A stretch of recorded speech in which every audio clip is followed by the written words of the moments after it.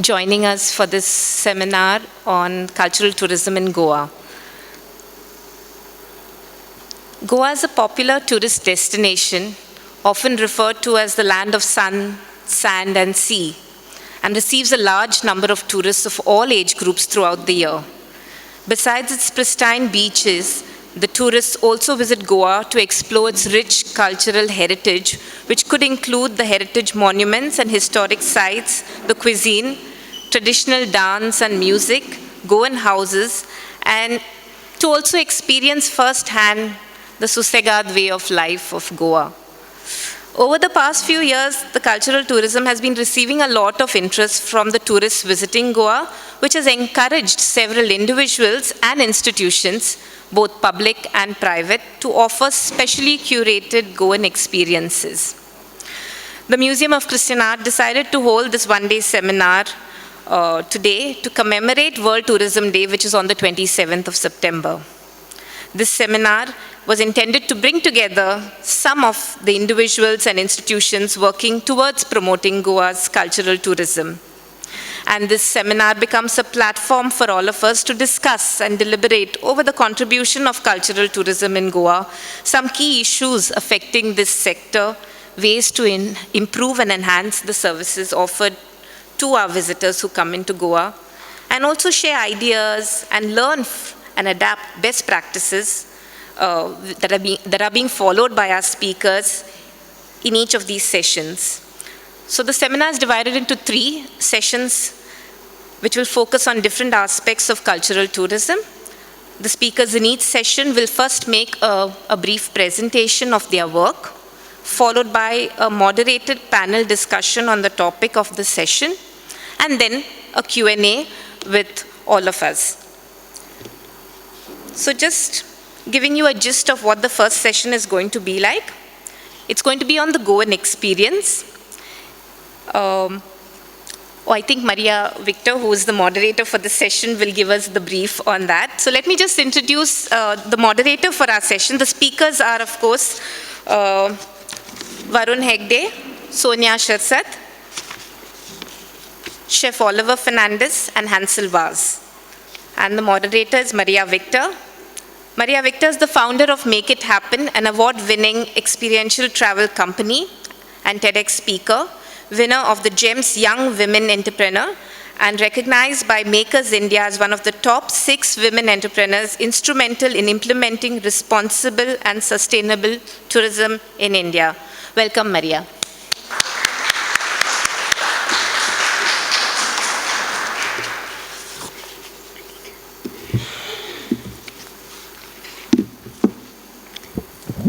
Can I take this off? Yeah, I think this will be better. The session today is on the Goan Experience. And, when you talk to travelers and you say, what's so special about Goa? They say, Goa is not just a place, it's a vibe. Right? And this vibe means different things for different people. So today we have 4 amazing speakers who are going to showcase Goa through their lens, 4 different lenses. So let me begin with introducing our first speaker, Varun Hegde. Born in Banauli, Varun Hegde graduated with a degree in electronics and telecommunications engineering. In 2017, he founded Soul Traveling, a leading offbeat experience-based travel company in India, along with Kedar Borkar, which has catered to over 15,000 travelers and has a strong local roots along with global outreach. So could we have Varun up on stage for his presentation?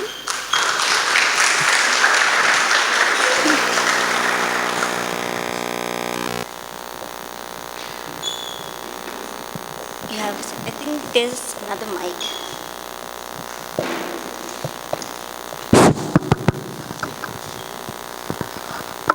Thank you, Maria. So, should I start? Yes.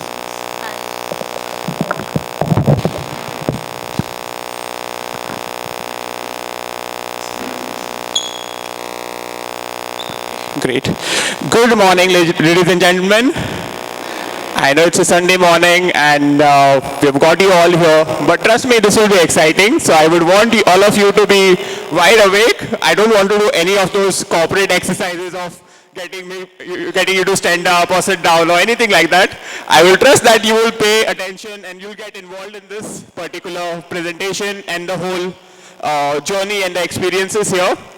Thank you so much, Mocha, the Museum of Christian Art, and the entire team for having us here, having me from Soul Traveling here, and I am also excited to hear from all the speakers today. So looking forward to this beautiful day, right? So talking about soul traveling, before this, as Maria said, I'm an electronics and telecommunication engineer. I was working in IT industry. I was traveling around in different parts of India and the world, and a lot of times when I would travel, I would get asked certain questions when I said I was from Goa. Do you get this? Do you guys, when you say you're from Goa, what do you hear from the people? I mean, anyone? Wow, yeah, that's a good one actually. That's what you get. But apart from that, anything else?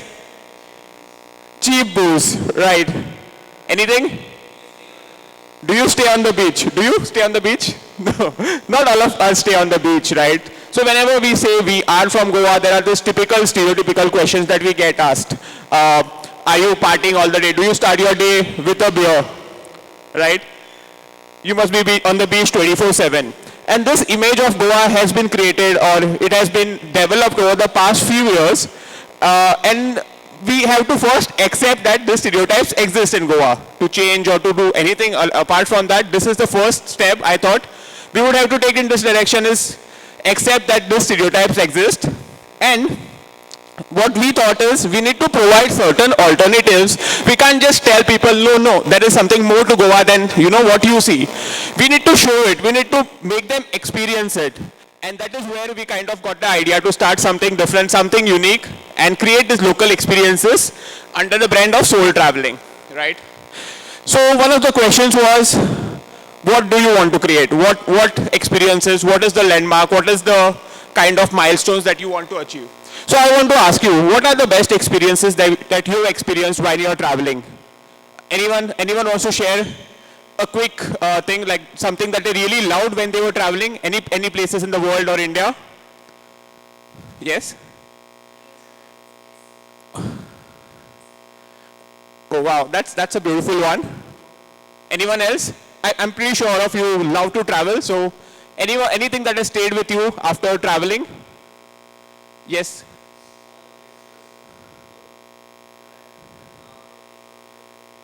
Okay, thank you Sanjeev Kaka. Anyone else? The street food in Bangkok, right? So these are the things that you kind of always experience. There's some memories that stay with you forever. So maybe going to the Eiffel Tower, going to Statue of Liberty. These are the things that people love and people think of as great experiences in the world. And we thought, why do you just need to create something which is just limited to Goa? Can Goa create the best experiences in the world? That was the first question that we get. And with that we started this unique experiences where our trails or experiences are based on different concepts. So we have nature, culture, heritage, food. And I would like to take you to the next slide. I know you might not be able to read it, but I just put together a few reviews from what we got on TripAdvisor, right? And you have things like, this is something that stayed with me forever. This is the Goa that I have never seen before, right?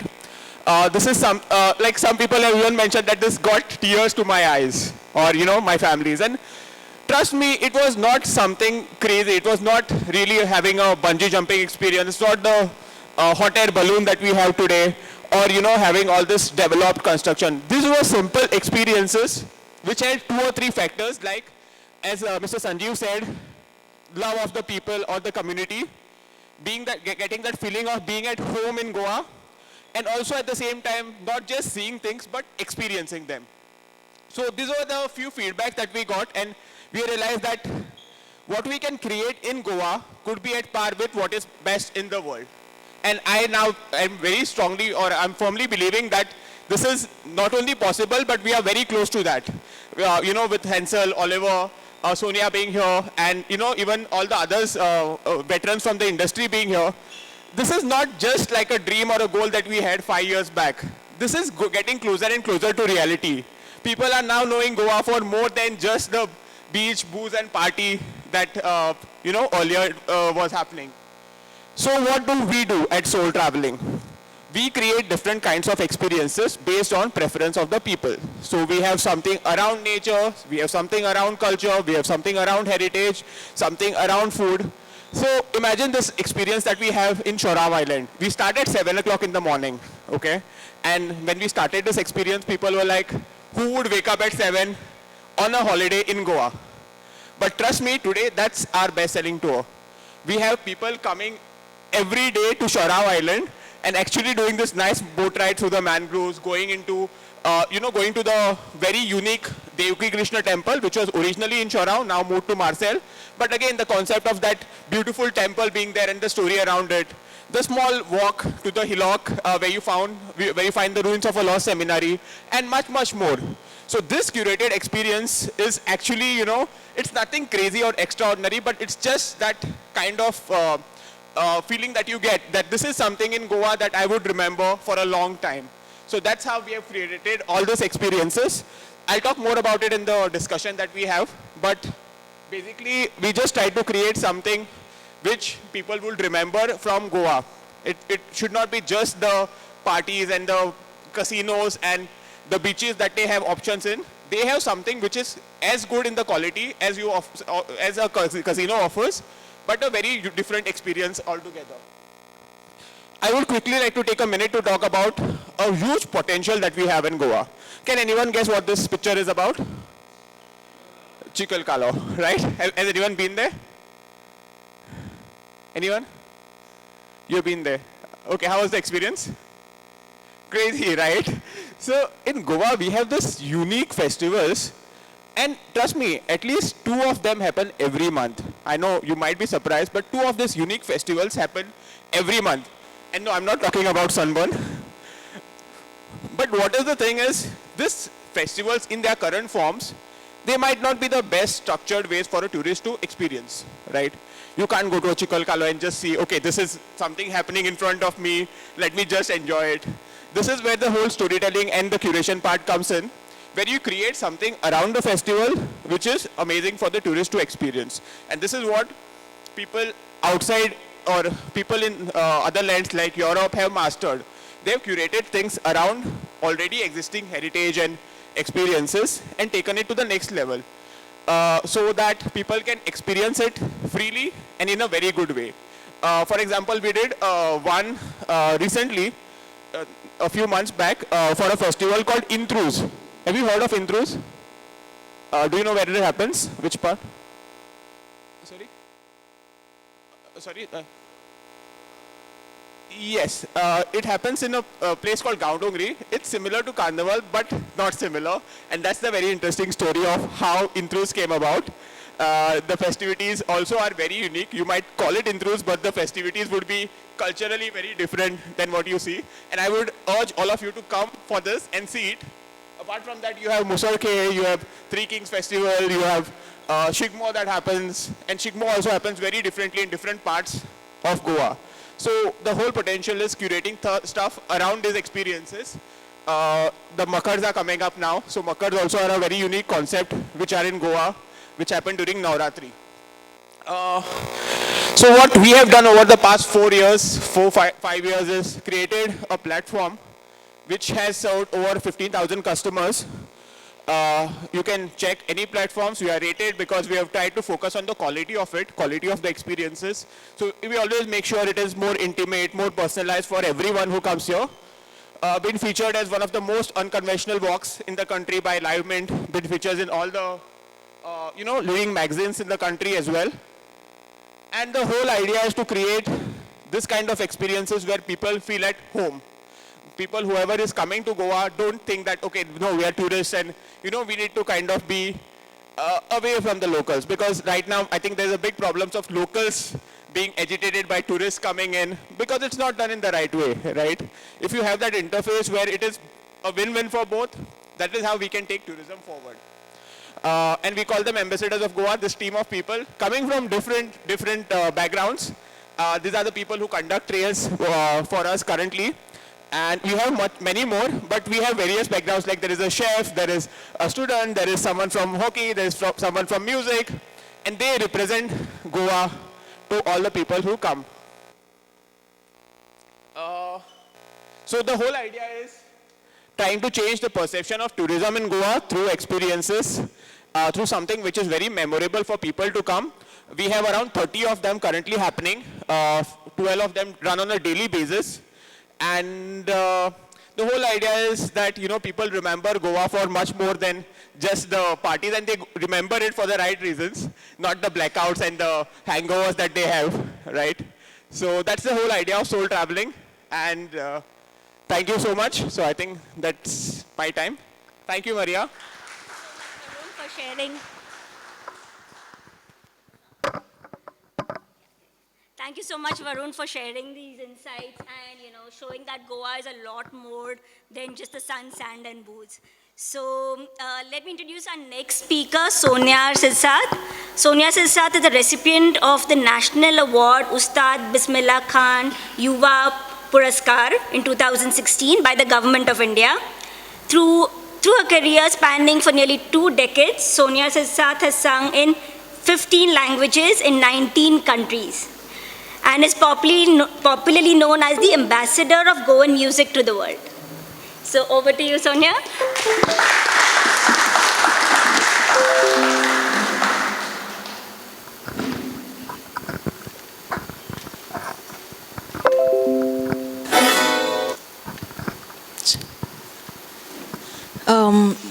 Is it better with the mic, or is the sound system okay?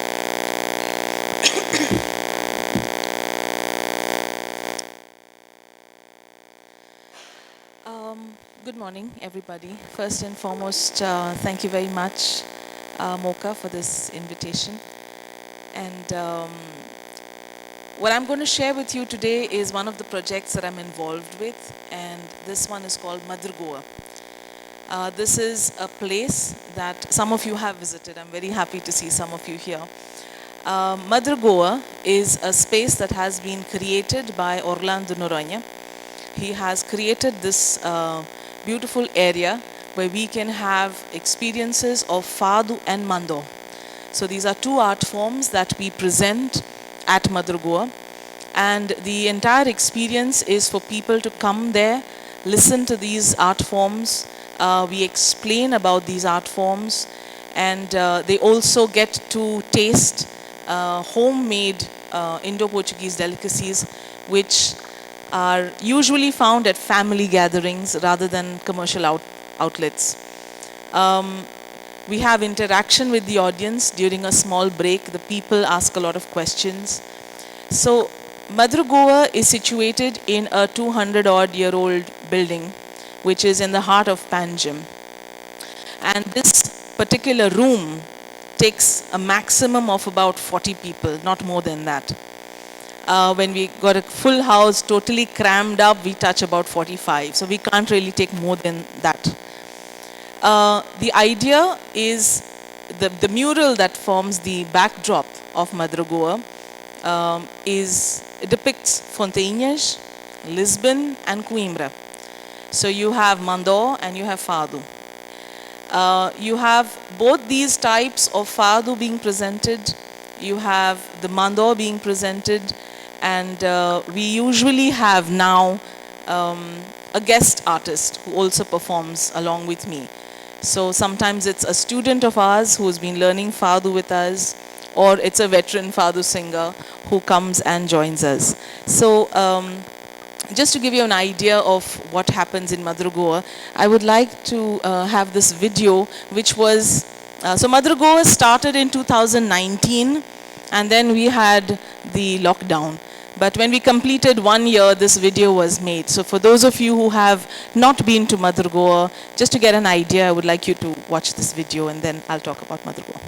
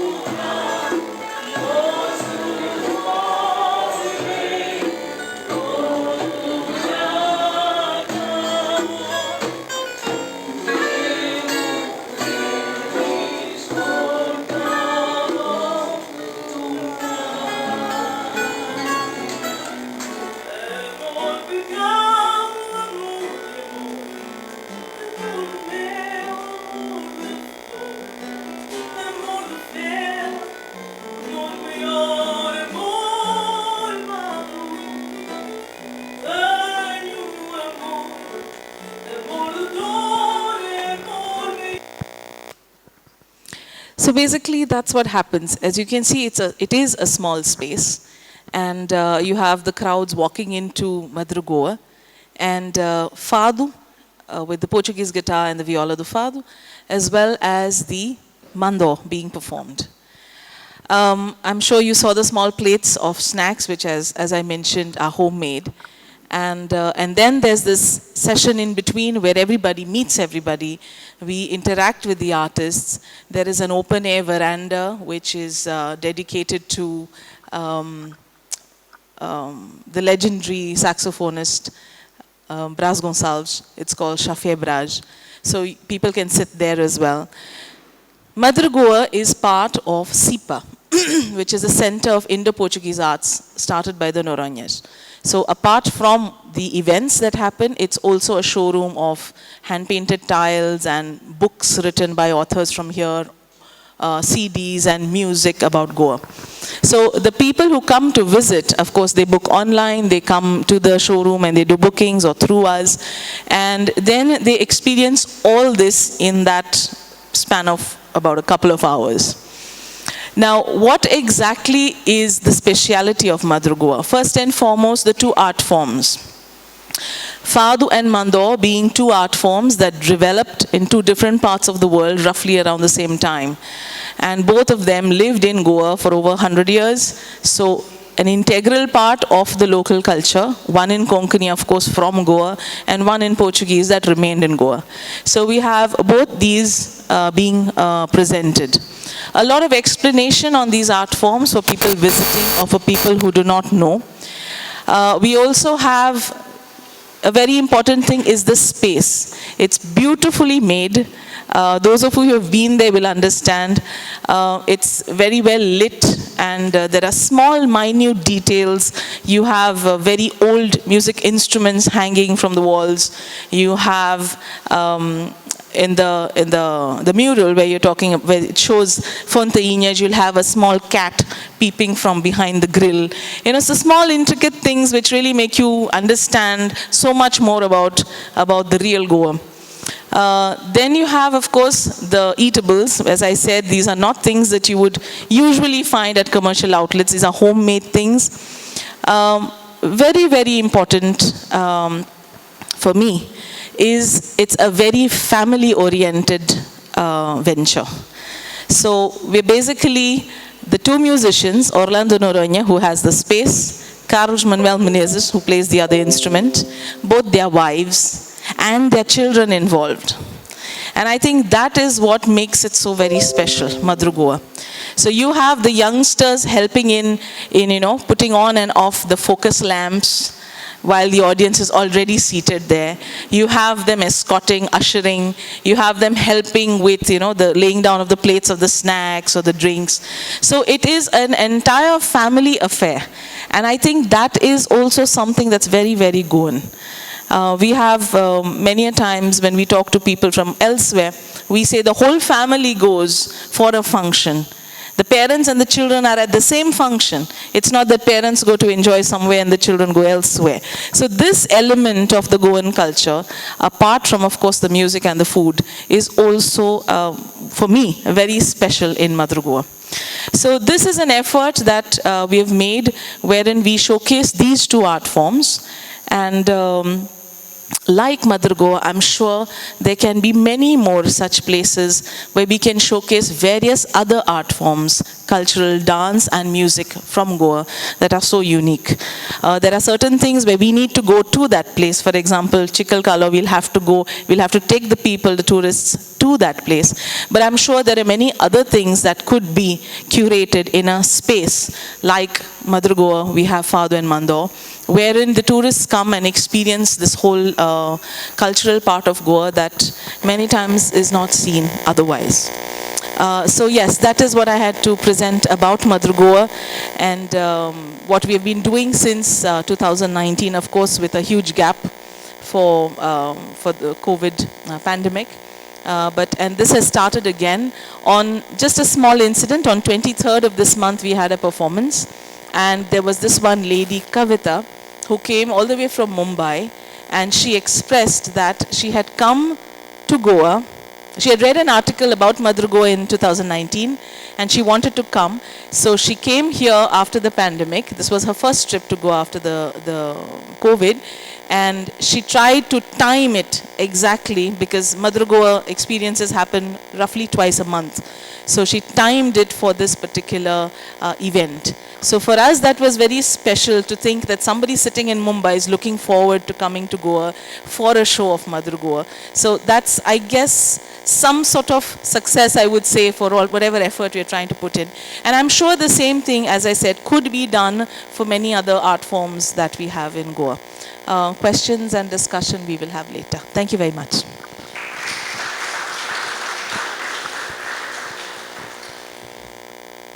Thank you so much, Sonia. I've been to Madrugoa and it is indeed a cultural gem in Goa. So if any of you have not visited or not, experienced the whole, the experience put together, please do go there. So let me introduce our next speaker, who is Chef Oliver Fernandes. Now, Oliver Fernandes runs the Goan Kitchen, who aims to preserve Goa's culinary heritage and showcase its vast repertoire, offering unique immersive experiences. Over to you, Oliver.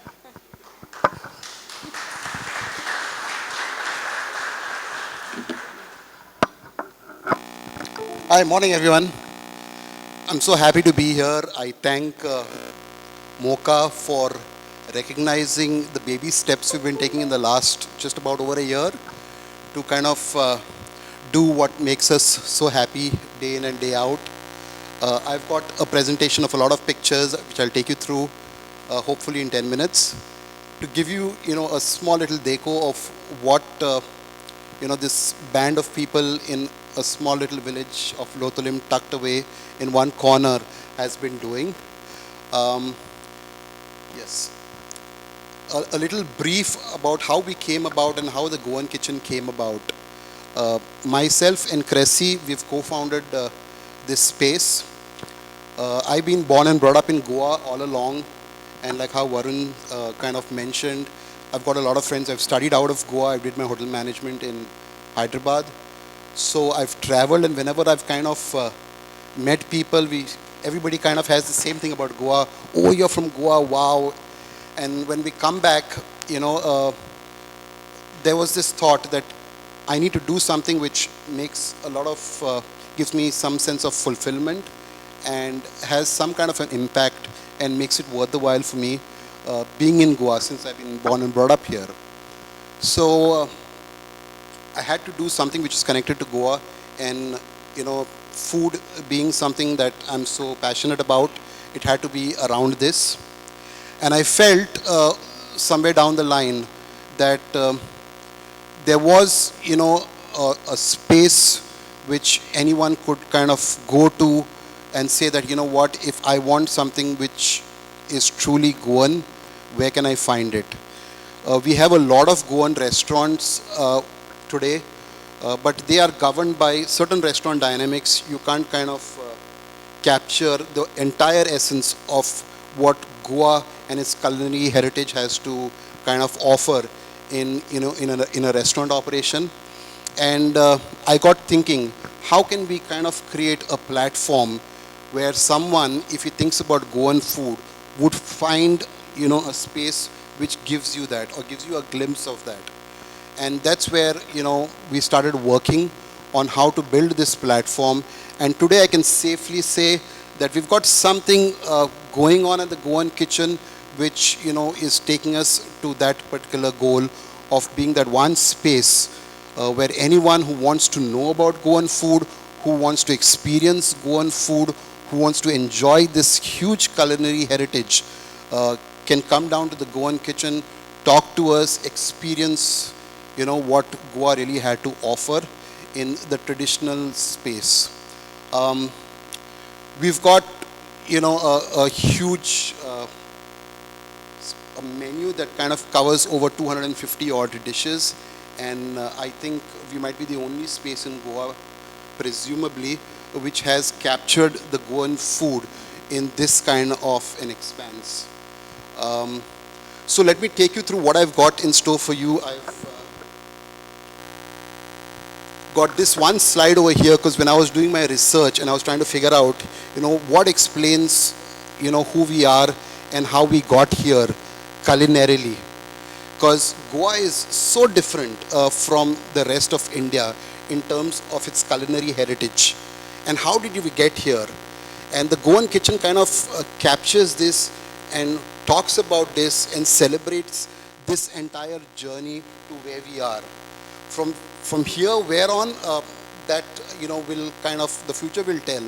But to capture how we got here, I think you could safely have a look at this particular map of Goa.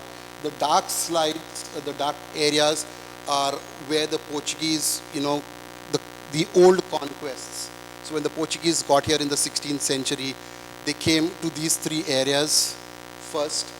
And this is where you would see majority of the Luso-Goan food being done. There's more Christian population in these areas of Tiswadi, Bardes and Salset. And here you would find a lot of Goan Portuguese food, a lot of Christian influences, a lot of Western influences in the food. Much later, over 200 years later, surprisingly, this is the new conquest. Right from Perne till Kankon, that's where the Portuguese kind of conquered that part of Goa. By then, the Portuguese were a little less strict, etc. They allowed the Hindus to continue with their customs, traditions. They were not very imposing on their food. And that's why in the new conquest areas, you have, a different palate, a different kind of food being prepared. You have the traditional Hindu Goan food being very strong over here. You had a lot of tribal food which emerged from these particular areas. Goa is very intricate in this sense, and it cannot be kind of conveyed over, what has become fancy today, a fish thali, because when you scan through Twitter, etc., today, scarily for me and kind of people who are connected with food, the fish thali is becoming what Goan food is all about and why people come to Goa for. But there's so much more, and that's what we want to do at the Goan kitchen.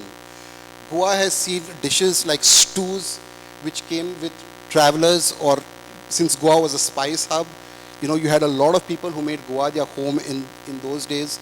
The stews came from there. The Portuguese brought dishes like feijoada. They brought balchão, which is actually from Malacca. Feijoada comes from Brazil. We have the origins of a very famous dish, cafrial, which came from Africa. All this thanks to the Portuguese. Then we have local traditional dishes which came about from like the local population of Goa. This all came to be termed as Indo-Portuguese or Indo-Goan or Indo-Portuguese food, which was different from India, and it was different from what you see in Portugal also. Classic dishes like vindaloo, etc. in Portugal, they are different. In Goa, they got Goanized. So this uniqueness of how we got here is what we want to kind of talk about through the Goan kitchen, and we want to kind of honor the people who kind of got us here, because we have a rich culinary heritage which is quite unlike any other place in India. I mean, someone from maybe the center of India, like from Madhya Pradesh, would not be able to speak much about how their cuisine came about and whether it was influenced by so many people over so many years. But we've got so much to talk about our cuisine, and we just felt that we needed to get into the journey through the Goan kitchen. I've got a small photo presentation. I'll just take you through and show you what all we do. We needed to be true to Goan cuisine and methods and how food gets prepared. We consciously didn't adopt a restaurant approach when we were starting the Goan kitchen. We just said that we would have a pre-order kitchen mainly, and we'll have experiences that we offer through the kitchen. This has helped us keep a huge menu, like I said, around 200 odd dishes that we prepare in the way it's supposed to be prepared. If a dish needs to be slow cooked for 5 hours, then it gets slow cooked for 5 hours. If it has to be cooked under weight, it gets cooked under weight. If it has to go into a clay pot, it goes into a clay pot, etc. We just try to be as true to a recipe as possible. These are some of the glimpses of our kitchen. We do have a modern kitchen as well. This is where we kind of have our experiences, and we do our wood fire cooking. We have a lot of classics which, like how Sonia was saying, you don't find it anywhere, but someone needs to keep that alive, and we hope to kind of keep that going. We have stuff like atol, shoyo, dedoj dama, and I'm told that we've gone across to the north of Goa with the dedoj dama, and for some reason many people have told me nobody does it in the north of Goa. I might be wrong, but I was pretty surprised. I mean, these are scary things that you hear when something which is so integral to a wedding buffet, when it stops getting done, and it's just a matter of getting a recipe in place, but nobody does it, and that's what gives us the satisfaction of having done what we're doing. This is a bibinka. It looks very raw or yummy because this is done in a clay pot with coal, and the taste of a bibinka like this, how it was usually done, actually done, is quite unlike what you kind of taste anything today. We make sure we kind of dig out recipes, etc. This looks like a sorpatel of sorts, but this is not a pork sorpatel. This is a vegetarian sorpatel. Vegetarians in the house could be happy. This is a cashew sorpatel, which gets done in some families. We get a lot of happiness when we have large groups come into our kitchen, experiencing our tasting menu, interacting, talking with us, cooking along with us. We had some fancy chefs who take the good word of Goa away. That's Chef Tizak, that's Chef Nani. This is what our lunch experience is all about. We have this beautiful 100-plus-year-old table that we have our lunch set out under a tree, like a nice picnic table. We have, and this is the challenge that we kind of pick up. We speak to those who are coming in, and we try to give them a menu wherein they go through around 18 to 20 dishes to taste, hyper-traditional Goan dishes, and we try to give them something that they have never had before. So that's the challenge we pick up, and we're pretty much 80 to 90% there, when people come across and enjoy our lunch experience. Yeah, a lot of cooking. We do a lot of, sharing of ingredients that are very unique to Goa, etc. Our team comprises of purely traditional ladies from the village.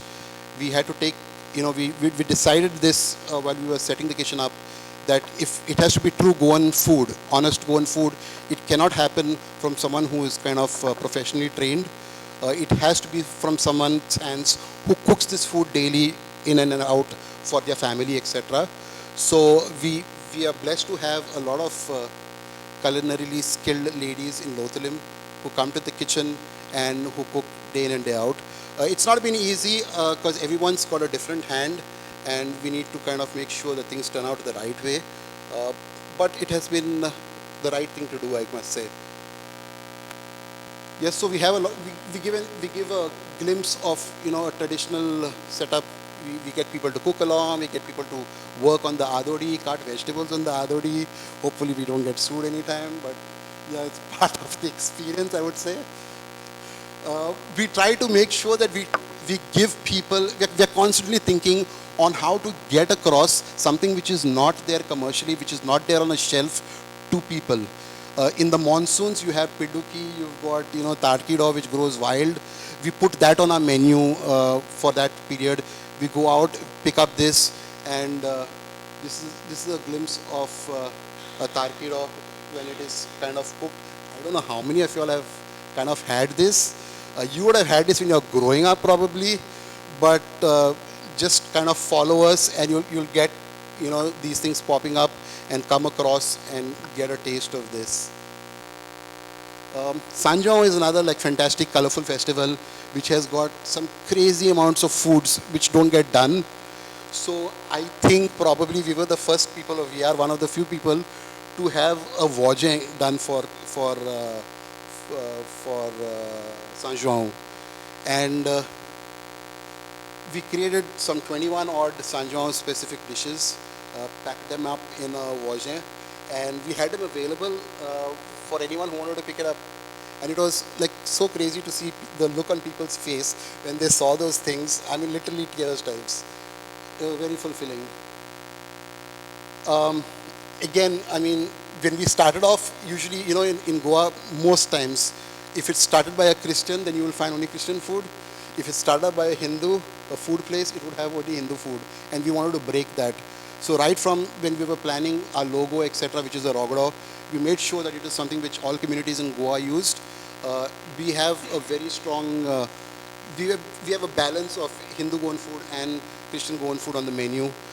This was, I was pretty surprised when we were approached by a Bombay-based yoga shala. They wanted a retreat in Goa, and they can all do us the food. I was like, challenge, wonderful. I couldn't think of. Being a non-vegetarian, I mean, my preference is being non-vegetarian, to come out with a Goa-based menu for a yoga shala's retreat for 5 days. And we were like, we cracked it. And they were like, wow, this is awesome. And just purely Goan food. It was really awesome there. You might have to help me with the, okay. No, I think this is gone. Okay.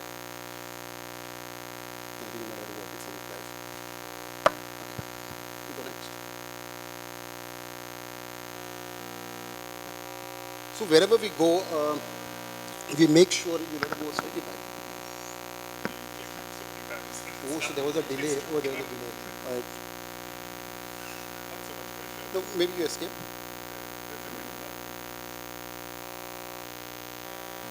I guess the batteries are low otherwise. Back. Back. Another back. Okay. Forward.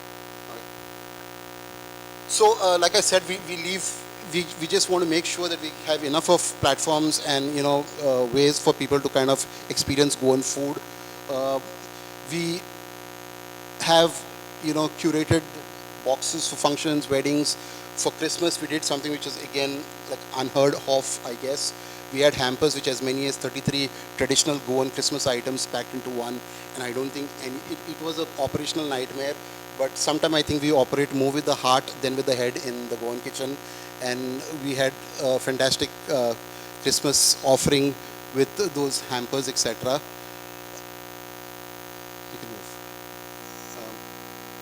We also have seen that you have a lot of corporates visiting Goa, and they are currently stuck with just maybe the bibinka to take back home or as a offering from Goa. So we've created various options for corporates to kind of have more than just bibinka and cashew nuts to take back, with them or to offer to their delegates. And this is our way of kind of evangelizing what Goa's got to offer more than what is commercially available. So we have that as another fulfilling journey for us. Wherever we go, we make sure we don't pick up the fancy commercial items, but we intentionally go with something which is very traditional. So if we are going for a fest, etc., we will take things like mandos and holle, and we would get people to eat that, rather than take something a little more fancy and, just not having anyone take away anything from it about what Goa actually has to offer. We do a lot of work with Hansel and Varun, etc. And it is these, culturally tuned organizations, individuals, businesses, which kind of give us that platform to propagate, why we are here for. We, just like Madra Goa, I think there is a huge movement happening from Benaulim with the Sounds from Goa initiative. And this particular initiative is looking at Goa from, looking at an experience from Goa through its music, through its dance, through its architecture, and through its food. And we are very happy to kind of be presenting, a huge spread of what Goa's got to offer, talking about food to all those who kind of come for these Sounds of Goa experiences. It's just under a year we've kind of started our store in Margao. This again kind of helps us put ourselves out there for people who want to kind of experience Goa in a very non-commercial manner, but in a true old world traditional manner. Our store has got about 80 odd products, many of which you would not find commercially, be it pickles or goodies or a daily menu which keeps changing. We have, if you could move forward, yeah. We have, main courses which we send there, which are very non-commercial, which you can enjoy like a truly home-styled meal. We've got a selection of over 20 different pickles to choose from. In a way, it's something that you could go pick up, and you would be sure that these things are not really available elsewhere. And that was the whole idea of starting the store in Goa. Over a period of time, we figured out that this is kind of turning out more than what we expected. We have a deep sense of responsibility today to make sure that we keep it going and keep it going in the right way. And we need a lot of help from all of you guys to kind of propagate what Goan food is all about, put us out there, because sometimes we started off as a business, and right now we kind of think of it, it's more like a passion project which we have to look at more working from the heart more than from the head. And it gives us immense satisfaction, and I would kind of implore you all to put us out there so that we can, put our best shot forward and portray Goa in the way it's supposed to be, etc. Forward. This works. Yep. So we have a huge kind of network which helps us get us this local produce.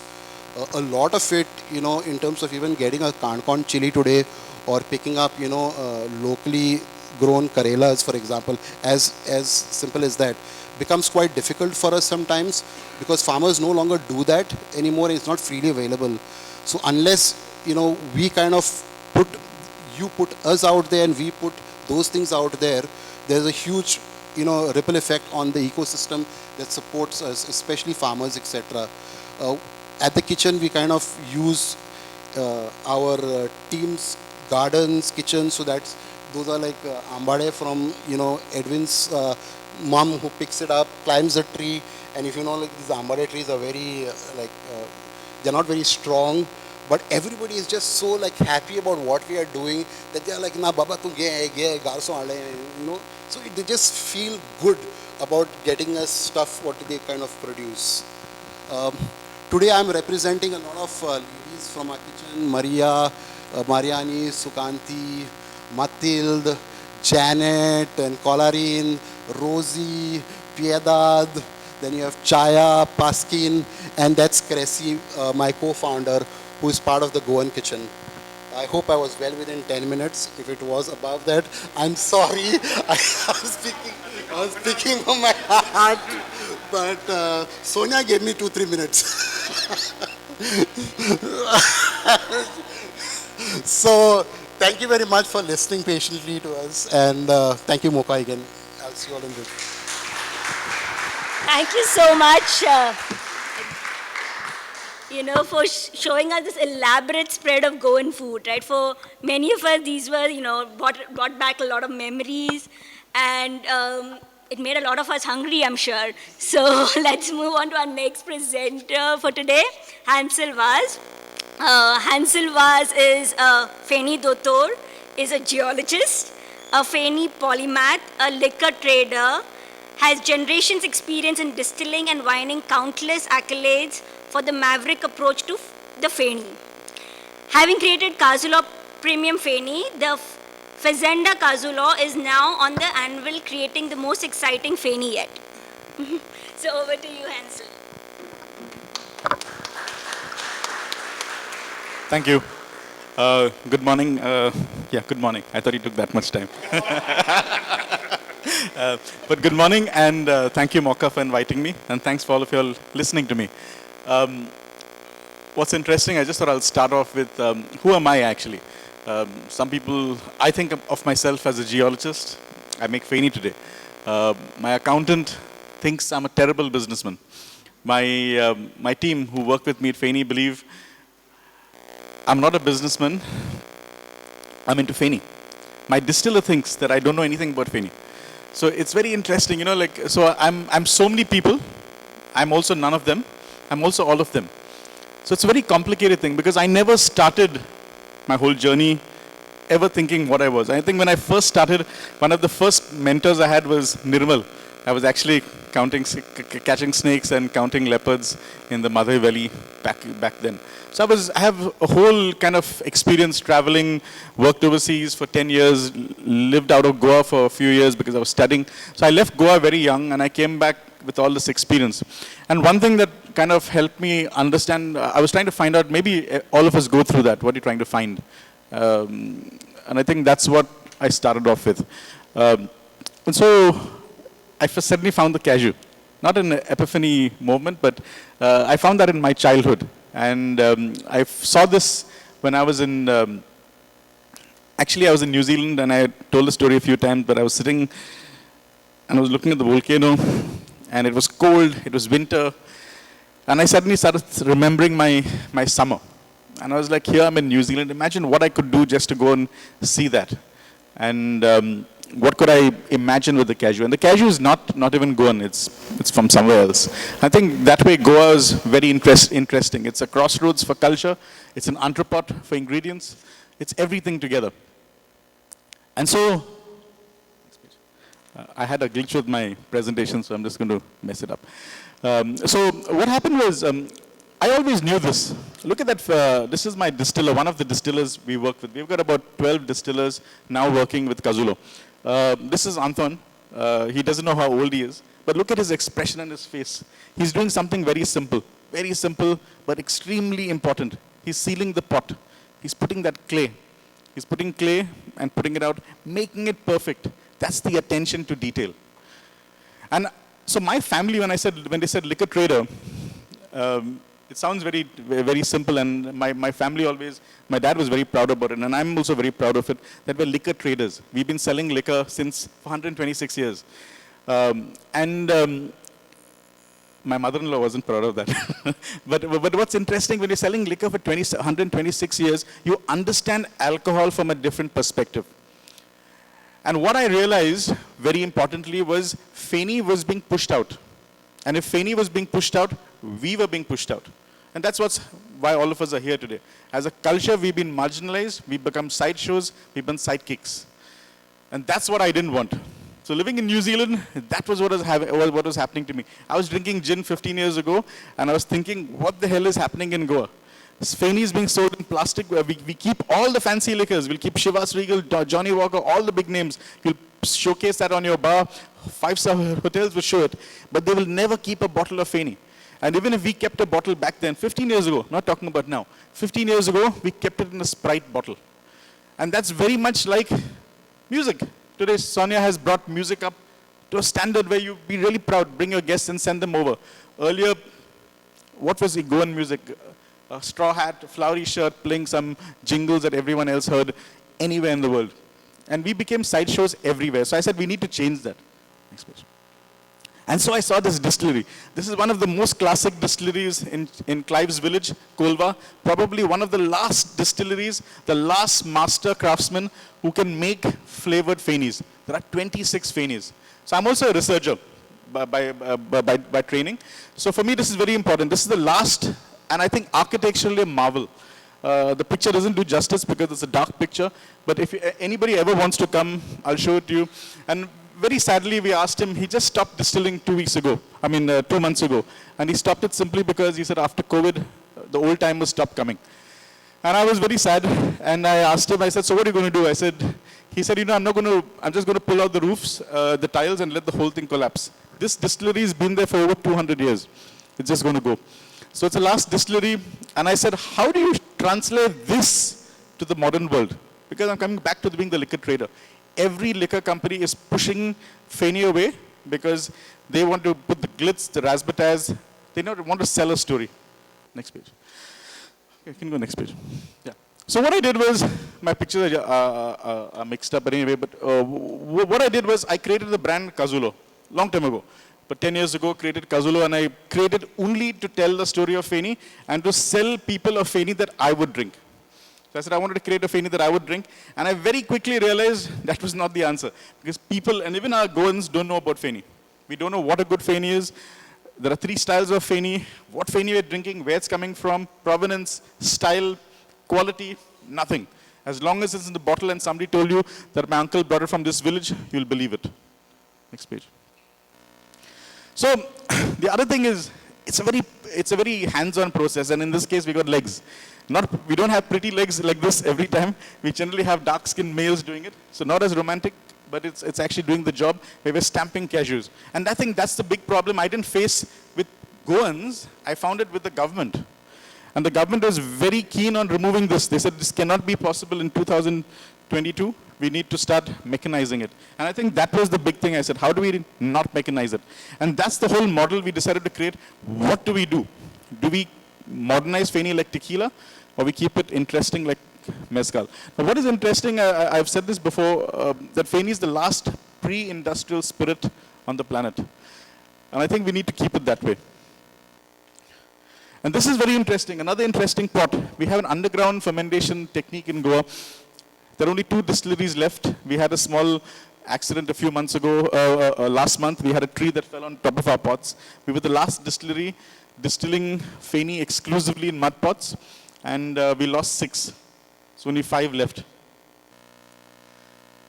My pictures all became jumbled up, but anyway. But so this is what it is. So if you saw the picture first, I created a cellar. I created a cellar because I wanted. When people said, can you talk about Feni? If I went to a 5-star hotel and talked about it, they just said, I just became anybody. The guests would come when they want. That mood was not there. Tourists will come in short pants. There was never kind of any style to it. I needed to create that style thing. And then we created the Fazenda Kazulo, which was a big room with Garafoish, which I put inside. And I started talking about Feni, and people loved it. I didn't use an architect. I just designed what I thought. Try to keep it very simple. No embellishments, nothing. The Feni had to speak for itself. And then what happened was sadly we had COVID that hit everyone, hit her, hit me, hit everyone. And then you're thrown on your knees. Nobody wanted to go to a closed room. So we had to think differently. So we had a spring in the property. So we created something very interesting. We created an al fresco setting where we set up a Feni tasting and food pairing in water. Next page. Okay, these are fish. Next page. Yeah, so what was interesting is this picture compared to the previous picture. Earlier in this setting, we just realized that we can just show you Feni in a big room, and we give you expression to can taste 2 or 3 Fenis. But in the water, what we did a food pairing, because Feni is a very complicated spirit. So if you're trying to think of a cashew, what would you think? Or trying to think of a Dukshiri Feni, what would you think? If I say Dukshiri, it sounds, nobody knows what Dukshiri is. But if you smell it and you can smell peanuts, and you had peanuts in front of you, it would be really interesting. And so we created this very unique format. And so when I created this format, I was very astute about the whole thing, because if I was creating a new model for Feni, and I'm going to showcase it at the same time, I need to create a unique model. I couldn't create a model that looked like wine, that looked like whiskey, or followed gin. It had to be completely and entirely different, yet interesting for the consumer. So very interestingly, you have to think about what the consumer wants every time you're doing something. So what happens in this case, we're serving you Feni, we serve you a cocktail, a very small taster, so you understand what it is like. And then you serve them food as well, I mean food pairing. So you're smelling cashew Feni, and one of the strongest smells in cashew Feni is green apple. So you put a green apple in front of them, and they're like, hey, I can smell green apple. And it's amazing about how these connections happen in your mind. Sadly, again, the government doesn't understand. The first time the government asked me, what is Feni testing? And I said, not testing, it's tasting. So then you explain to them, no, it's, then they said, why would someone want to pay to taste Feni? And then they said, oh, you're serving cocktails. That's a bar. You need to apply for bar license. And then they said, oh, you're serving food. It's a restaurant. Again, who am I? I said, I'm not doing that. I'm just trying to educate people on the thing, and also evangelize the whole concept of Feni, because what has happened now, after a sustained effort over 3 years, and maybe actually 1.5 years, where we really put a lot of effort after COVID, simply because I needed to really push it, because it's been so long that we're working. But you start realizing now, there's an absolute huge interest worldwide. And also, if you realize, it's also happening in Goa as well. You start seeing a lot of people drinking Feni, a lot of Feni bars coming up. They're using the word Feni bar, but they're not using Feni, selling only Feni. There are people who are using Feni in their food. So it's suddenly become a lot more celebratory, and sometimes you feel very happy about that. Also, what I'm happy about is more brands are coming, because I never wanted to be the only brand, and I don't want to be the only brand. I still don't want to be the only guy doing Feni tastings. I want more people to do that. Simply because we need to create this ecosystem. We need to get about 15 brands. We need to get 15, maybe 25 Feni tasting centers all over Goa. Because alcohol, I believe, is the best ambassador for Goa, best ambassador for the world, because it's one product that anybody can taste. A lady can drink it, a young person can drink it, an old person can drink it. And it travels the best. It goes in every airport, and it can stay forever. So it's one of those things also, I believe, because, when I was traveling I went to Sri Lanka, and then I went to Malaysia, and I took bibinka, and I took dodol. And I went to Sri Lanka, and they said, we have both. And it was I felt very odd. And I went to Malaysia, I did the same thing. They said, we have both. Went to Philippines, they said, we have both. I said, what is the one thing that we don't have?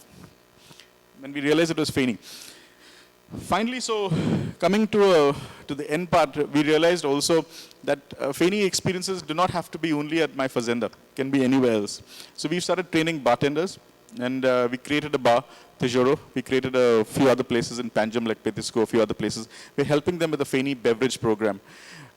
Because we want bartenders to now talk about that language of Feni to the rest of the world. And what I realized was, this had a huge impact. We recently, Oliver was part of it, he put a picture up.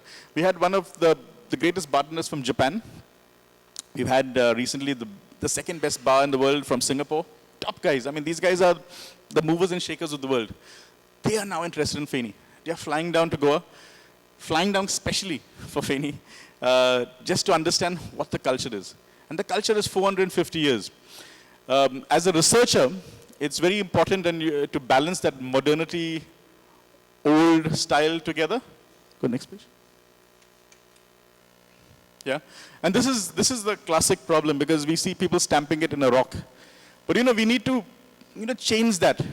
We cannot change this. I mean, we need to rebrand that and celebrate this aspect. And so that's why when I talked about the latest Feni on the annual, it's going to take me 8 years.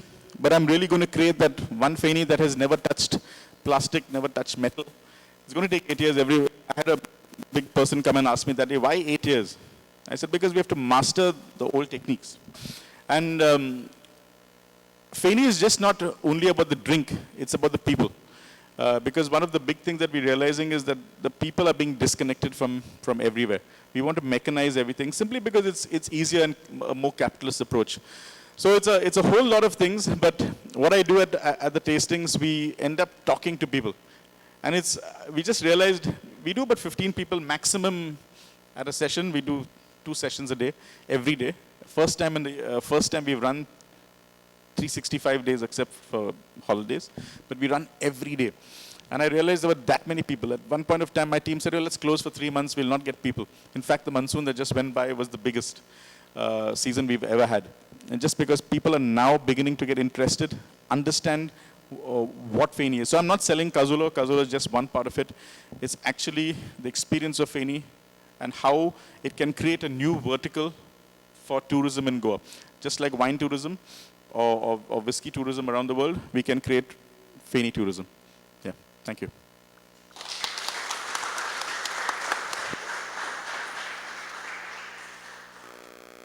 Great, thank you so much, Hansel, for sharing that insight. And I think all of us, has probably tried Feni as kids. We've all had a little bit of Feni, as medicinal value, right? Our parents giving us Feni.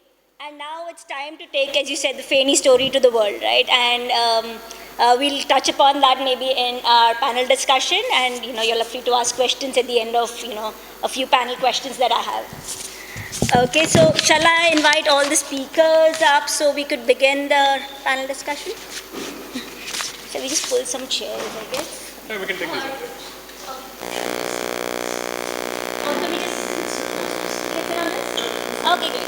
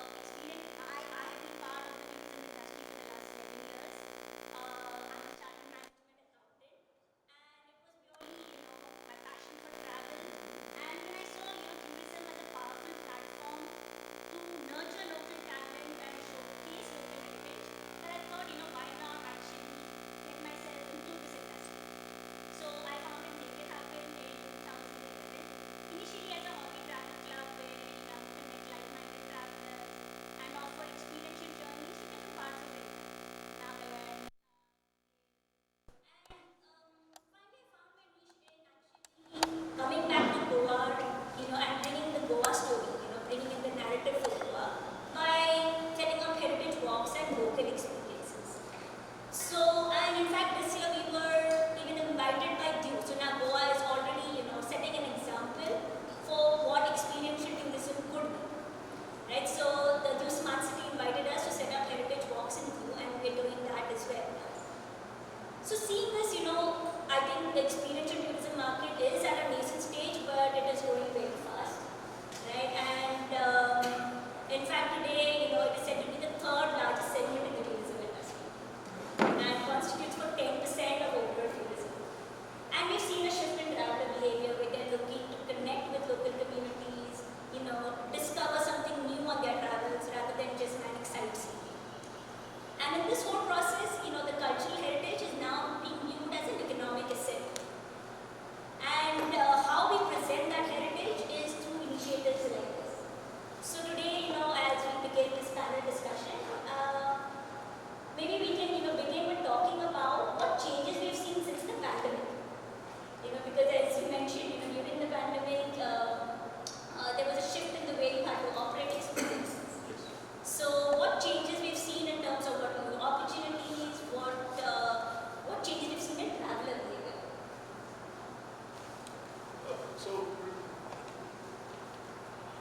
So pre-pandemic, The regular thing. So I think the pandemic time gave everyone to jumpstart and rethink what they want to do. And one of the big things we realized, a lot of young people, and young people, young couples, IT people, they were the first people to see, let's do something different. I think experiences is what changed everything, because I went to Angkor Wat a few years ago, and the thing I remember is not the temples. I remember the temples vaguely. Cannot remember a single name. But what I remembered most was sitting on a bamboo cart, traveling at about 40 kilometers an hour on an old rail line that the French had discarded. Very interesting. Just going down with my wife, and we were just going down that line, going speeding on that. Those guys had attached a motorcycle to it, and they were speeding. It's unimaginable. And that's what I realized. When you leave a country, you're seeing so many new things. You just remember one thing, and that's the experience. So when we created this whole thing, we realized it's not about the food and everything else together, but it's about the whole package together, the experience that they can take back. What we realized is interesting is also that people get fed up. And once you take too many pictures, because Instagram is good, but it's also bad, because once that picture comes out, and it comes out again and again, people are fed up. They said, oh, we've seen it. We've seen it enough on Instagram. We don't have to come back for it. So what's interesting is what we've had to do now is we don't have a one-size-fits-all. We've created 6 experiences in the Fazenda, depending on what you want and depending on what the guest wants. And when we do our pitch, when we're talking when the guest comes and I'm talking to them, and I've trained my team as well, you're looking at visual clues, body language, and accordingly, we can change everything for you in the span of 10 minutes. Nobody knows what we're doing. And I think that has been the one big success of the Fazenda, that we can change it without you knowing what is happening. So you can think you're having some experience, and we can change it diametrically opposite. You'll never know what you're doing. That's very fascinating. So you're saying it is about, catering, personalizing experiences for people. Got that. The pandemic did make a difference for us at Madhur Goa. Of course, for a lot of time we were shut. We couldn't have performances. We couldn't have people sitting so close to each other. And then we downsized. So we had, when we would normally have 2 shows when we started, one after the other, 40 plus crowds. We didn't know how to cram people in. We even did one with 56 when people were sitting in the next room next to the door and trying to peep inside. And then we had to downsize to 15 only. So it made such a big difference. And as a performer, for me, to sing to only 15 faces in that room and so much of empty space in that hall, when there would hardly be place for me to walk up and down the aisle. Of course, it sort of disheartened. It was quite disheartening. But we kept going if it was possible and if there was a crowd. Now, there was a drastic change in the type of crowd. When we started Madhur Goa, and as you saw in that particular video, which was the first year of Madhur Goa, we had a huge local response. So we had a lot of people who knew Fado, who knew Mando, and they were coming to see what was Madhur Goa. With the pandemic, we had a big change. We had a huge drop in the local people visiting us because of, many of them being senior citizens and avoiding crowded places, which is absolutely fine. And we had a lot of these youngsters, as Hansel mentioned, a lot of these young tourists that were coming in. And many of them had traveled, so they've heard Fado in a Casa do Fado in Lisbon, the most authentic space. And now they were coming to listen to it in a Casa do Fado and Mando here in Goa. We had people who had eaten pastéis de nata abroad, and now they were trying to eat the ones that were made here. So we found this change in the audience, and surprisingly, there were repeats. So these youngsters, based from wherever, Bombay or Delhi, either they were working from home in Goa or whatever, they wanted to come again and again to Madhur Goa.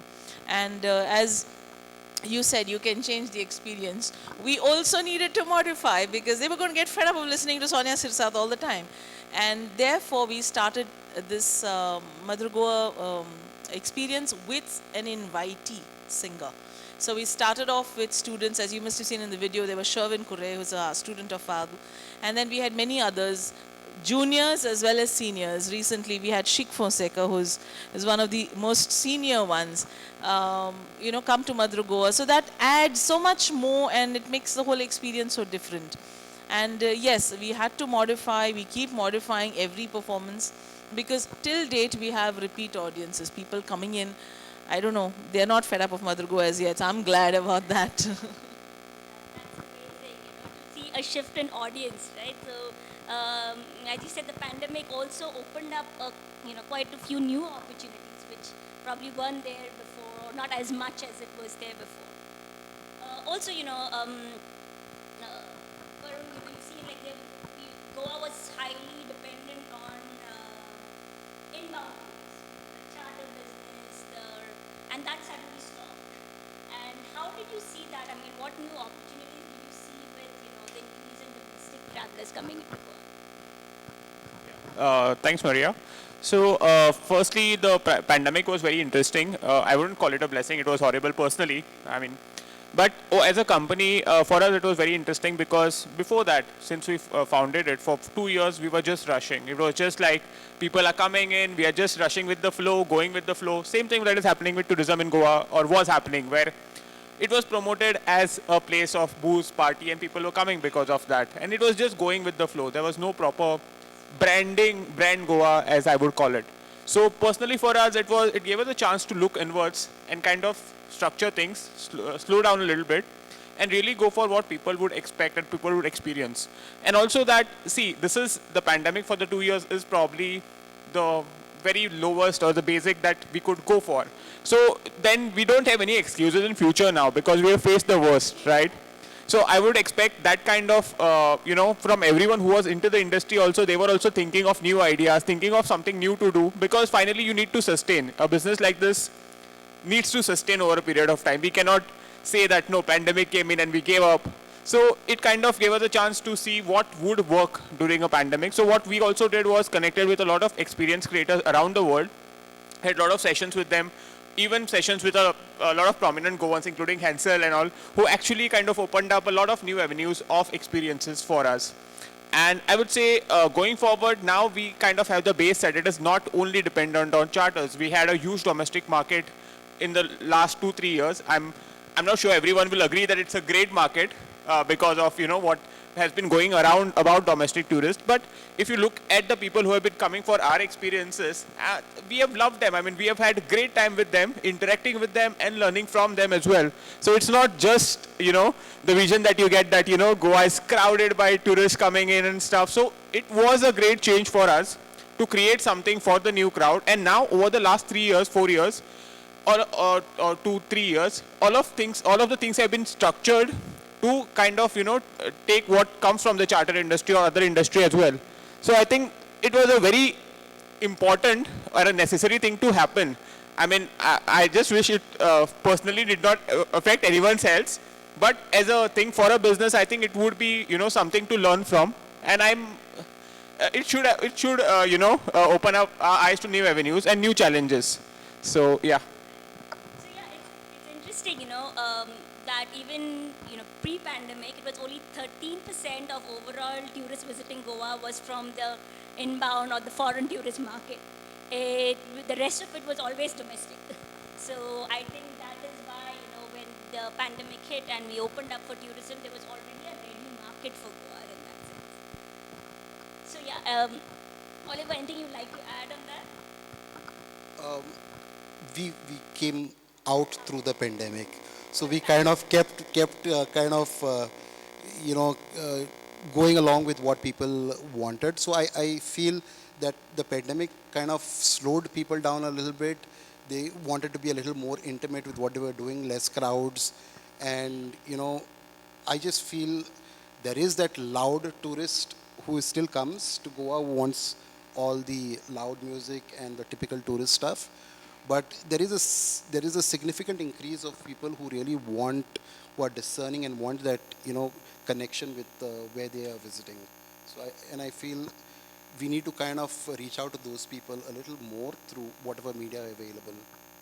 That that's an interesting point, right? So Goa was always known for the sun, sand, and booze, and it's not like that's over, right? It's just that we have more to offer now, and that's what the experiential tourism market is providing travelers coming into Goa. So you said, right, we want to have more tourists aware about such experiences. So Varun, I wanted to, maybe if you could just touch upon how you've used technology, because you're very active on Instagram and online market spaces. So how can technology really help in bringing in more sustainable tourism practices?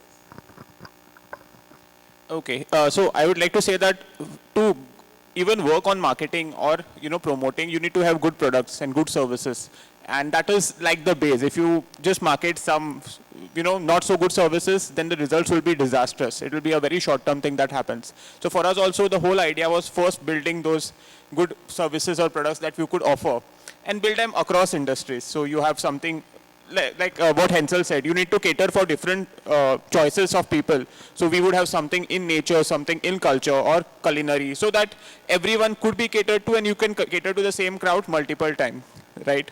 So that was the first baseline, and then we went on with, and the pandemic helped as well, that everyone was more active on social media, that we kind of created content which people would actually relate to.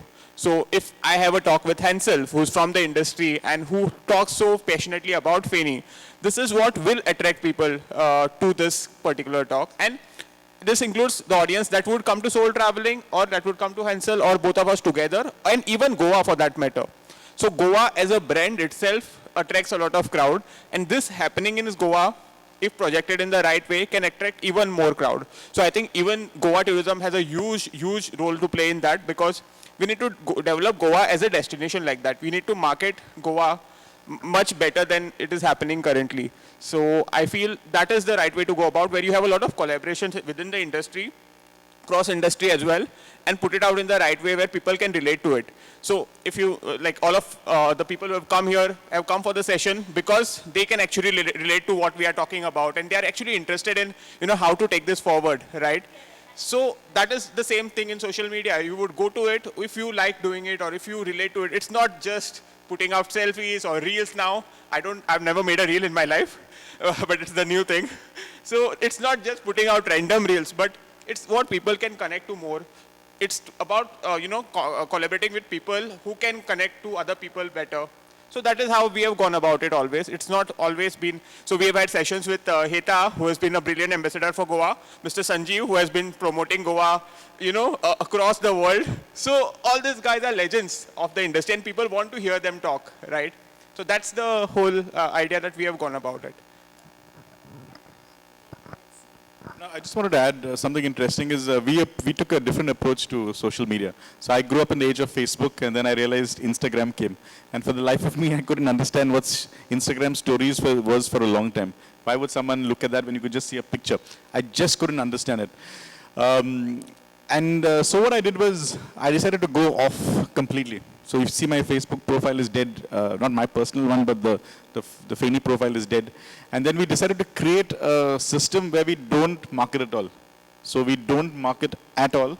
I'll give interviews about Feni, but I'll not give interviews about the Fazenda. Somebody can write about Fazenda, but we will never give an interview about the Fazenda. We don't have a single signboard. We take every possible trouble to remove a pin if anybody puts a pin. So it's very difficult to find us. So a lot of people will never know where we are. The most interesting story was our neighbor booked, the neighboring neighbor booked, and he didn't know where it was, and he checked 45 minutes before to see where he's going to go, and he realized he could just walk. And he walked like 3 minutes across, and he's like, I didn't know you were next door. But that was the whole thing. And then what we do, we make sure we clean up completely. So there's no trace of us. So you can come into my property when we are not there. So you have to take an appointment. And you can come when we are not there, and there's no trace. And we make it no compulsion that you need to fill the 15 slots. We can do it for one person as well. So if one person wants to come, we will do it for one person, provided he takes an appointment. And that's the thing that we tell our staff, because my staff couldn't understand that. I told them that we have to do it because it's not the numbers, it's the experience we're giving to that person. And finally, collaboration. Just since he brought it up. It's very important for collaboration because we all have a common mindset. I'll give a simple thing. When inbound tourists came, we had a few of the big charter companies and people who handle these big groups of people coming in. They called me up. They said, can you do a meal for 250 rupees? And I was shocked. I said, 250 rupees. So I said, what do you expect? He said, oh no, thalis come for 150. We can keep 100 rupees for you and make it 250. So I said, I'm not doing thalis. They said, no, you do thalis. People want to eat fish. So they've already decided from as we said, we're getting volumes of people coming in. They already decided what they're going to eat, where they're going to see, what it is. And so for a lot of people, it is cheap to show them a church or a temple or take them to Donna Paula and talk about Donna and Paula. But I mean, but it's very, very easy to do that. But to do an experience, it costs money. So they didn't want that. So what's interesting is we had to collaborate with all of us on stage and get like-minded people to think. And finally, it's only word of mouth. So when people ask me, what do you do up north? It's her thing, good travel sessions. And word of mouth is the strongest advocate for what you're doing. That's interesting. So yeah, that's a very different take, right? Getting off the grid, make yourself, have people search for you, right? So that's another approach to actually promoting tourism, which is quite fascinating. So also, I mean, just would like to add, something that we did during the pandemic is we produced an interactive film. So this was another very interesting journey where, we were looking at, you said everyone was on Instagram and, online during the pandemic, and we started with virtual tours. And then, we came up with this topic, which was, to showcase the guardian spirits of Goa. And, we thought it would be a very short project, but as we got deeper into it, it took us over 3 months to actually complete shooting this whole experience, as a virtual tour. And then the pandemic opened, and that gave us an opportunity to change the format. So we made it an interactive film format where we screen the visuals and we still keep the art of storytelling alive. So now if, it's difficult probably to go to every village in Goa and, visit those shrines, but you could actually come for a virtual experience and get to know a very different facet of Goa by sitting in a room like this. So this is one of the initiatives we took during the pandemic, and I think, there's a lot of scope for innovation and creativity when it comes to technology in the experiential tourism space. My next question is to you, Oliver. You showed us, how you actually go there and you bring in the authentic Goan flavors. And today in Goa, a lot of even five-star hotels and even the smaller restaurants, the shacks are struggling to actually find talent, identify local chefs, who can prepare these authentic Goan recipes. So would you have any suggestions on how they could possibly go about, how did you do it, and maybe they could take some learnings from that? So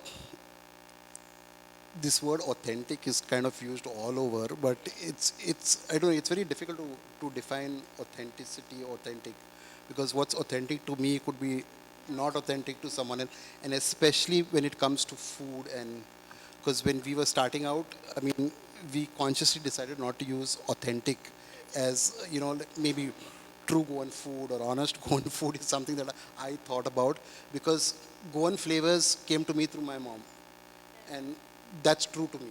For someone else whose mom used a tweaked recipe, that flavor is authentic for them, and I could well about be serving the most craziest version of kafrial, that he would have ever tasted. So yeah, that aside, we decided because of this, the playing field for each dish is broad, because flavors could be, tweaked here or there. The amount of vinegar or the amount of, chili used could be different. But we decided to go with local ladies consciously. There's a challenge to that and there's an advantage to that also. But we decided to work with local ladies rather than professionally trained cooks or chefs, so that we kind of keep the general essence the same. We had to retrain the ladies because, again, we had to follow, one set of recipes which would be true to the Goan kitchen. But that training was easier, I would say, as compared to getting somebody inducted into Goan cooking. I know that there are a lot of hotels where Goan food is being cooked by non-Goan people, and it's very strange. And because they approach us for, do you have any Goan cooks? And I know that the industry has recognized this as a problem. And hopefully we are able to, in a few years, it cannot be kind of rectified soon, but Goa has got quite a many culinary schools. There are so many young students who pass out from there. Hopefully we are able to evangelize, Goan cooking over them joining a cruise liner and cooking Italian food rather than being here. So we are trying to create some kind of partnerships with the colleges so that these students can come, intern, learn at the kitchen, and hopefully once they pass out, they kind of take Goan food. Yeah.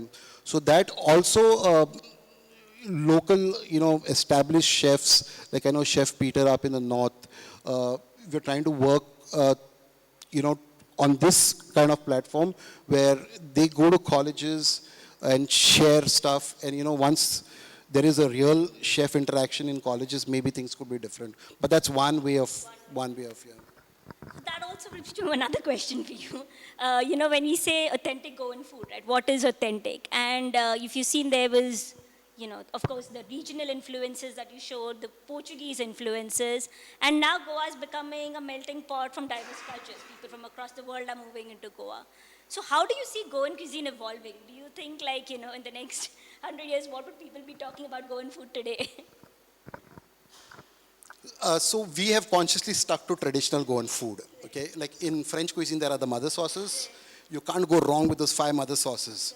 Those mother sauces, give all the possible sauces, that world cuisine kind of adopts. But there is a fine line. We consciously have stuck to traditional Goan food because that's the base that starts. But today, it's cool to do inspired and, contemporary Goan food. But that also is required because that kind of reaches out to more people. People appreciate that. But again, it's dangerous. But, so we got traditional food recipes till here. From now on, it's difficult in my view to, create a dish which like a sorpatel or like a sanso or a kafrial, because these recipes, just think about it, these recipes have gone to so many gazillion households, and that dish remains the dish. Now, in the last so many years, no chef around in the world has been able to create a dish which a country or a region adopts as its own. So I don't think from here onwards you will find some classic dishes which represent a community or a state. It will just be chef-based dishes which come up in a restaurant so long as the chef is there, so long as this restaurant is in the limelight. But the kafrials, the sorpatels, and the butter chicken recipes of the world will remain. But after this, I think it's just personality-driven. For a community to adopt a dish on such a large scale, I personally don't see that. Yeah, so authenticity and traditional is what we have today. And from here on, it's all going to be... In my view, for a community to kind of pick up a dish and how revolutionary something can be, I don't know. I think some very simple examples. Okay. Sorry? Versions of Seradura too, yeah. Like something very interesting when I went to Ladakh, and they served buckwheat pancakes. And I'm sure pancakes wasn't part of their traditional local food, so possibly there could be something, and, only time will tell. So yeah, that brings me to Hansel and, Sonia, while, people are coming into Goa and we have experiences for them while they are in Goa, what initiatives could be taken to take Goa to the world? How do we take Goa out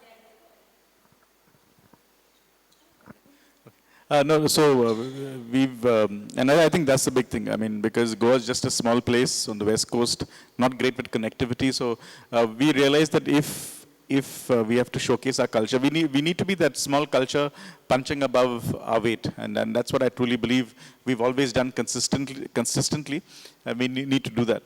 So I realized that Feni cannot be sold around India, and even if we did, they would never understand it. And so this is something that I've been working on for the last 2 years. And so when I mentioned those two bars, one is Japan, one is Singapore, because this is also with deep design that we came out, we kind of made sure they heard about us. And that's why they came in. The point was everyone said, why aren't you launching in America? Why aren't you launching in London? Because everyone said America is the place. New York, London Cocktail Week or New York Cocktail Week, these are the places you have to be. Launch in Hollywood. I told the team that if we launch in any white country, we'll always be a brown guy trying to launch an indigenous spirit there. Okay, so that's the first thing I said. Secondly, we also have a disadvantage.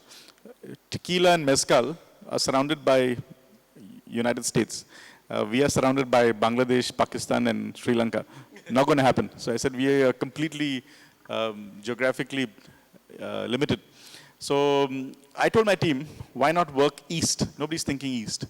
And I found profound relationship connections between Japan and Goa. And I found connections between Southeast Asia, Macau, Singapore, and Goa as well. And so we started working with cocktails that worked this way. We also tried to set up the best bar in the country simply because we wanted the world to look at Goa and look at Feni. Crowning glory was when the bar that my brother ran came number 4 in Asia. CNN wrote about us and they said, interesting first bar from Asia, from a place called Goa, come up there. But they also mentioned it served Feni. And for me, that was the biggest thing because it connected all the top bartenders from around the world said, what is this drink? All the liquor commentators, the spirits industry, beverage industry from around the world, what is Feni? And the last 3 months, we've had two of the biggest bars, top 5 bars in the world fly down only to learn about Feni. We're on the anvil of launching in Japan next year. Going to launch in Tokyo. We're also likely to create the world's first Feni bar, not in Goa, but in Tokyo. We're going to do that, yeah. So, and they've taken it very, very seriously. They've taken it very seriously. Thanks. Yeah. But it's interesting. I decided to take. Hope you all can clap for me then. but the thing is, we want to launch it in Japan because we'll be Asians. And if we are Asians, we're on par. They don't look at us as brown or this thing. We're all Asians. And if we are in Japan, on Tokyo, in downtown Tokyo, then we will be able to connect to the rest of the world. And I think so that's the approach we are taking, going that side.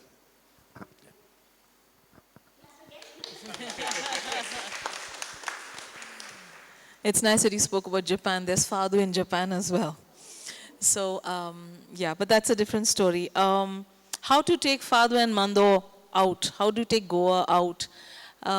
Yesterday, I was part of a beautiful group, and I know there are some members here from that group. There's a 4-day retreat of music-loving people from different parts of India and abroad in Goa, in a beautifully restored Goan house, about 40 people. And it was called Machan. This is a group that formed online during the pandemic, and their common interest was music, immaterial of the language and origin and culture it came from. So they were Rajasthani folk artists. There was Sufi from Punjab. There was Greek music. There was music from Iran. There was ball music from Calcutta, West Bengal, and the local flavor that they wanted was Fado and Mando. So a lot of them, surprisingly, were introduced to the Mando for the first time. Despite being people who have visited Goa before and have immense knowledge about music forms from all over, they did not know what Mando is. Generally, of course, people, when they talk about Goan music, they talk about dulpods. They don't talk about Mando. So Mando is much slower. So we usually think, I mean, even the song is very misleading. O mando guin socorro, natsunkit loboro. This is not a mando, this is a dulpod. So generally people say go on music and that's it, and that's all. So education, yes. Spreading the word, yes. Collaborations, yes. We need to take the authentic, sorry for using the word, but the honest and the true Goa, the real Goa, the Goan Goa, out into people and audiences and crowds that are genuinely interested. They want to know what really is Goa. And I think that's the only way. When we have to move out, we have to take it and we have to share. The more we keep it, another anecdote, in Margaon, I visited a family around Holy Spirit Church, and they served me something which I ate for the first time in my life. It was a sweet. The filling was of banana. I had never had it in my life.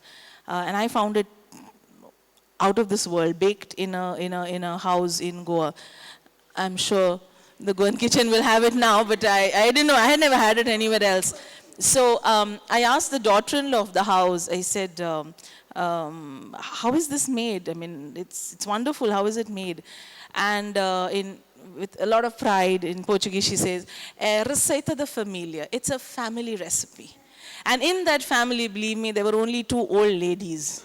And after those ladies are gone, that recipe is also gone. So I think we need to stop this attitude, and we need to share the authentic, we need to know whether original khatkate had corn in it. Of course, it tastes very nice, but does sweet corn actually come in an authentic khatkate? I don't think so. So we need to, share that, and I think that's another way in which this Goa will have a wider spread and acknowledgement, which it requires. So yeah, we have some great takeaways from all our speakers. Also, I would like to ask the audience, open it to the audience for any questions.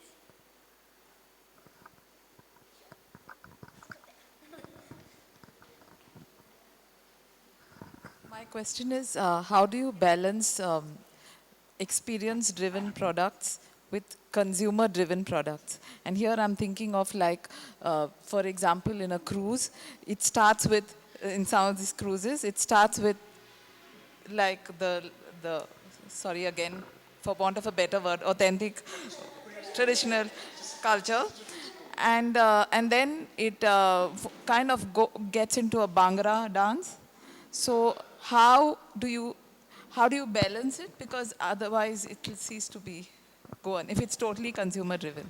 So one of my trainings was, as a geologist, I worked for a multinational company. You had to write your 4 founding principles. And that was emblazoned on your shirt. Wherever you went, you read it. And that's very clearly written. And I think that's what every business should do. With all the businesses that I do, we write the 4 founding principles and we pass it all to the employees and we tell them, this is it, nothing else. You cannot change honesty, integrity, hard work, and commitment. So those 4 things are very important. So we've told them very clearly, and each one is explained.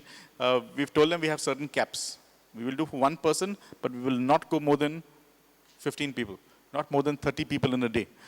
And so it becomes very, very clear. If you're doing another kind of experience, yes, we can do 60 people, not 100 people. So yes, it gets exasperating, especially for tour operators, because they said, no, this guest wants it, ultra VIP, XYZ. We once had a royal family called up, and they said, we want to come to the Fazenda, and they said, we want to close the area for security. And we said, no. And they said, no, you have to, because royal family, we want security outside to make sure. I said, it'll disturb the peace of the neighbors. We said no. So it's something that you have to actually keep on putting your foot down and saying no. Yeah. And I think that's the biggest, when you say no, that fear of missing out, it's a bigger thing. It comes back. Yeah. It's just a small factual question from Hansel. Who is the GI holder for Feni in Goa? And has GI done anything in terms of ensuring quality and standardization in Feni? So the GI for cashew came in 2009. So again, I must tell you that cashew and coconut are very caste-driven industries. So cashew was what the government pushed for in 2009. It came in 2009. It's owned by the government of Goa and the All Goa Cashew Feni Distillers and Bottlers Association. The coconut feni was not applied for. I think there's still a lot of problem happening there. But we've got the science and technology to apply for it. I have written the document for the government and for the people. We're still waiting for a new association to be formed to be co-owners. Benefits, everyone thinks that by putting the GI, and that's what actually happens, is they think they can put the GI sticker and they'll get more money. We are currently creating in this association modulated, because if I produce 3,000 bottles of GI standard Feni, I should be selling 3,000 bottles, not 30,000 bottles. And that's what we're worrying about, because it's like Moira bananas are sold, can be grown anywhere in Goa, not in Moira. So, or it could be imported from Kerala and sold as Moira bananas. So we don't want that scenario with Feni. It's a very complicated thing happening with trying to monetize it. It can only be monetized if you showcase it properly. So what we are doing is the Fazenda Kazulo is probably the only distillery right now that is GI standard. One of the reasons, and I'm glad you asked that question, one of the reasons why I've opened up this distillery is so that everyone in the world can come and see what a GI standard distillery is and how we can run a traditional 350-year-old process at modern times. So it's because people say, how can you run an old-fashioned way? You need to have a factory. And I say, no, we're running it this way. Yeah, thanks. And just a small follow-up question on that. You were comparing the Feni industry to, say, the wine industry. Now, the wine industry itself also depends on the kind of crop of grapes of that year, and that is why you have the vintage of the, the year on those labels. So do you think that something like that is also required in Feni, putting the year on labels? And so we've been putting the year, but as I said in the introduction, she said launching the most exciting Feni yet. I think we will be launching something very interesting.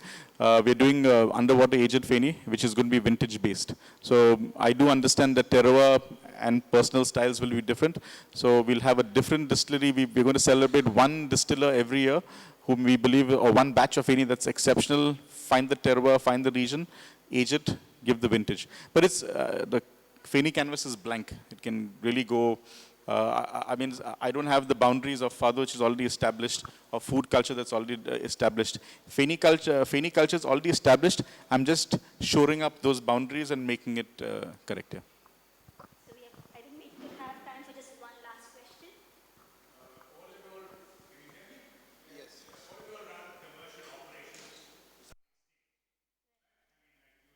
Run a tour agency, you run a kitchen, you do tours, you do marketing. What kind of connection do you have with the industry? In the sense that do they give you bookings, do you have to pay a commission, or how do you run your thing with local industry? I mean, it's interesting because you have to depend on travel agents, receptionists, to get orders. I'll just give in one line quick answer is we have an online person who does it, but because I can't take so many bookings, and Indians are complicated people. You have veg, non-veg, halal, vegan, Jain, so like too many things. So I have an agency who does that. We have a checklist. I was naive in the beginning. I said, okay, you come and pay at location, people don't turn up. Yeah. So for us, it's been a combination of everything. So you have travel agents, you have industries, travel experience companies, Feni manufacturers, etc., who kind of utilize the services. I think it's just about us being out there and having a good product, like how Varun was saying, and people kind of come to connect with you. That's for us. So for us, when we started off in 2018, people didn't know what we were doing, right? So even I think it applies to Maria also to some extent, where people didn't know what exactly we were doing, what we were walking towards, what were experiences. It was just the beginning of that industry. And over the last 4 years, we have kind of structured it, created, this is how you go about with the trail, this is how you go about with an experience, this is a walking trail, these are the timings and stuff like that. So it took a little bit of time to kind of get that structure into place for everyone, and also to understand what the industry was expecting with the existing crowds. So they were expecting certain timings and stuff, and so you kind of combine them, and then you work together with a lot of other people as well. So we have been doing it with hotels as well, travel agents as well, but you need to stick to your core. You can't just modify everything according to what the requests are, and I think Hansel has played a big role in that as well. You can't just modify just because someone is asking you to do it, right? And I would just like to add one more point to ma'am's question about keeping it, traditional. So what we also need to make sure is this is a sustainable career for a lot of youth or young people to get into, and they should be proud of it. It should be cool for them, because in today's age you need to do something cool, right? You need to do something different, and you also want to make it sustainable for yourself. So unless we don't make it an industry where young people can, because we can't do it all by our own, Hansel, Oliver or Sonia, we won't just, or you for that matter, we won't be kind of creating it only on our own, right? We need young people who find this cool as a profession, not just as a hobby, and over a long period of time. So that will be, making sure that it is kept authentic over a long period of time, is what I feel. I'll also like to add to that. So, when we started in 2015, heritage walks and concepts is pretty new. It has been happening across India. For Goa, it was new. We had inquiries, even people asked us, so I have to pay to walk. So, inquiries. Yeah, but then what we realized is if you put out, we are living in a digital age, right? And there are ample of opportunities to put out content and educate travelers of what is an experience. And gradually over time, people have seen what experiential tourism is, and they are opting for experiences. So I think digital platforms, by putting out content responsibly, really helps in creating awareness. So we're not really completely dependent on travel agents or, just the hotels. The travelers themselves are consciously choosing to, book experiences. Okay, we have two hands up. Natasha, do we have time for two questions? Yes. Okay, thanks. Hello, am I audible? Yes. Okay, so it's not. So first of all, thank you to all of you all. You all are doing some amazing work, because many of us here ki गोवाच्या आता कोण करता काय म्हणून, but then you all are doing a fantastic job, so thank you all of you all. So I have one question for Varun, but before that I just tell a small story for Hansel here, because when in 2018 I'm an engineer, so when we were graduating, so actually wanted to try Feni for the first time. So we didn't know, and people were showing us plastic bottles without any paper, and we were very worried, like if there is some side effects and all. So we went to Delfinos, and there's a very senior guy there, so he was telling us this is something new, please try it. So I said, like, if we buy it, are you getting any commission on it and all? So he was like, no, this is being imported so by other countries and all, and people are taking it from Goa. So we said, why not try it out? So since that day till today, whenever we friends meet, we always have a bottle of Kazulo. So thank you so much for that. My question for Varun is that I actually saw one of your trails in Fernandes. So my question is regarding that itself. So how do you take care of local Goans? Do you take them into confidence while having such trails? Because many people are worried, because So I think that is one of the main things that we have to do as someone who's actually going into the community, and for us, that is our bread and butter, right? So the first thing is to kind of talk to them, to kind of make sure that they are aware of what is happening, what we are doing exactly. It gets tricky at times because you need to match both the expectations, right? You need to make sure you don't over. So what has happened in Fernandes also, you have. I mean, I wouldn't want to walk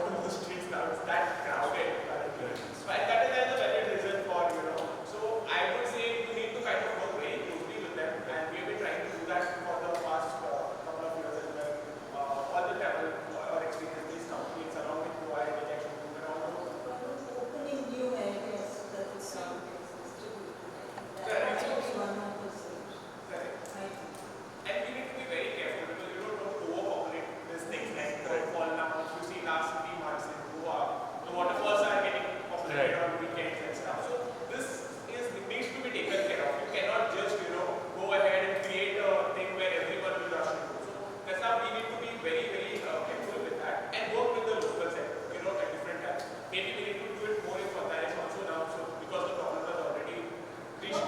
Yes, so what we have seen in foundation is, our office is in the lateral quarters, and we've spoken to residents. So they have no issue with people coming in and exploring the area, But what they have an issue is, people, crossing the limits. There was a house, it was newly painted, and they had put, pots in front of them, clearly kind of indicating that this is your boundary. You want to stand here and click a photograph, that's fine. But people, crossed it and actually broke one of the panels. So that's something that people don't like.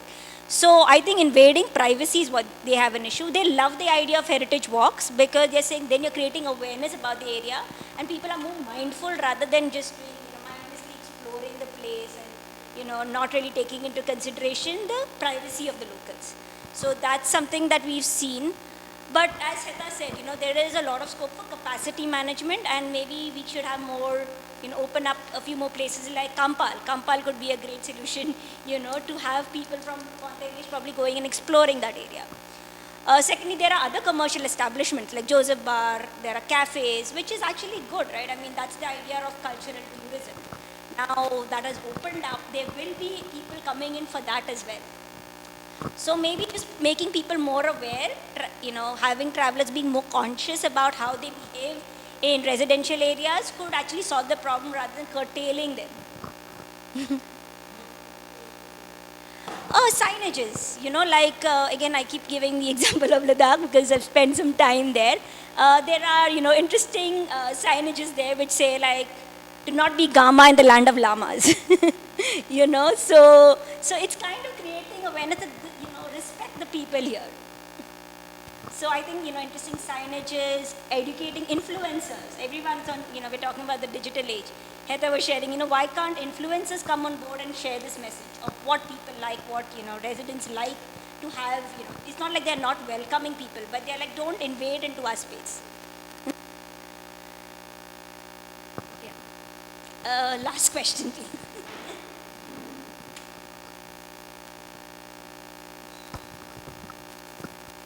Hi, this is Johan Fernandes here. I'm from Bombay, but originally from Goa. I think a lot of people are sort of coming back to Goa since the pandemic, and now they're labeled as settlers, I think.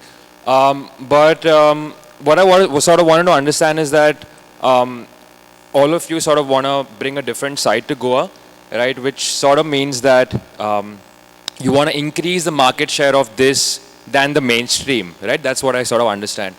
But for that to happen, all of this needs to scale, and scale is sometimes seen as a bad word in this, especially because we want intimate experiences and so on and so forth, right?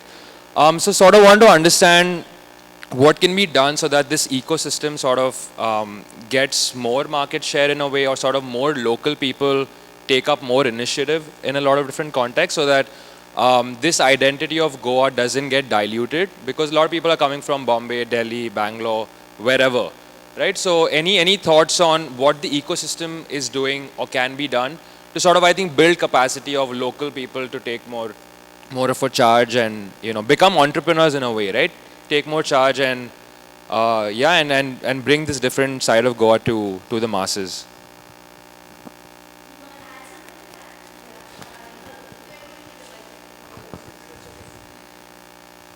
I just couldn't sit. It's such a beautiful, I'm a tourist here.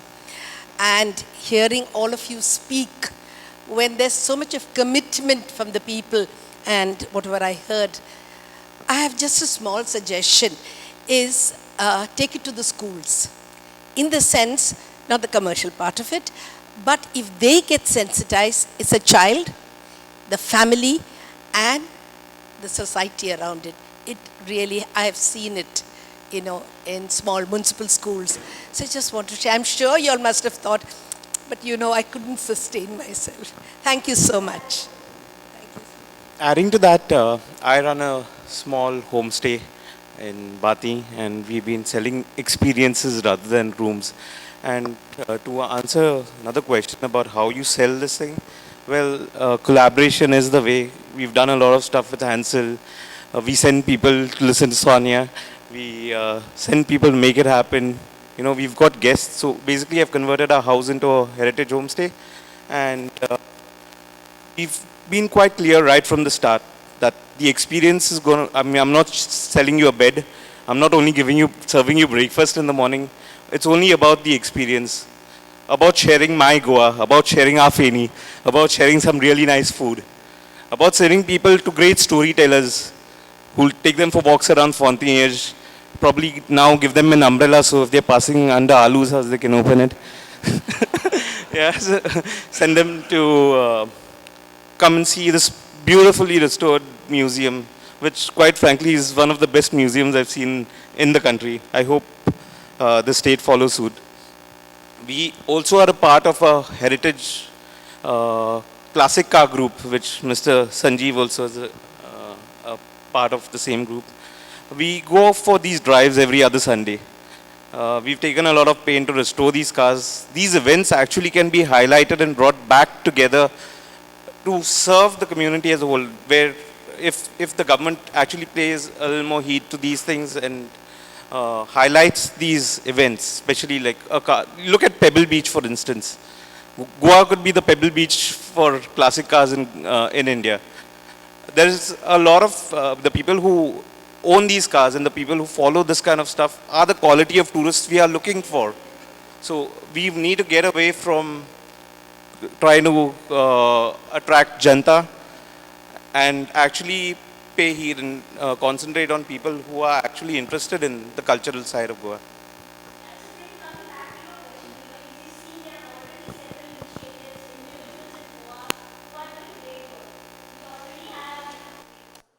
The session, for the rest of this day, you will be, interacting with several speakers who are doing their own work and as well as, spreading this message of what is the real Goa. So thank you so much for, sharing that there is more to Goa than also just the beaches, what we've seen here, and now we also have a collector of antique cars. So that's brilliant, right? So as we've seen, experiential tourism is at a very interesting stage.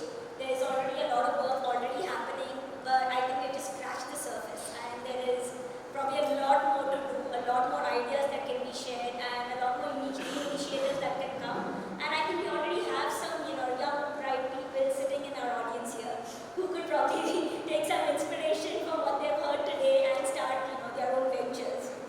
So, yeah, I would like to really thank all the panelists for being so generous and sharing your knowledge and insights, and the wonderful audience for taking time out on Sunday morning. And there were so many things you could have spent your time doing, but it is just a love for Goa that has brought you here. So thank you so much for coming.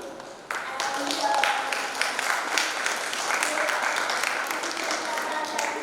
putting together this brilliant initiative, where we're getting to see what can be done to Goa. How can Goa grow beyond the sun sandals? So, oh yes, and thank you to the convent for giving the space. So that's all we have, and I will go to Natasha who will introduce the next session.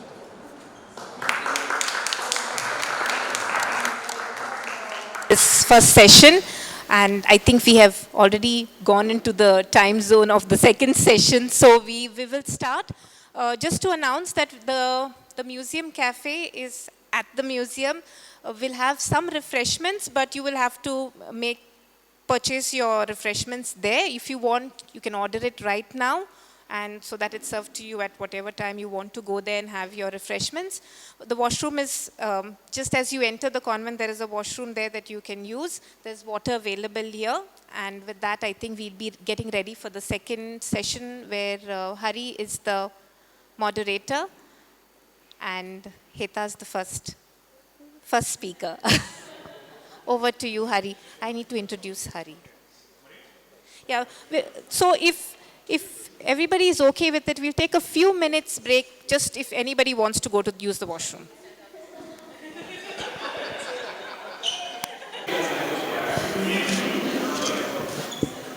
The influencers taking Goa beyond its borders. The speakers in this session are Heta Pandit, Clarice Vaz, Vivek Menezes, Sanjeev Sardesai, and Clyde D'Souza. The moderator for the session is Harihara. Hari, as we fondly call him, is currently works as a communications consultant.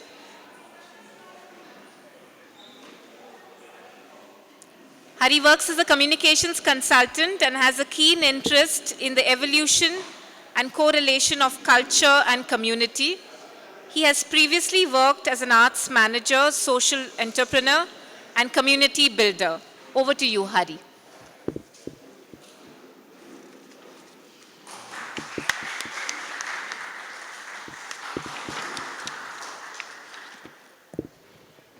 Hi everyone.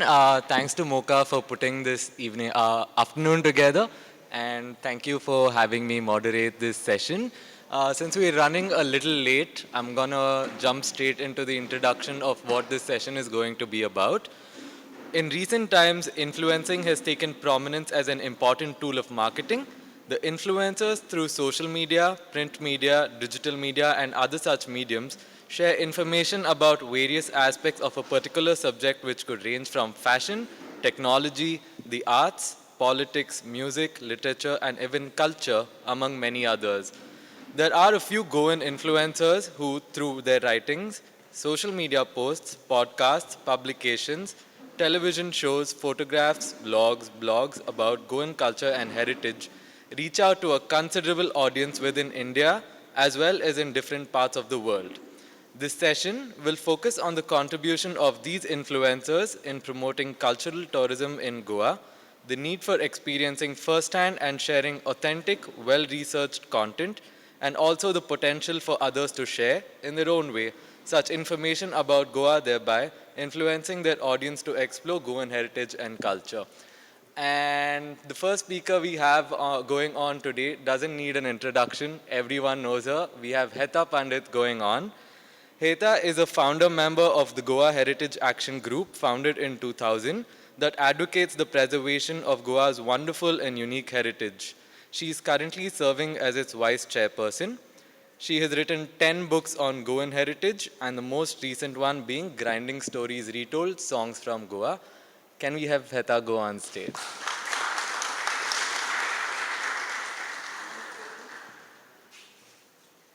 I don't have a very fancy presentation. I just speak off the cuff. Hi, everyone. Thank you, Hari. Thank you for the introduction, Hari, and thanks to Mocha for inviting us here, all of us, actually. Thanks to the convent for giving us this wonderful auditorium. Okay. Okay. I'm supposed to speak on the influencers. And I think I won't start way back with the cave paintings, because they were also influencers in their own right. The petroglyphs, the artists of that time, the anonymous artists of Kavi, and so on. They didn't have the internet, but they were influencers in their own right. I will start with the more recent influencer, Queen Victoria. Queen Victoria's influence on the colonies is so vast and so deep. Today we are all speaking a language that she brought or she sent to India. So imagine the kind of influence that lady had over more than 2/3 of the world. Women, the one thing that I remember from that influence is that women should be seen and not heard. I don't know if some of you grew up in my generation, but we were not supposed to laugh out loud. Do you remember that? Anyone? Or, yes, Monisha remembers that. We could not laugh out loud. We couldn't cross our feet, our legs, and sit in front of visitors, because that was considered impolite. Now, we've come a long way, thank God, from that. But I would say our earliest influencers were our parents, and especially our mothers. We copied our mothers, the way they wore the dresses or saris, the way they cut their hair or grew it long, and so on. These were the first influencers of our lives. our servants, our ayahs, our peons in daddy's offices, they were a second rung of influencers. Again, in kindergarten, our teachers. We, in fact, defied parents in those days and said, no, teacher says this is wrong. This is how it should be done. So there we go, another lot of influencers. Then we became teenagers. We had, in my time, we had actors and actresses who used to send you picture postcards that were supposed to be signed by them. I had a huge poster of Rajesh Khanna in my study room. I think it was more important to me than anyone else at that time. Their mannerisms we copied, their coquettishness we copied. Vaida Rahman once said that what you need 300 dancers to do, I can do with a lift of one eyebrow. Up here, some of my neighbors that I learned Marathi from, she was my influencer, my Jayashri Tai Deshpande. Then there were other talent that we copied. We, not just the actors, but people who wrote.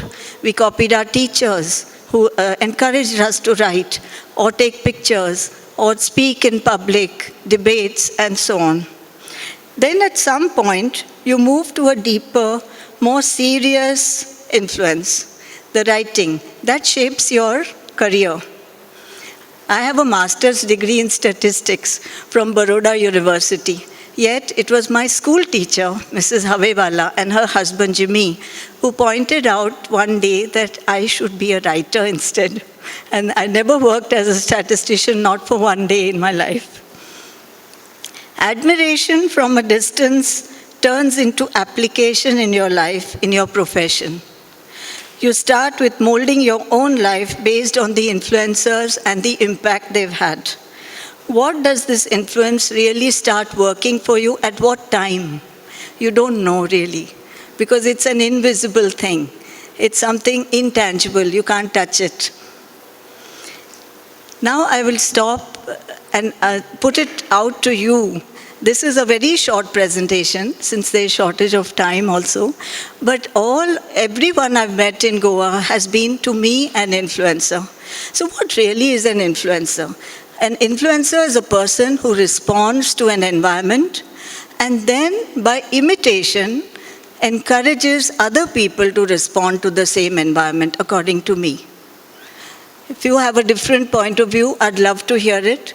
But I'm going to end this little talk here, and if you have any questions, I'm going to throw it open to questions at the end of this panel discussion. Thank you.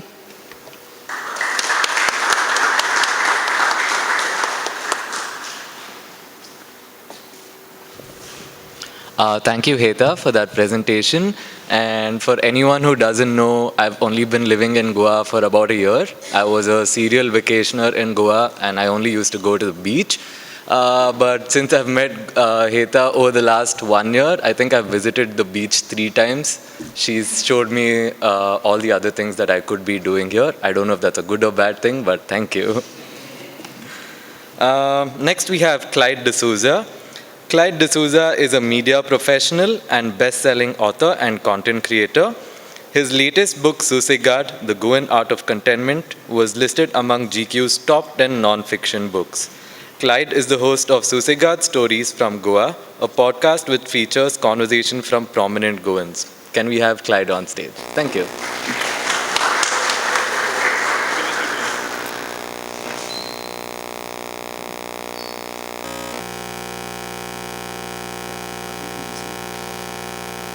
Hello, hi guys. Thank you for having me here. First and foremost, Museum of Christian Art Goa. I'm really humbled and honored to be among some legends who are here. So thank you for that. So just a quick introduction about myself. I'm an author, I'm a podcast host, and I am a digital creator. Next slide please. Tech. Okay. Okay, so I think the simple thing that I'm trying to do is, oh, it's not showing properly. 1 second. Sorry, 1 second.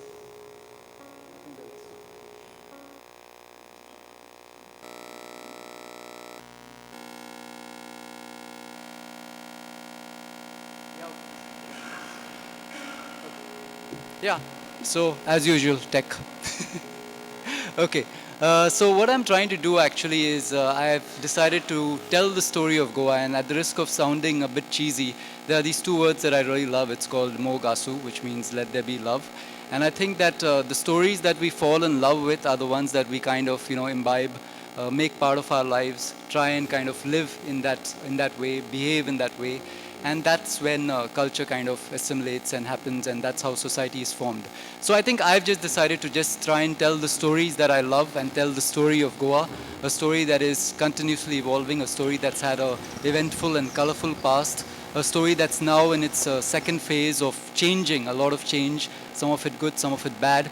But I think if we all try and fall in love with Goa, then maybe we can kind of take that story, the future of Goa, to a place that we can all enjoy and love much more for many more years to come.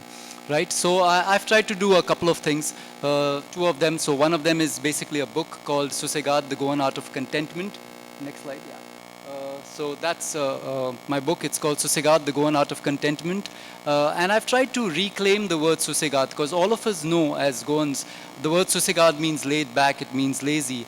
But I'm trying to change that word, maybe reclaim it, perhaps to mean balance, to mean peace, to mean quiet, which is what's happening right now in the world. Everybody's looking for that kind of sense of balance, right?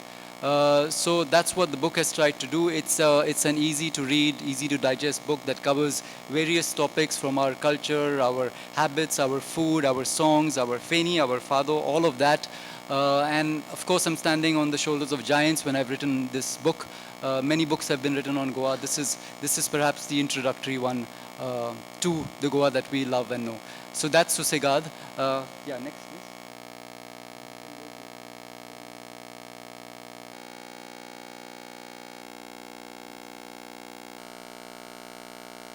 Okay, the second thing that I've done launched in 2021 is my podcast. It's called Susegad Stories from Goa podcast, and it features, the first season featured 12 guests, 12 stories, 12 topics, and some of my guests are here on my panel as well today, so you've heard them. And I've done conversations, fun, lively, personal conversations from various topics, ranging from Goa's #1 YouTuber to maybe a travel influencer called Insia Leswala, who's moved to Goa, Heta Pandit, Hansel Vaz. They've all featured on my podcast. I've had some great conversations with them. That was season 1, where we looked at the heritage of Goa and the stories from the people who have made and who are living in Goa and doing the work that they do so well.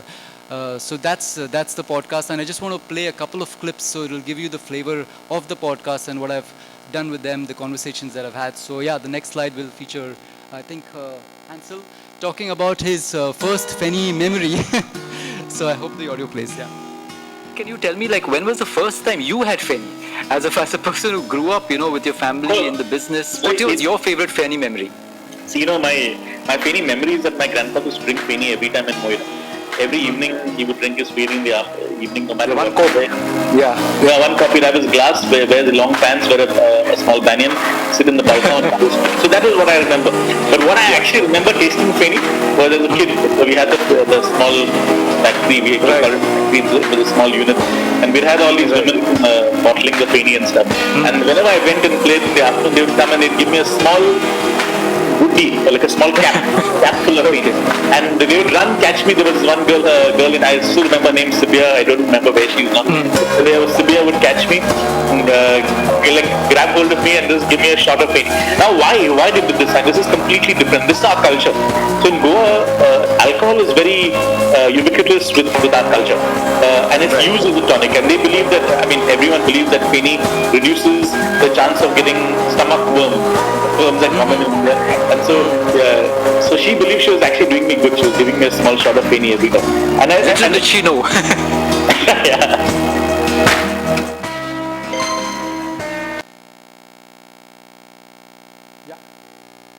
Yeah, so that was Hansel's first Feni memory. I hope it was clear enough. This Bhaji, yeah, the second clip is Heta telling us about a secret thread around his... Can you go back 1 second? Yeah, sorry. This second clip is Heta telling us about the crazy and funny incident of how she actually got her home in Goa. So yeah, listen. This Bhaji, who just, a secret thread around his chest and a dhoti, walked around the entire temple singing number 54, house with a bamboo door. Really? It was so funny. It was the funniest thing. I thought, and the whole temple is empty, and I said, oh my God, I better make my escape. Come to a madhouse. And he comes back and he says, you will get your house on your birthday. And on my birthday, believe it, my agent called me up and he said, Eta, drop everything you're doing. I think I found your house. And I came here and they didn't even have the keys. And I just had a quick peek through the window. I saw the flooring and I fell in love with the house. Yeah, so that was that's anecdote. So I've had these conversations. They're very lively, they're personal, they're intimate. And the season 1 basically looked at, let's say, the past of Goa, the heritage of Goa, everything that we loved about its past, what has brought us to the present. And season 2, I'm hoping to kind of talk to the stakeholders of Goa's future and see where we can take this story. So that's my job. I'm a storyteller. I'll try and make people fall in love with the story of Goa. And let's see how that goes. So again, thank you for having me here, and I'm very happy to be part of the panel.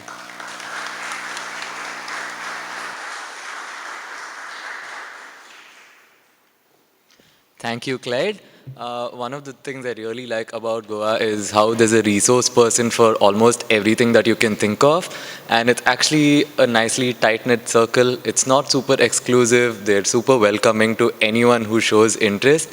And I see most of them here, and everyone's always, if you walk up to them and you want to talk to them, they're always happy to talk to you. So it was really nice having you. Next up, we have Clarice Vaz. Clarice Vaz, a trained nurse and midwife by profession, chose to become a full-time self-taught contemporary artist, specializing in painting with the tools of her trade, namely syringes and cannulas. She has had many solo and group exhibitions in Goa. A heritage lover and a visual storyteller, she is the author of 2 visual storybooks on Goa. Can we have Clarice?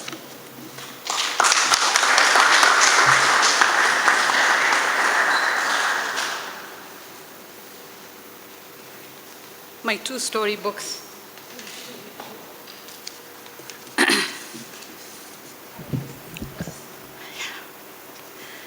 So I'm standing tall here because I've climbed on the shoulders of some great giants, some of whom are present here.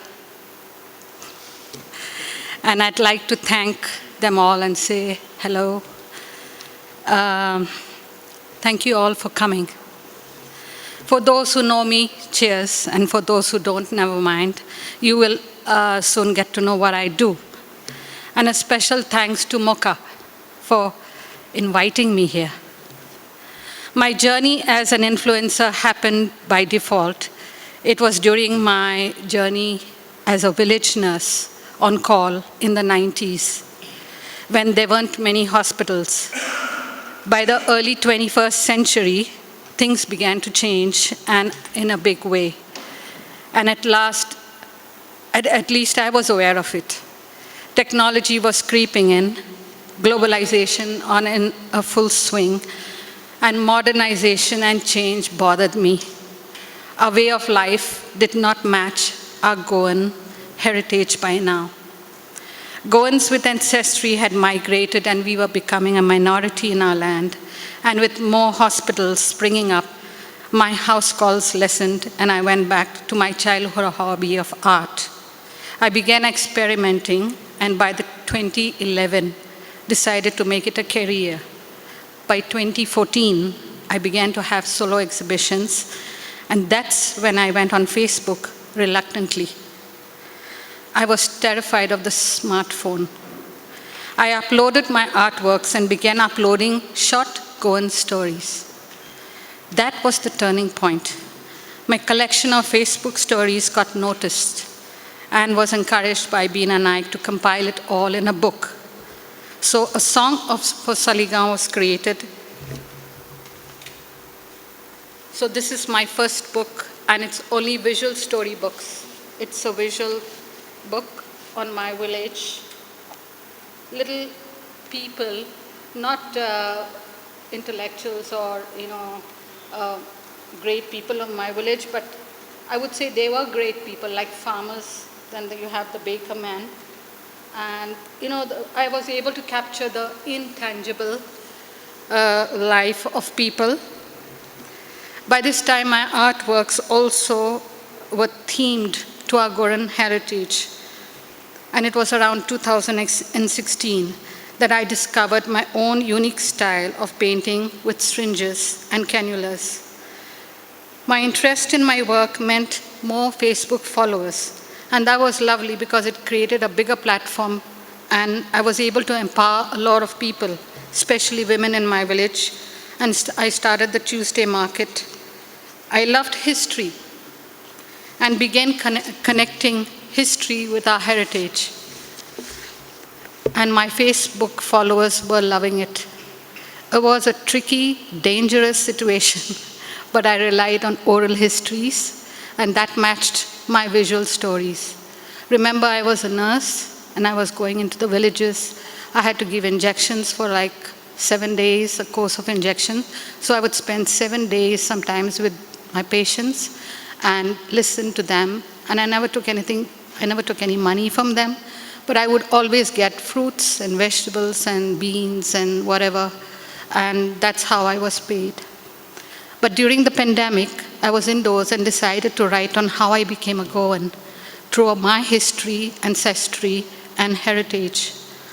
So I wrote this huge manuscript called Trading Places on how the Portuguese came to Goa and how the Goans from all communities were using the Portuguese passport going to Europe. I gave my manuscript to Hegde, and she helped transform it with Salika Virji, streamlining the chapters into Romalina, my second book.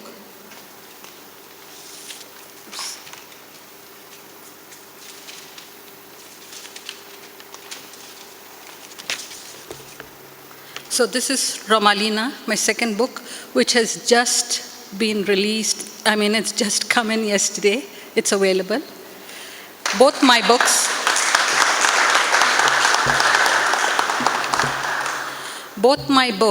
are freely available as a download on my website, but for those who want a hard copy, it is also available. And I want to thank Bras Menezes, who helped me get this into a book, because the GST today is about 18%, and it wasn't easy to create this book. So in this book, very briefly, I will tell you, it has 3 parts. The first part is about my grandmother's stories. And I wanted to connect with Goa using my grandmother as telling her stories. I'm born in Kampala in Uganda, and I was a city-bred girl of just 6 years when I came to an alien land of my roots. Now, we were anglicized there, and when I reached Goa, it was different. The culture was different. My grandmother, she spoke Konkani, she spoke a little Portuguese, but she prayed in Latin, and it was something so odd for me. She was so different that when she made vinegar, I thought it was like, some magical thing that she was doing. She used to go to church, stealing flowers from the neighbor's compound and putting it at Our Lady, Our Lady of Perpetual Succor's feet. And then she would quietly, I was a 6-year-old girl, she would quietly take a flower from underneath the pile of flowers, put it in a handbag, and take it home. And when I had a growling stomach, she would just rub it on my stomach. So this is the heritage stories, the intangible stories that I have told. It looks like my memoir, but it isn't a memoir, because it's just how life passed through a Goan. And the only way I could do it is to write my own story. So I've used my own personal photographs. And then you have the second part of the book, Global Goa. I'll just give you a peep of the book. It's a visual story book.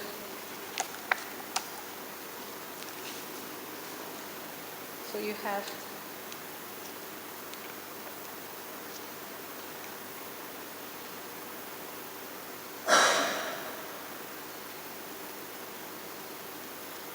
So we have Global Goa, and we have the third part of the book, which is my favorite part of the book. It's the chronological chart. Now, in the chronological chart, this is a very important part of the book. You have what was happening in Europe, what was happening in Portugal. Then it's the pink part, okay? Then you have what was happening in Goa and what was happening on my family tree. And then you have what was happening on mainland India. Most of the problems that we had on or whatever was going on mainland India didn't really affect Goa. We were always secluded. We were brown-skinned. We were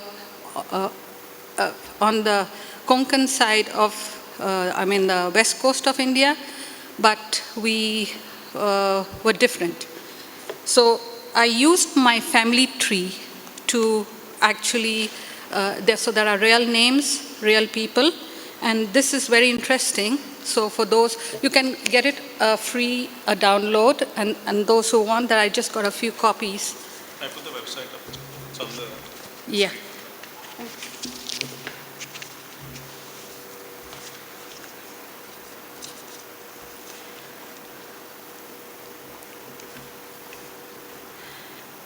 So I used my family tree, which had over 37,000 entries, and it was prepared by Richard D'Souza, who's based in UK.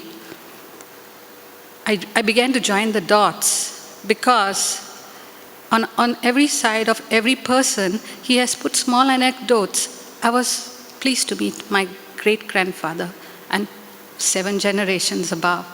And today I'm standing under the shade of the tree, my family tree, because of them. So I joined the dots and used my family tree to document how my family evolved from a Konkan coastal native Indian speaking Konkani and Marathi, who turned into a different breed, so unique, with its Iberian culture, even speaking Portuguese and praying in Latin. I released my book as a free download, and the younger generation were quite intrigued. They didn't know much of what was going on, and I started getting a lot of messages, and especially from the media, and especially young bloggers. They wanted my story. Now, what has this got to do with cultural tourism? I believe as civil society, and to a certain extent the government, have already been ticking the right boxes. They have started many heritage programs, and as you see in the previous session, lots of things happening in Goa. The ESG also has many programs. We have heritage walks in Panjim and other villages. We have cycling tours. We have the Goa Arts and Literature Festival, and most recently, the Liberty and Lights Festival, which makes a big difference. We have Maurice Fernandes also having many rural festivals. Like I'm also part of the one that's happening on October 2nd, Matienche Fest. So we have private museums also, Goa Chitra, Houses of Goa, Museum of Goa, Bigfoot. But how can we go beyond Goa's borders? 1, promotions need to be stronger, forceful, impactful, and louder. We need people to feel the Goan vibe with intensity and intimacy, for feeling is the language of the soul. We need to promote the history of Goa in context with our past cultures, connecting both the intangible and tangible. Heritage walks in Goa, in Goan villages, which have their unique charm, is a must and should be well curated. Many villages in Saligaon, like for example, are Goan, they are like Indo-Portuguese villages. I'm using the wrong word. They're Goan villages, but they are nestled between beautiful hills clothed with many fruit trees and the fields below. So this is what the tourists should feel. They should be able to feel the sunlight coming, slanting rays coming through the trees in the evenings, and feel the Arabian breeze blowing on their faces. So much that they are aware of the saltiness of that air. They can also smell the cow dung on the road, or maybe the wood stoked fires from coming out from the kitchen or bathrooms for the hot water is being made. They can see children playing in the field. And importantly, they could hear the Angelus bell ring, or maybe the honking of the baker, evening baker. So besides a lot of these heritage walks and other commercial things that have been coming up, this intangible and these little things that they pick out, listening to the Goan birds, I'll say, listening to the birds, that makes a big difference. So all these stories go a long way in promoting cultural tourism and can be a money spinner for all stakeholders. Most importantly, employ locals to provide transport, food, and be guides. In the end, we will all gain, for it will keep our heritage alive. Now, government policy and its implementation would help, but that's beyond our control. Today's scene is that we are attracting the wrong kind of tourists. Greed, corruption, nightlife, drugs, prostitution, rapes, and even murders are the dark side of our state. So we can bring in change if we can attract the right kind of tourists. But how can we do that? By promoting fascinating, captivating Goa through its history right through the ages. We can make it interesting, we can make it engrossing, and we can make it entertaining. Who wouldn't want a spicy, spellbinding, true life story? Goa itself emerged through its spices, slaves, and horses. True. Who wouldn't want to know stories about kings and kingdoms, emperors and empires, sailors, soldiers, slaves, missionaries, monks, popes, merchants, and more? All of these are on my Facebook posts, and some of my stories have had over 100 shares. Who wouldn't want to know about how our ancestors who rang the temple bells now have their descendants ringing the church and chapel bells? Who wouldn't want to know how we played the tabla and the gumot, and how we came to play the brass band now and other windward instruments? Who wouldn't want to know our vast story spanning centuries, continents, colonial empires, different cultures, different generations, and different time periods in my own home? This is what I felt when I was sitting and writing my book. So all we have to do is give people a plot to follow. Heritage walks, museums, festivals will have more meaning, more soul connection, more interest and feeling. Goans today have assimilated in their adopted countries, and how did this come to be so easily? How could some having Goan roots go on to be leaders of other countries, like, for example, the Prime Minister of Portugal, or even the Home Minister of UK? Goans always had clubs, institutions, associations, and community centers, unions all over the world. But today they also gather on the internet, and the world lives on the internet, and we can write stories and take it to the worldwide audience. Lastly, we need to respect diversity of people who have relocated into our land and help build a better community in this period of globalization without losing our identity. We can take Goa beyond its borders by unleashing stories with deep meaning, for a story listens as much as it tells. Thank you very much.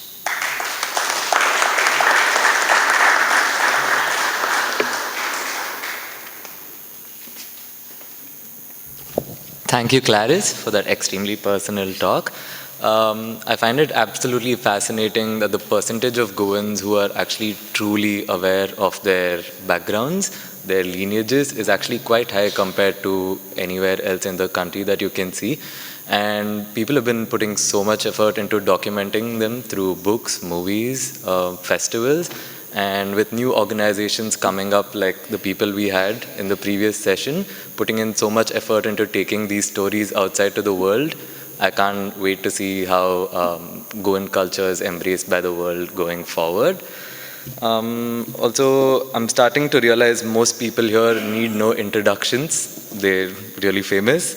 Next up, we have Vivek Menezes, is a widely published photographer and writer, and the co-founder and co-curator of the Goa Arts and Literature Festival.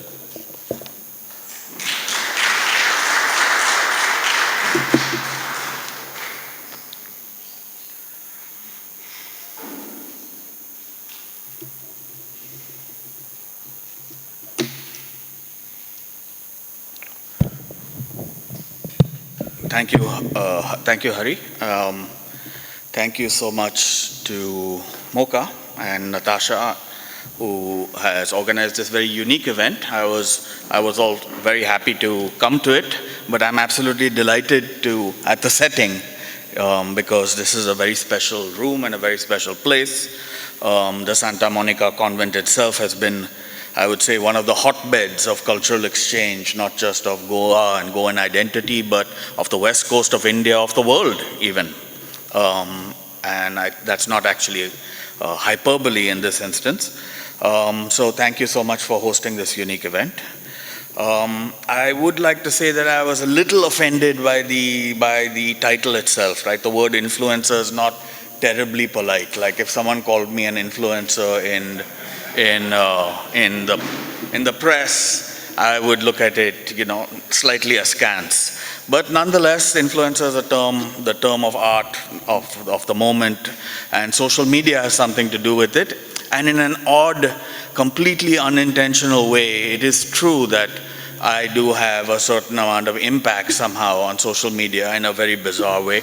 And I'd like to track that a little bit, perhaps, to explain what happened. So I'm basically a writer and photographer, and I have been interested, particularly since I had children about, I guess, 22 years ago, in questions about that are fundamental to us, identity questions, who we are, how did we become like this, the Goans, right? Because I lived for many years, my assimilation process and some education, in some ways painful, in some ways, really pounded into me, was in the West. And I worked hard to assimilate into countries like America and the UK and France, each of which I spent many years in. But I was always struck, Goa doesn't really fit any of the things that I'm learning in any of these places. And I have degrees from all of them. And what I'm talked about the world is like this, but the Goans were an exception. And then so it was an odd thing for me. And then when I started to really engage with Goa, I was completely blown away by what I was actually seeing. Now today for the first time, so I have somehow managed to, with the I don't see any of the sisters here, they've all left at this point, but I have over the years, managed to befriend and have access to this building over many, many years. So I've seen it many times, including this room. I remember coming here once, they use it as a classroom with the Nobel Prize winner Orhan Pamuk, but I never realized the scale of it. Look at the size of this room. I mean, someone like Gerard would be able to tell us, but I think it approximates probably 100 meters in length. I mean, it's probably close to 100 meters in length, which is unbelievable. Think about a 16th century room of this scale with the location that we are, this amazing global crossroads as the Mandovi River with the Holy Hill and what's happening over there, and this place teeming with people. It's extraordinary. It doesn't fit into what you normally compute has happened in the world. How did it happen here? And what is my relationship to it? What is our relationship to it? So these are the thoughts that have been in my mind. And in the, say, 20 odd years that I've been interested in thinking about these things and taking writing about it and also taking photographs, of course, is not my only topic, has happily coincided. So I'm old enough now to know that timing is very important in life. And when I started to become interested in these things, there were a series of new publications in India, which is kind of leading to the moment that we have now. So when I first started, I actually showed up in Goa with a DSLR somewhere in 2003 or 2004, and it's a sheer oddity, but nobody at that time had DSLRs very easily, which meant that I could come here, which I did, and take photographs. And that afternoon, it was in Bombay in a high resolution to be printed at 300 DPI in a newspaper or magazine. So immediately, people like this guy's got the camera and the equipment to send us this information, and he's also writing about looking at things in a fresh way. Right, so I was very influenced by things like the Rough Guide, but also what was coming out about, a different, a non-confrontational, a post-colonial way of traveling, of being in the world, right? And they're very wonderful writers Bruce Chatwin, a whole bunch of writers were writing, some of the best writers in the English language 30 years ago were writing about the world in a new way. But they were all mostly British and Americans. But I was interested in kind of reversing the gaze, looking at ourselves, but also looking at India and looking at the world from the opposite point of view. The timing was right. So Time Out Mumbai came. I remember when Vogue came, that was a very big deal. And in the first issues of Vogue, I wrote 4 or 5 times for them. When GQ came to India, I think in the first year, I wrote 10 stories for them. At that time, they only had only one long essay in the whole issue that came from India. And 10 of them were written by me in that first year, and probably 6 of them were about Goa, right? So it's a completely interesting new lens that opened up on Goa, and I just happened to be in the right place at the right time for it. And then since then, I have seen, due to the rise of social media, by accident, now I'm notoriously actually a bad user of social media. If you judge on Twitter, for instance, I probably have 3,000 followers or something. That's nothing. Like one person who works at Twitter once told me I'm an example of someone who should have a blue tick, but will probably never get a blue tick, right? Because my follower count is so low that even though, very many people read it, my tweets regularly get retweeted and 1 million people read them. Like Shashi Tharoor probably 6 times a year retweets something that I write, and that goes to 8 million or 9 million people, and then you see the engagement goes to 1 million. I'll never get a blue tick, right? Nonetheless, social media has shed this lens. I was going to show you, I've created a couple of kind of completely made up, not efficiently, not with all the corporate strategies that are being discussed here. I made a hashtag called actually Nigel may have made it, Nigel Brito, called Being Goan. And there was another hashtag called Panjam Chronicles, which is very specific to me. Right? And this stuff repeatedly gets retweeted by some crazy person. So one of the people who follows me happens to be a person who I've struck a good social media and now real life friendship with, is the foreign minister of the Philippines, right? So he's regularly retweeting and responding to Panjam Chronicles. And then you see the engagement, 30,000 people from the Philippines are reading about Panjam Chronicles. So a very interesting new arena that we live in today. So I am quite fascinated by it. And what I have been, in a way, pushing the limit, I'd like to maybe end with this, is that there are 2 things that are important to me. One is that I've learned that just due to privilege, I think you can put it down to privilege first. Secondly, being a first mover in this and having some of the markers that the people in the Indian media recognize, I've been able to push this routine, if you like, of writing about Goa in like the language that someone writes about the Mona Lisa or the Pope or the world's greatest whatever. I write about Goa in that language, right? Because I actually believe it to a large extent, but there's also, I must admit, a certain part of me which is experimenting, seeing how far can I take this. This is Panjam Chronicles. But this month's GQ, I'm glad Hansel is here, is a good example. Because if you look at, this is called the hype issue. So GQ all over the world, a very prestigious magazine all over the world, has now made a kind of a uniformity across all issues, right? So they don't carry a lot of content. It's complicated. To get in there, it's considered to be very prestigious real estate. If you look at the current issue of GQ in India, every story is 1 page, 2 page, 1 page, 2 page. Suddenly you have, I think, 10 or maybe 12 pages on Goa, right? And in those 12 pages on Goa, I write about Hansel, I write about his bar, but I also make the case that Avinash Martin's in Benali, a restaurant which is now becoming famous, but possibly wasn't when I wrote it a month or two ago, not so famous, is not just the best restaurant in Goa, it's the best restaurant in India, right? So this is how far you can take the narrative. So that is one thing that I've learned, is that there seem to be no limits. Whatever else is happening in Goa and India, the fact is there's a certain kind of big money tourism to which that there seem to be no limits, and that's going to occur in Goa whether we like it or we don't like it. To a large extent, I live in Panjim, we don't like it. The effect of it is not a positive effect. Some Goans are benefiting, no doubt. Some Goans are becoming rich from it, no doubt. But to a large extent, that economy is not an economy that relates directly to Goa in a healthy way at all, right? But that phenomenon is happening. I can see myself over the last 2 years, the demand for what I write, this kind of thing, where I'm not just saying like, this is the best restaurant in India, this guy's the best in India, that person's the best in India, Hari is the best newcomer, right? Someone's going to pay me 25,000 rupees to write that, right? Because their appetite for Goa is like reached a kind of zenith. So in this picture, my question is, what are the Goans going to get out of it? To what extent are we going to benefit? To what extent is the state going to benefit? Is the culture going to be fed again? Replenished in the way that's possible. So we do a few things. This is a little attempt that we have just started. It's called the Peacock Quarterly.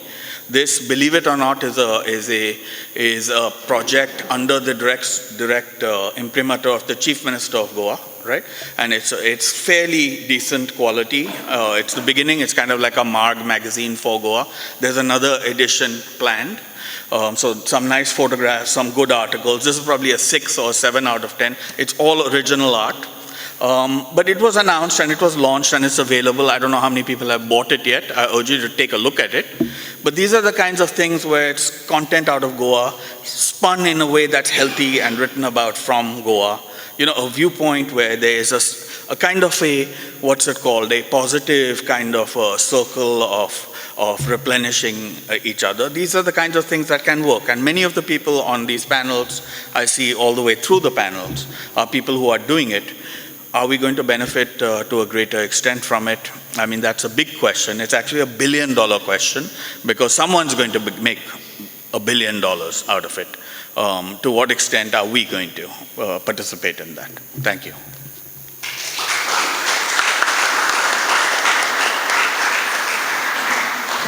Thank you, Vivek, for that presentation. I think one of the recurring themes are, I think the term influencer is new, but they've always existed. Whether we like it or not, I guess we're all influencers, and I guess we all have a message to pass. Next up, we have Sanjeev Sardesai. Sanjeev Sardesai was born in Porvorim, graduated in Panjim, worked in hospitality, and now promotes heritage. Can we have you on stage, Sanjeev?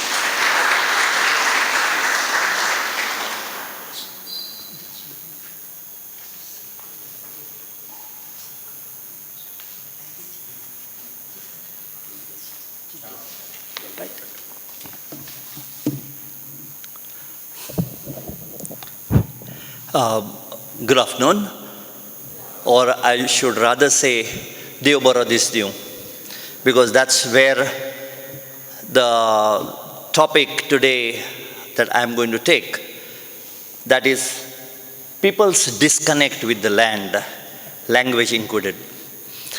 Before I start, I must thank the Museum of Christian Art, first for giving me an opportunity to be here, and secondly, bringing us and hosting this thing in no man's land, because no men are normally allowed to come over here.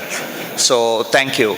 And I must also compliment the earlier panel.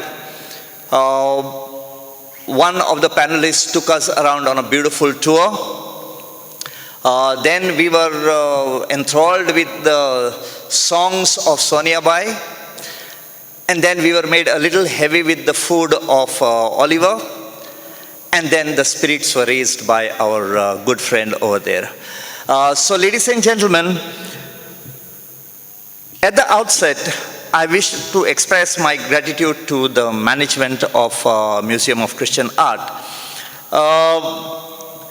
And I introduce myself as a straight-thinking Goan with my family roots going back to 20 generations which are recorded. Well, I am nowhere near being called as a historian, and that's a mistake that most of the people make. But I consider myself to be a very avid heritage promoter. Well, you can also call me a courier taking the heritage from the past to the generation next that is coming up. And I think I'm doing a fairly good job about it. And like Vivek Bak said, that yes, a little detour from what he says, I think what we do is influencing people, and I qualify to be a influencer. I have been a very active part in the hospitality industry in Goa since 1982. Starting my career as a bookshop assistant in Hotel Fidalgo, basically it was for an earn and learn thing. I completed my graduation and journeyed through many organizations to rise up to the position of Group General Manager of Angels Group of Resorts. I left the industry in 2002. There was a reason for it.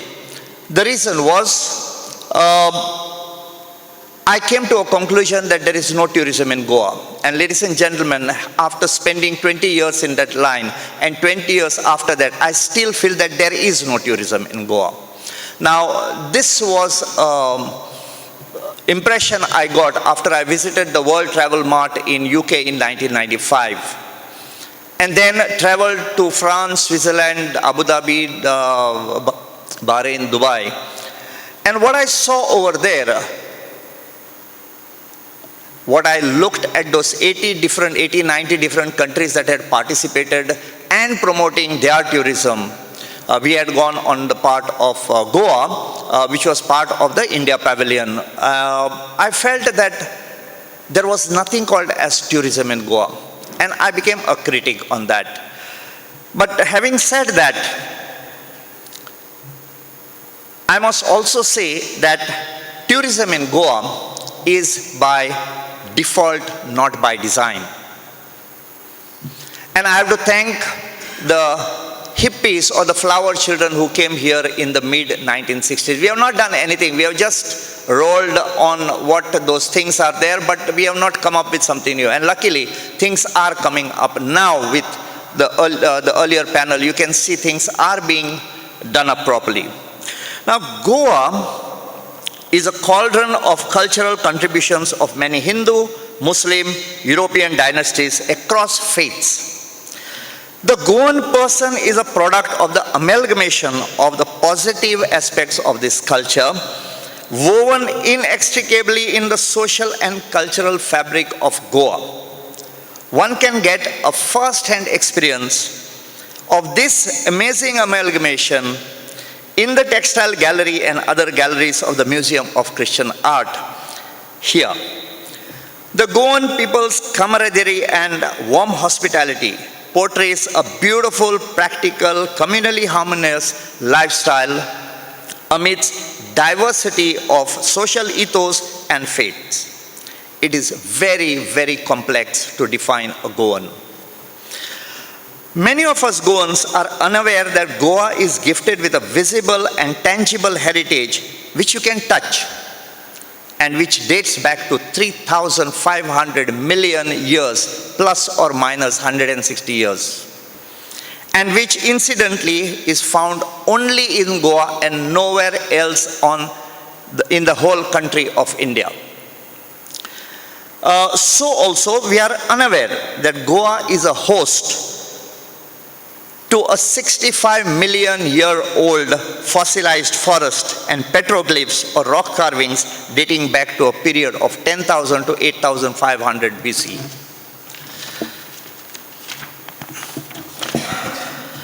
It's my observation that we have many enlightened individuals in Goa in the field of heritage and history, but much of the knowledge is restricted to academic circles and all institutional syllabus.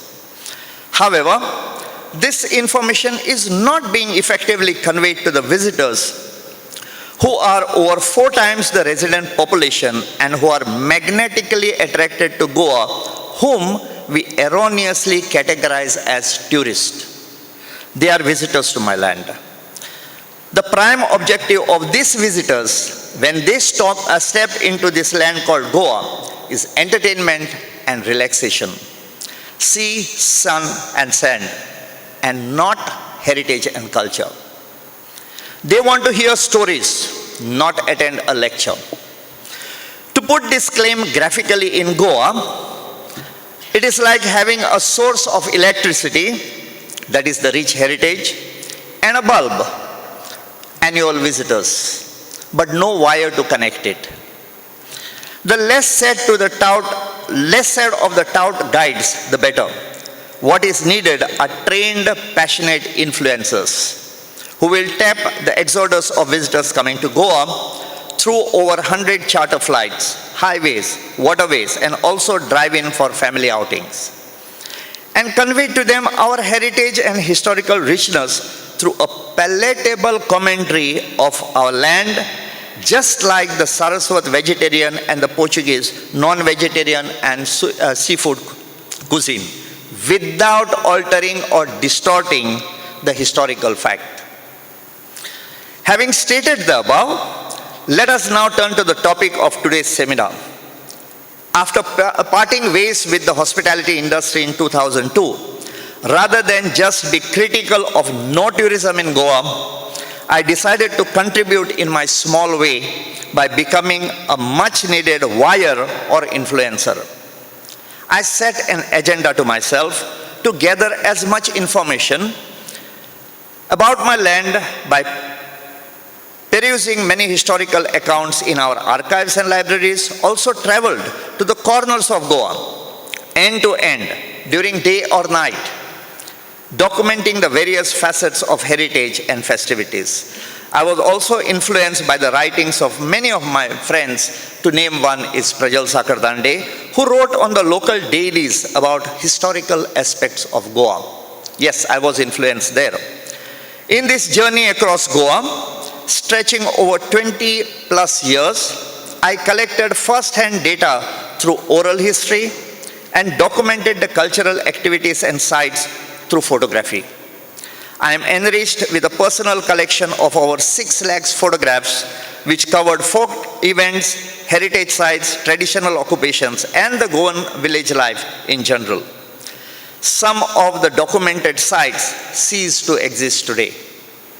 The reason of collecting this data was to understand myself, educate, and empower my fellow Goans about the wealth that lies in their own backyard, and in turn to enhance tourism. It is sad to note that 99% of Goans don't know 99% of Goa.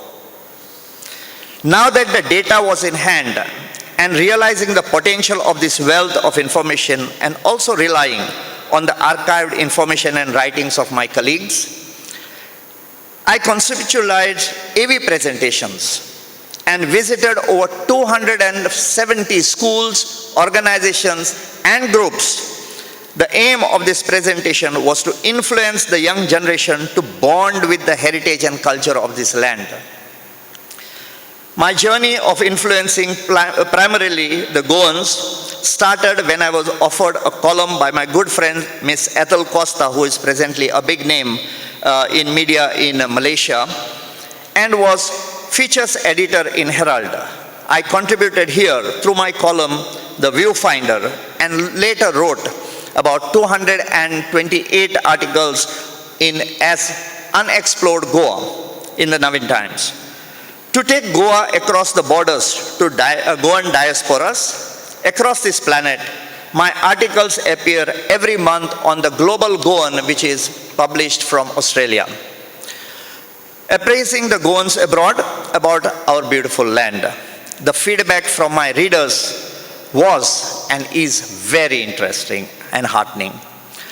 I got an impetus to carry my mission of influencing to a larger audience when I got opportunities to showcase Goa on media. I was approached by Prime TV to showcase Goa through 30-minute documentaries about Goa. I have completed a 52-series set of episodes under the title Go Goa, No Goa. No, not N-O, K-N-O-W, No Goa, okay? Right now we are in the stage that there is going to be no Goa. Later, I continued this campaign to inform people about Goa, especially to the Goans and also to the visiting individuals through my TV episodes titled My Goa on Prudent Media, where I have completed 154 of them and it is ongoing every week. This can be viewed on the YouTube, and you can see various different tangible and intangible sources and heritage of Goa. As regard the subject of this seminar and influencers, I carried on my mission to impart information about Goa by taking up a visiting lecturer's endeavor and taught culture and heritage for about 10 years in SS Dempo College of Commerce and Economics. Besides, also giving term-based lectures at Saraswat College BBA and to Carmel College of Women at Neve. I must inform here, this is important, I must inform here that many influencers from the academic field of history tried to influence those colleges to restrain me from teaching. But ladies and gentlemen, no food can be tasty without the very spicy chilies, and I took that in my stride. I also have had the pleasure of giving on-trail training to many individuals and groups, and I'm proud to say that one of those influenced by me is one of the panel members in the earlier panel.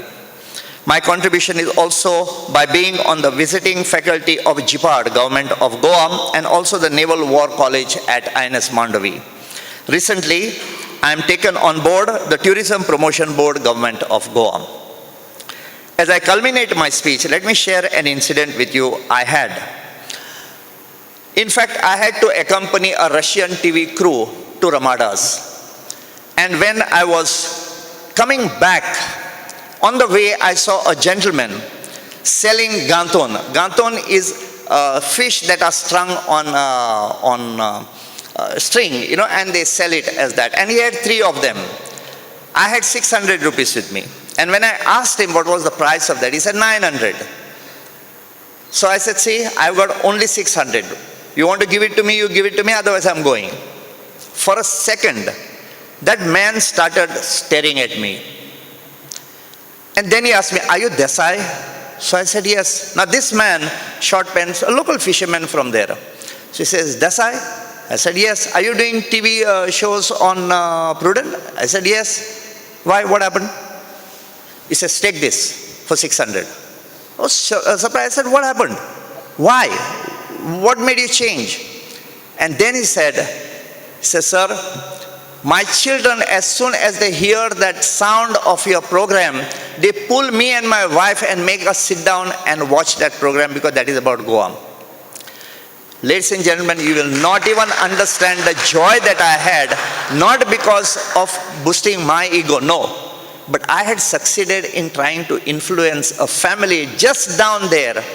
You know, not those high-placed people, but those people here in Goa who had the love for Goa but didn't have the time to visit Goa. In Konkani, there is a wise saying. This is the intangible heritage. We call it as an opari. Garan asa bara zota, ahu bhik magun khata hu. In my house, I have got 12 plows, but to eat, I have 6 alms. This is the case, typical case with Goa. We have got so much of wealth over here. But what are we doing? We are not targeting that thing, and we are not placing ourselves to that level which should attract people that need to help us suffice and promote our tourism. Yes, there are many people in the field who are doing that now. In fact, our heritage has got a huge potential. Today I've been listening to the gentleman over here, people who are actually doing things like Hansel Bob, we have got Oliver here, and people on the same platform as that. We have heard Vivek Babu over here, and Clarice also. She has, put so much of efforts in trying to document things over here. We have got a huge potential over here. So ladies and gentlemen, my only appeal from here, not as an influencer, not as Sanjeev Sadsar, not as any person who is to be put up on a platform, let us join hands to preserve our heritage, protect it, and then promote it. I think I have got those three things here for you, because this is something that is not going to last for a long time. I can see a lot of things going out of hand. We have wonderful museum, 14 museums here. We have Gerard Babu over here who has documented the, he's got the Museum of Houses of Goa at Torda. Amazing things. But we need not put them in museums only. They are right there. We can go and see that. That is my way of influencing. So, Dev Bare Koro and Moga Suni. Thank you very much.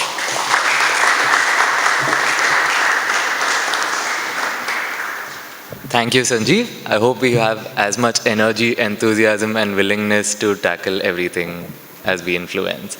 Now we move on to the panel discussion, and I'd like to call upon all the speakers onto the stage.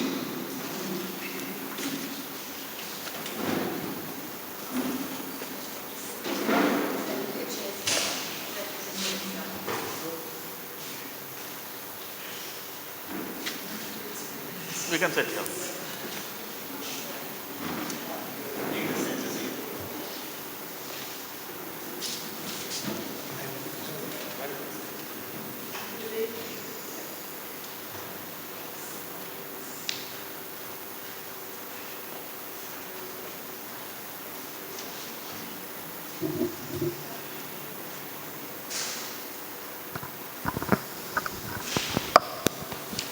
Thank you, everyone, and welcome to the panel discussion. I think my first question to open this up would be, each one of you all have contributed monumentally using books, digital media, festivals, and just so much documentation. Could you all give me a little with your experience of the changes you all saw after doing these things, like after festivals, after books, after shows, after podcasts? Who would like to go first? I came to Goa in 1995 and didn't start writing immediately. I was given an opportunity by Gerard Ducuna, who's here. Hi, Gerard. And we did a book called Houses of Goa. That, I think, opened up a whole awareness project for me personally and for all of us who were involved with the book, and later people who read the book, people who bought houses and restored houses, influenced by the book, and so on. Then followed a series of festivals, the Fontainier Festival of Arts, and that also where we used private houses, heritage homes in the neighborhood, where we displayed works of art by Goan artists. So this worked three ways, not just showcasing Goan art, but an interface between visitors and artists and homeowners in this heritage precinct. Now I'm saying visitors, but at that time, even people who lived in Panjim had never come over to Fontainier. They hadn't seen these houses. And here was an opportunity for them to interact with homeowners, which was unique by itself. We had 5 festivals, and we had a Goa Heritage Festival where we showcased our craftspeople. All these things, bit by bit, over the last 22 years, through Goa Heritage Action Group, through our personal efforts, through efforts personally made by our members, have brought about a sense of awareness and also the spirit and the opportunity for people to make it a business. When Jack Sukhija and I started doing walking tours in Fontainebleau in 2002, we got 5 people who were interested in a walking tour in 1 year. Now I don't know how many Maria is doing and how many Soul Traveling is doing, but this was how we started. So I would say we've come a long way. I've seen a lot of changes, some for the better, some for the worse, but that's bound to happen, I suppose, in a dynamic society like ours.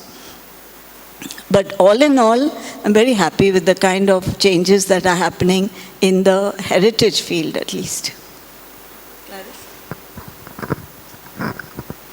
I come from a village of Saligaon, and I've seen many walking tours with Heta, and I don't know if there are others. But if you go into our Goan homes, you see Africa, you'll see Karachi, you'll see Macau, and you'll see Bombay, mainland India. And it's so nice that they are like little museums dotting our village.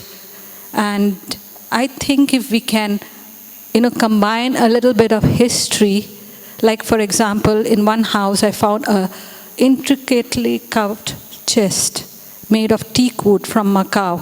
And I asked the owner, and she said, silk cloth during the time of dowries, or maybe their trousseau was put into that box and taken. It was so beautiful. I was stunned. I had put it on Facebook. And we do not see this outside. So if we have these heritage walks, but the people have to be respectful, the kind of tourists that we attract need to be respectful and interested in what we do. And recently I had a little bit of a show with Sanjeev Sardesai. He said, you take me around to the chapels and church of Saligaon. And I was stunned because I kind of studied the chapels of Saligaon. One was built in 1655 by the Teutons. And it was so beautiful inside. It's my own chapel, but I rarely went there. I always go to the church, which was built in 1873. But then I said, let me go to the other chapels, which I have been, but when I went through the books in history, one was in 1792 and another was in 1797. I mean, we have this in our villages and we do not showcase it. And if we can document these along and put it up on social media or whatever, internet, and take it out to the world, I think there will be a lot of more interest in our tourism and in attracting the right kind of tourists. We are seeing the wrong kind of tourists coming in, but there are people and Goans making money too. But that's beyond our control. But we can be louder, we can be more forceful if we target the right kind of tourists. They will also be on our side. And I think it's not only Goans looking after Goa, but I think the Indians will be now looking after Goa and make it a treasure. Yeah, so, with my book and with the podcast, what I've noticed, especially with the podcast and it's all these wonderful conversations that I've had, is that some of the responses that I then get from listeners, so for example, with the podcast, we were trending in places like Sweden, Norway, and as recently as last week, Oman. And because I put up a lot of my video content on Instagram, Reels and all of that, so some of the things that I've done, for example, when I go to my aunt's place in Kamuli, we go and we pluck karvandas in the summer, right? And I've taken a video of that, and I was discussing it with Varun from Soul Traveling on the podcast, and I put that video out. So I got a DM from someone who doesn't live in India, and the person was asking me, what is this fruit, and where do I get it, and what do I do with it? And next time when I come to Goa, can I also go and pluck karvandas? So, and I don't know how many of us over here have honestly done that, because it's just such a little minuscule fruit in a thorn bush. So yeah, these are the kind of responses that I get when I put out the content out there, and so yeah, it's nice. Absolutely fascinating. Sanjeev, would you go next? I'm not going to beat around the bush and tell you something. I'll just say this in 4 statements. Number 1, I was born, your question was from when we started, how it has come to now. What changes have that? Yeah. First statement, I was born in a village of Bardes called Porvari in the year 1960. The second statement is, today I am a stranger in my own land. That's how it has changed. And if you ask me the start of what I saw the tourism industry in 1982 and the passing of information to the people, today I consider that at that time it was a plant with just a bud. Today I see it flowering into a lovely flower. Thank you. So the situation is unimaginably different than it was 20 years ago, or when I was born in 1968. I remember Porvari in the 70s, unimaginable to what it is today. I mean, there was nothing on the entire Alto Porvari really to compare to what it is today. So the things that has changed, but in this area, it has changed blindingly fast. I recall in 2006, 2007, I'll give you an example. I wanted to do in kind of an interventionist art exhibition. Okay, it eventually became something called Aparanta, which had at that time the old GMC building was given by actually the Parikar government to be a mall. And we borrowed it from this New Delhi company, and with some people in the government actually borrowed it and held an art exhibition. At that time, in order to raise support, it was going to be something new, because Ranjit Hoskote was coming from Bombay to do it, and we were going to connect Goa's art history, which is Angelo da Fonseca and Sousa, to people who were practicing in Goa like Dayanita Singh, and then to a whole bunch of young Goan artists, and make a case for kind of a connective cultural strand to this was when Indian art was just beginning to have some value itself. So 2007, not a long time ago, I recall I went to see the head of the Fundasa Orient at the time. I guess I've already outed him. But he was a person who told me quite unpleasantly, if you want to have any impact at all on the world, don't do it in Goa. If you want to talk about, so we're talking about Goan art, making a case for Goan art, Goan identity in Goa, to save a Goan building. He was like, if I were you, I'll not support it. And if you were going to do it in Bombay or Delhi, where anyone would pay attention, then I would support it, right? Roughly the same time when we started the Goa Arts and Literature Festival, it was also, the idea was, it was inconceivable. Why would you hold an event? Even people who were in Goa and writing books 20 years ago, 15 years ago, you went to Bombay or to Delhi to launch it, or Bangalore or somewhere else, because the idea of having a launch here was, it's an eccentricity. You're doing it within the family. It's a local thing. It's a regional thing. So to go from there to where we are now today is quite amazing. I recall at the time of Aparanta, it wasn't really clear if you wanted to hold any kind of art exhibition, where would you hold it?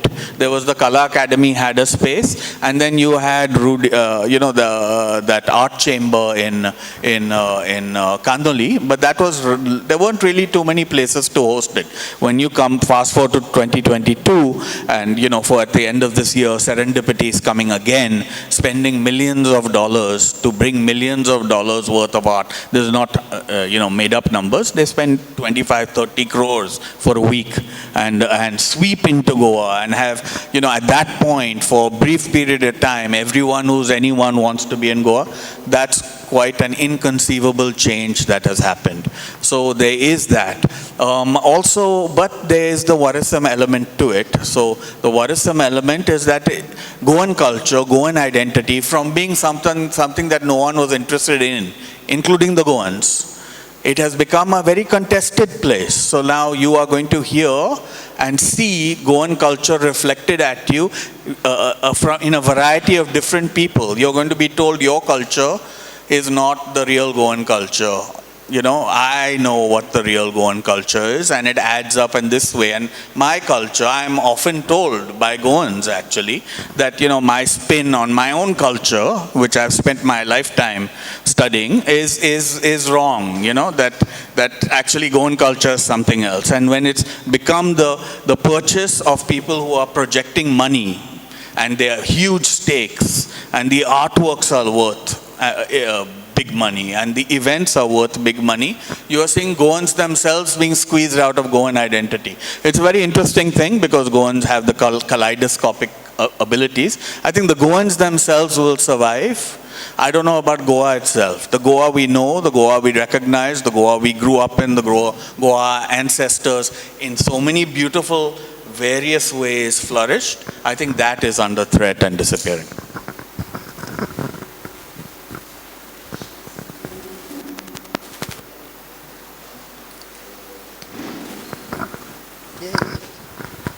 Yeah, we'll open up the floor to questions. Hello. Yeah. Hi. I'm Rajat. I run a heritage travel for myself. Now, among you being people who reach out to a large audience, across within this state, within the country, across, and being a storyteller who leads tours myself, and meeting people from different cities, from different countries. And given the polarized environment we live in, what I think Vivek was also hinting to, when a particular heritage monument or a structure brings good memories for some, is bad memories for other, what's the best way of presenting it to an outsider who knows very little of, say, Goan history? That's a very good question because we're seeing a lot of that now. All of a sudden, post-pandemic, we're seeing some things that are worrisome. Okay, we are seeing people laying claim to ways we traditionally, for instance, in Goa, we may have looked at a particular place or a site over the course of, let's say, the last 200 years of relative harmony in Goa. We have tended to use a particular building or particular object or particular history. We've tended to engage with it in a particular way. Now there are people, this becomes inconvenient. The Goanness, which is a small, unique, but logical cultural strand, is very inconvenient when you have a contested national history and contested nationalisms where you are being told, so, our history has to morph, has to fit broader narratives, and it does so very uncomfortably. I think that's the difficulty. But this is a question which is global, and I think in the context of places like this, Old Goa itself, it's going to be something that we have to engage with. I like what happens at the Museum of Christian Art, unfortunately named though it is, and I have to keep on saying it should not have been named that. It should have been named maybe the Museum of Old Goa, because the objects, one of the ways of describing that object is as a Christian object. There are 10 other equally valid ways of describing that object, including Indo-Portuguese or, many, many other things that could be done. But I like what they do there. This is something that, as I was saying, Black Lives Matter is relevant here. It is to put the object out there and then have everyone can have their say about what it is. We do not want to, we have lived with these objects, we have lived with this history for hundreds of years. We cannot cancel it, right? But you can tell your story about it, and I can tell my story about it, and all of us can tell our different stories about it, and that is, I think, the only way that we can move forward. Can I? I'll just respond to the gentleman. Vasudhaiva Kutumbakam Atiti Devo Bhava. The world is my family and the guest is God. Now this is the ethos on which the tourism industry in Goa survives. Anywhere it survives, rather. Now, there is a need for us to change that perception of thinking that that guest is God, because he's not. If you look at the guests that we get here in Goa, I would like to weep them. I'm talking purely being from the industry. Now, why do I say that? Is the question that, that you have asked related to that. We are trying to please those people, not asking them to get pleased with what we have. We have changed the name of Indo-Portuguese houses. Gerard, please correct me if I'm wrong. We have changed the, that classification of Indo-Portuguese houses to Portuguese houses. We don't have Portuguese houses here. They come looking for that particular, nothing wrong with Portuguese houses. Portuguese houses are there in Portugal. Now, we have tried to please them by giving in to whatever is their demand. And that is what is playing a very negative part in taking Goa ahead or taking them across the borders. Thank you, Sanjeev. We'll open up for more questions. I'm Hakshita. I'm from a beautiful place called Pondicherry. And I'm a newcomer to Goa, and I've moved around 4 months back. I'm here because of influencers like you, and I'm here primarily because of Clyde and his podcast. And probably you might not know me, but I'm very familiar with your voice, Heta's voice, and Varun's voice, because during my household chorus, be it washing, I just listen to your podcast and it keeps running. So we are actually influencers, at least for our region, directly or indirectly. So how should we be mindful of, what things should we be mindful of in presenting Goa? But you have been presenting Goa in such a beautiful way.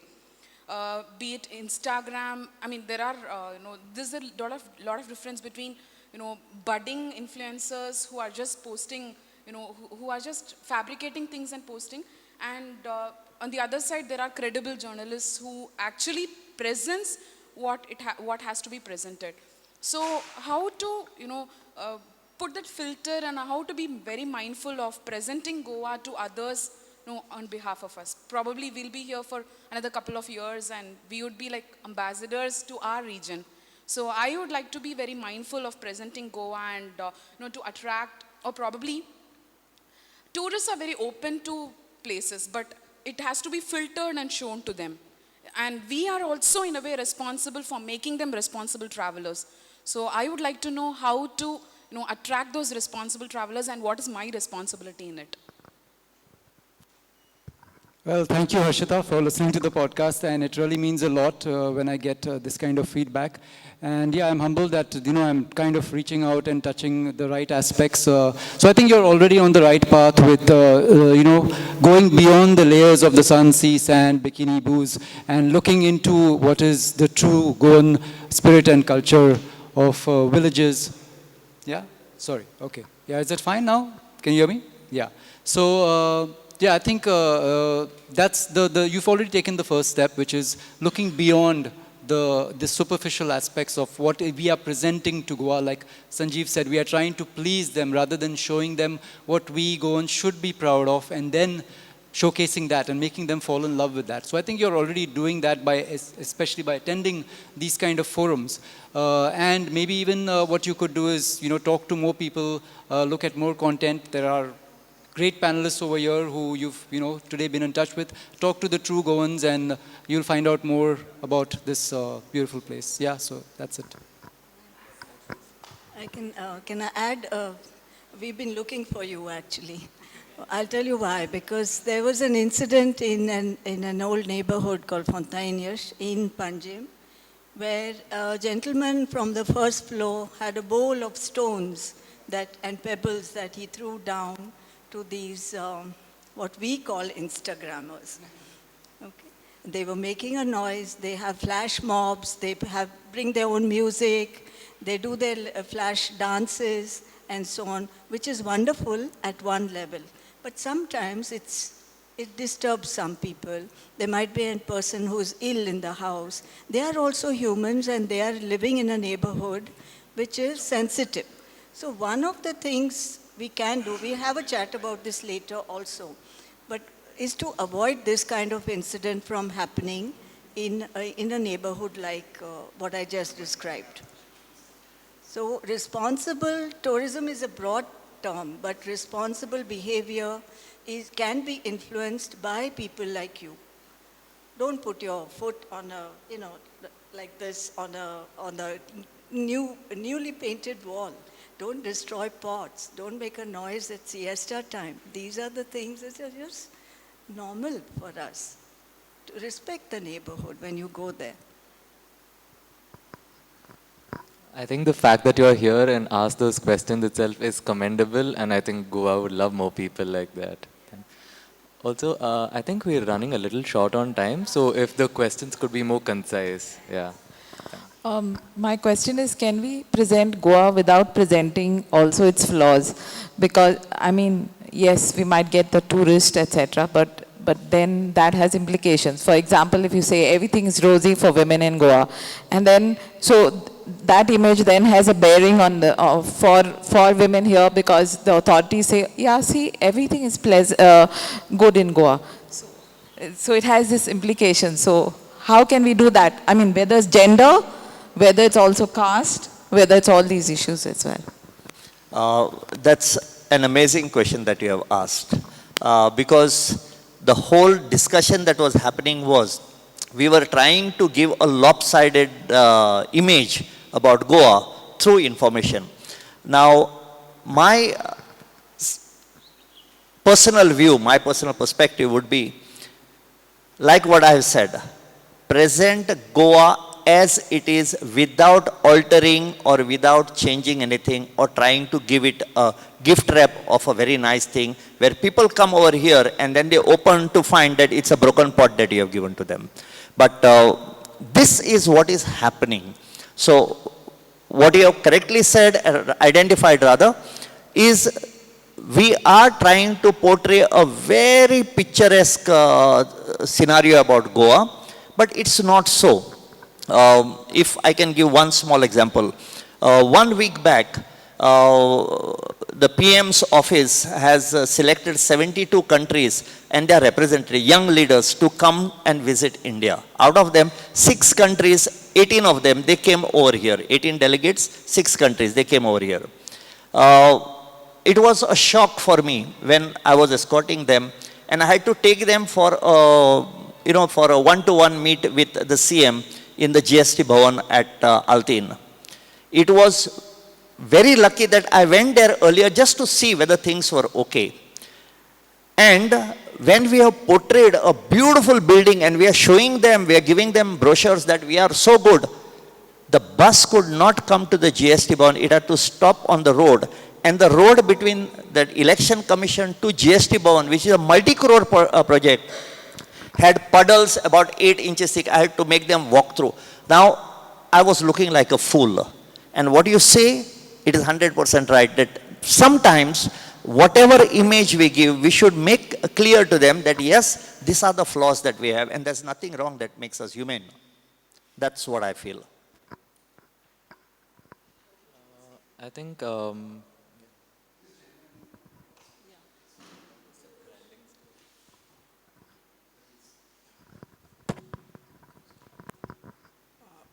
Mr. Sardesai made two important observations.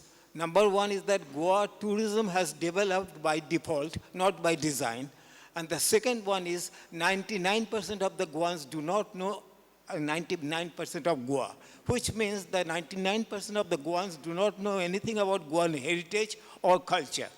So does it mean that whatever is remaining of heritage and culture will die out by default or will be preserved by default?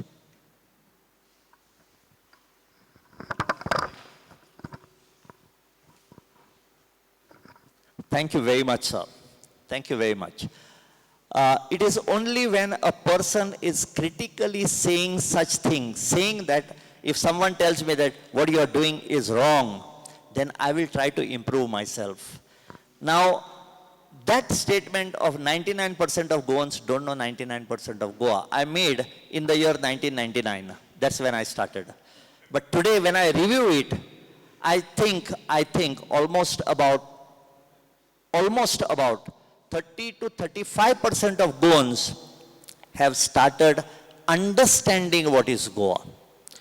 Thanks to Varun, thanks to Hansel, thanks to all the people who are contributing, today what we were thinking 20 years back is there is a light on the horizon. So I do agree that that statement may not be relevant, but thank you, it got your attention. That served my purpose. Thank you, Sanjeev.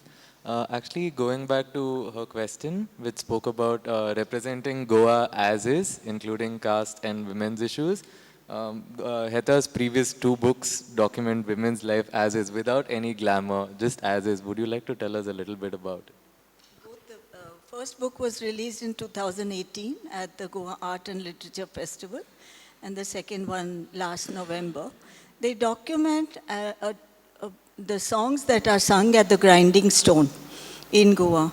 It is a genre that was there for heaven knows how long, because these are songs collected by the storytellers from their grandmothers and so on, and they've been kept alive. And the most exciting thing for me was that I thought that the Goan Catholics have stopped singing because of the pressures of conversion, but we were happy to find a community of Christian Gaudas in Kepe, in Paroda, that have kept the tradition alive. It might have gone underground for a bit, but they've kept the tradition alive, and so we've documented that as well. So there is a whole genre of oral history and intangible cultural heritage that is waiting to be found. There were lullabies, there were morning songs, which have gone underground. That has to be revived. Wedding songs. There was somebody who called up and said, do you have a collection of wedding songs? Because I want traditional songs to be sung at my wedding. I didn't have it, but I'm sure somebody has a collection. So this is also one aspect, the oral history and intangible cultural heritage. And another thing, since Nirmal is here, I want to say when we talk of heritage, the first thing that comes up is the buildings. But it's not just buildings. Our heritage is also our natural forests and our natural areas and the wildlife. Nirmal, is he there? He's gone now. But, yeah, okay, stepped out for a bit. But that also, please pay attention to that aspect of our heritage as well, our natural heritage. Thank you, Heta. I think we'll be ending the session with this. Thank you, Mocha, for having all of us here. Thank you, the team. Every chance we get into this space is truly an honor. And thank you, panelists. Yeah. Thank you to all our panelists. Thank you to our moderator. Thank you to all our participants. We'll take a half an hour's break and we'll assemble here again at 2:30 to start the last session. If anybody would like to see Clarice's book, Clarice, will they be able to look at the book? Okay. So the book will be outside at the table so that you all can have a look. We'll see you in half an hour. Thank you. Okay, good afternoon everyone and welcome back. So now we're having the last session, which is on the museums in Goa, and this session will be moderated by Lena Vincent. Lena Vincent is an independent art historian and curator with 2 decades experience in arts management. She has curated numerous exhibitions with galleries across India and contributes to publications on art history and contemporary cultural practices. The focus areas of her research extend to projects with arts education, printmaking history and practice, the documentation of living traditions and folk arts in India, and environmental consciousness in the arts. Lena, over to you.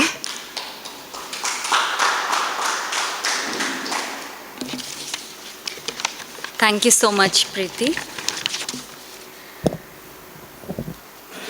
I'm glad to be here this afternoon for this session, which is Goa through its museums. We are looking at today the role of a museum as an institution which is constantly evolving. Museums are no longer viewed as places where objects are merely displayed for the public to see, but rather as spaces that enable dialogue, sharing of ideas, and providing opportunities for community participation. There are a few museums in Goa which showcase different collections. Besides exhibiting the art objects in their collections, these museums, each in a unique way, also promote Goa's cultural heritage among their audiences. Since a considerable number of tourists visit these museums to understand Goa's heritage and history, these play a significant role in disseminating information about Goa to their visitors. This session will discuss the contribution of museums in Goa towards promoting cultural tourism in Goa through their collections and the programming, challenges, and future possibilities as well. The speakers today are Anusha Samant, Gerard Dacona, and Natasha Fernandes. I would like to begin by introducing the first speaker, Anusha Samant. The visits to different museums during childhood and her curiosity about museums led her to choosing a career in the field. She has training in museological, conservation, as well as archival practice. She was part of the MOCA Intact conservation project as a conservation intern. She is currently serving as the curator at Dharohar, National Museum of Customs and GST, Panjim. Welcome, Anusha.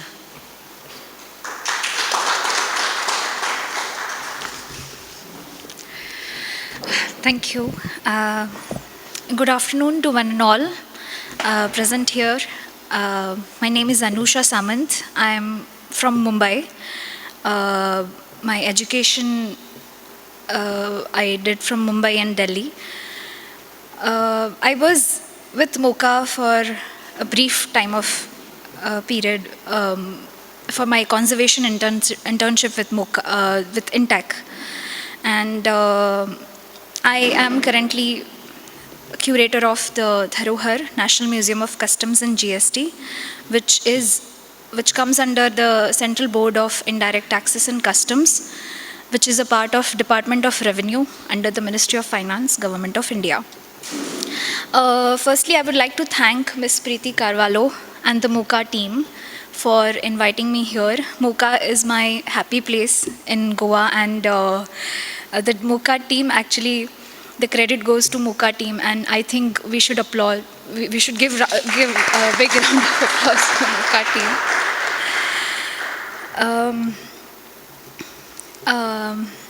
Okay, so why the museum, why the name Dharohar?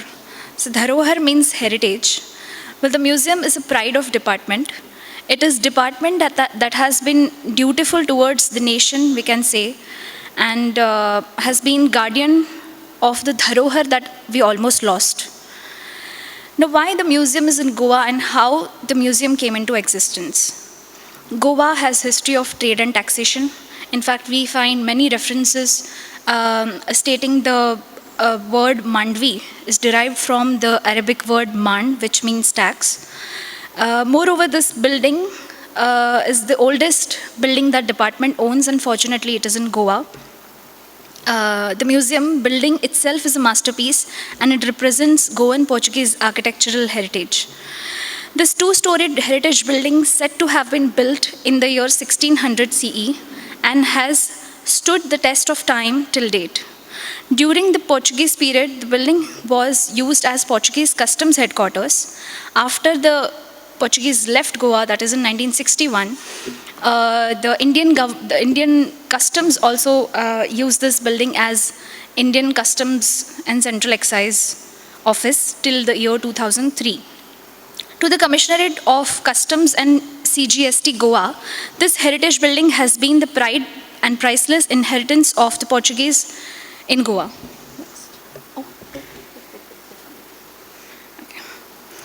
The building has seen 3 different colors. Initially, it was painted in yellow.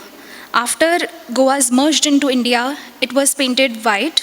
And after the year 2000, it was painted blue in order to commemorate the indigo trade. So we recently had a refurbishment project of museum, and we wanted to repaint the museum wall from outside. So they removed the layers of previous painting,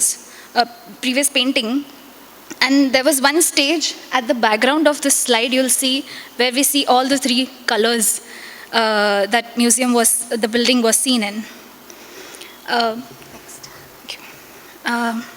So they felt the need of having a museum of the department so as to fill the gap and spread awareness about the department among the common man.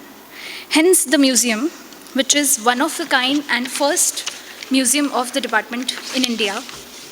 The museum collection is the contribution of various customs houses, revenue laboratories, opium factories, pre-independence custom sites, and so on, capturing the theme of the museum. The prestigious Indian Customs and Central Excise Museum was inaugurated on 25th of July 2009 by the then Finance Minister Shri Pranab Mukherjee in presence of the then Chief Minister, Tourism Minister, and other officials. Over a period of time, the department saw many changes like introduction of GST and all, and there was again a need of updating the museum. So the work carried out last year, from last year, and the updated and upgraded museum was dedicated to the nation by the Honorable Union Finance Minister Nirmala Sitharaman on 11th of June with new identity Dharohar in presence of state ministers, tourism minister, and other officials. Next. The objectives of the museums are highlighting the rich history of department, its various activities in revenue generation, curbing the illicit trade and smuggling, and thereby substantially contributing to the economic development of the country. To promote the common man's voluntary tax compliance, also promoting the awareness of our long history in the serving of the nation. Then to recommend and promote the collection, preservation, documentation, and display of artifacts and items of antiquity in relation to the department. And to project as to how department have been maintaining international cooperation with their counterparts in other countries. So museum has a section where we have the souvenirs and mementos received by our department officers exhibited in a section. Customs officials seized items that smugglers smuggle. Here are a few items pertaining to the Goa customs and also a few Goan cultural heritage. So we have kukri, or the Gurkha knife, that was seized by Goa customs. Then we have brain corals that weigh 3 kg, and they were seized again the Wildlife Protection Act at Dabolim Airport. They were supposed to go to Sri Lanka. So the natural history of Goa. Then of course the bronze sculpture of Gram Purush. It was retrieved from the riverbed, under the riverbed at Narve Divar. So there was a group of smugglers who were, so the riverbed was their place of hiding things, robbing things and hiding things, and slowly they used to take it out and take it outside the country. So Goa Customs got this information and they retrieved all these artifacts. Then the keys of the museum building. The keys are the 2 keys of this heritage building, the department's very own object displayed at the museum. The plate plate is inscribed as Alfandega. The name Alfandega is inscribed on the plate. Alfandega is the Portuguese word for customs. And of course, the Portuguese coins in circulation we have displayed. Now the visitors' footfall. The kind of visitors that we receive are 60% paid visitors, 30% students, and 10% include small children and department official. We receive tourists from, we receive the tourists the most from all over India and the world. Next. Some of the activities that we have done are drug awareness among the youngsters, seizure storytelling activities, then treasure hunt activities. We also have programs for our department probationers, IRS probationers at the museum. Museum has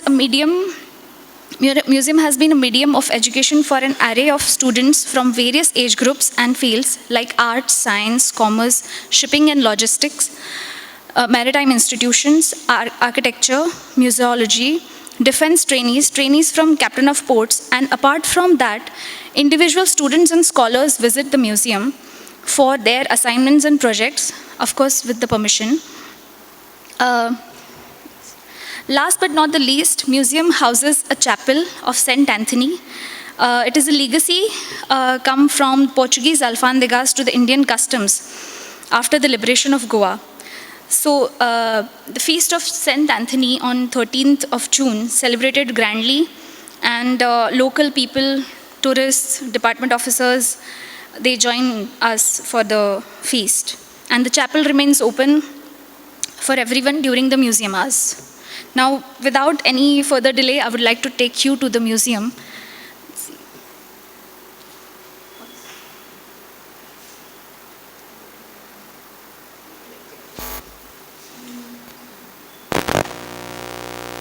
Artifacts with detailed information.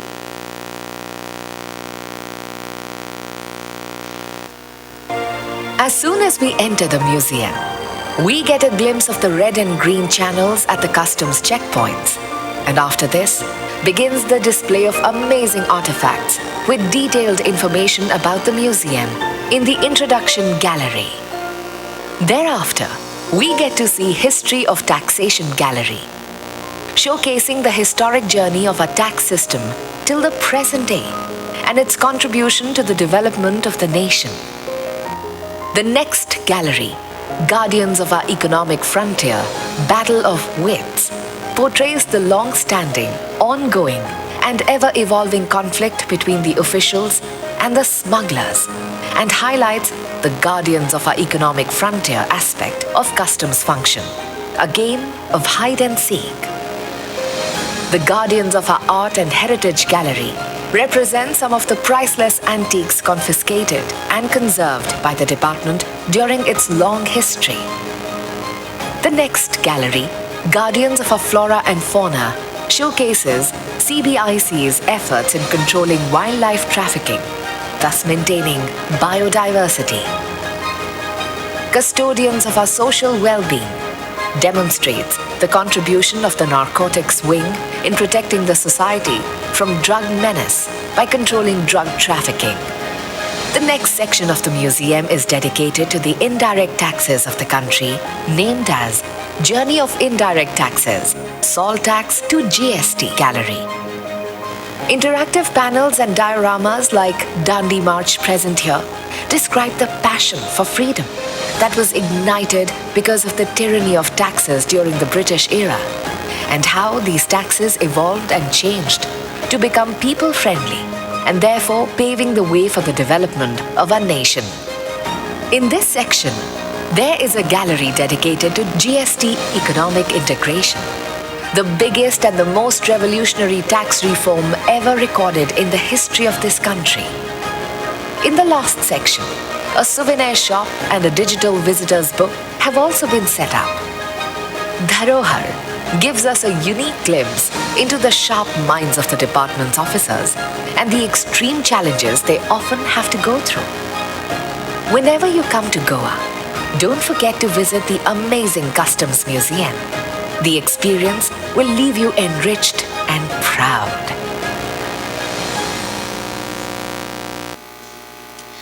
I invite everyone to visit the museum anytime from 9:30 to 5 o'clock from Tuesday to Sunday. Thank you.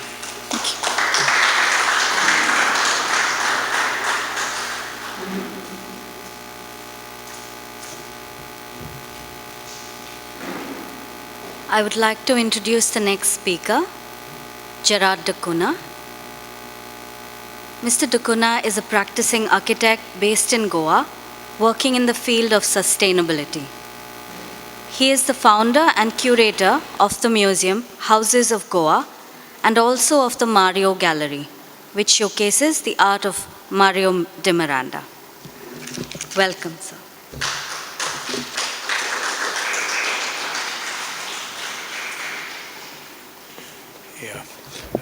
Good afternoon, and thank you for having me. Can you hear me at the back clearly? All right. So this museum has a strange origin. In about 1999, I was trying to take out a book called Houses of Goa. Heta was one of the collaborators, who's not here, she just left. But, I couldn't find a publisher. And every publisher said, oh, what a wonderful book you've got, but can you give us 10 lakhs, the money, to put this out? Or we'll do it, but can you introduce food and beaches in this book? So I said, no, it's only for houses. So I couldn't find a publisher. So what I did was, I did a little exhibition. And I went to the Fundasa Orient and asked them, would they hold this exhibition called Houses of Goa? And they said, all right, you can hold it here for 2 weeks. And I put up the exhibition, and I put up the dummy of the book, which I wanted to bring out there, and started taking orders for the book. Strangely enough, everybody started ordering the book without seeing the book, without seeing the main book. They just saw the dummy and they started ordering the book. And normally in any kind of exhibition of this sort, you always have a lot of people coming on the first day, and then nobody comes after that. Strangely enough, the people started increasing in numbers. So the second day there were more people, the third day there were more people. There was something about the Goan house which attracted people. People in Goa, this is like 1999, okay? So they felt that their house had been lost, was being lost. So they felt that this was a great exhibition. So people would come and write in the visitor's book, the modern architecture is horrible, they should be demolished, and old houses are wonderful. And, and I started getting more and more orders for the book. And the exhibition wouldn't stop. It went on for 3 months because people kept on coming, and the Fundasa were very happy to have it. And then, strangely enough, the Fundasa told me, we'll give you 1 lakh. Will you increase the exhibition and let's take it to Portugal? I said, wonderful. So they gave me 1 lakh. I increased the exhibition a little bit, and I took it to Lisbon, and I went there with the exhibition. By that time, the book had come out, but that's another story of the book. So what happened was, I took it to Lisbon, I took it to Porto, brought it back, and then I was invited to take it to Bombay. I took it to Bombay, increased it again. Every time I was increasing a little bit. Then I took it to Delhi. And then after this whole trip, it must have been about 2 years that it was running around, it came back to my place, these huge boxes and crates with, I didn't know what to do with it. And at that point of time, you see, I run a little complex where I have my house, have my studio, and I have 2 schools which were run by my wife. And I needed a traffic island very badly. And I said, come on, let me build a museum and put this collection in the museum. And of course, increase it. And also build my traffic island. So I did that, and it's been there now 15 years that I run the museum. And it's more like an interpretation center of my take on the Goan house. And I had this problem, and they said, you have a 10-minute presentation. So I said, what am I going to say for 10 minutes and things like that? They said, you can also make a video presentation. So I went to the net and I looked up videos on museum houses of Goa, and I found something like 30, 40 videos, in Tamil, Telugu, Kannada, Punjabi, Bengali. So I chose a 5.5-minute video, which I'll show you, and then I'll get back to speaking.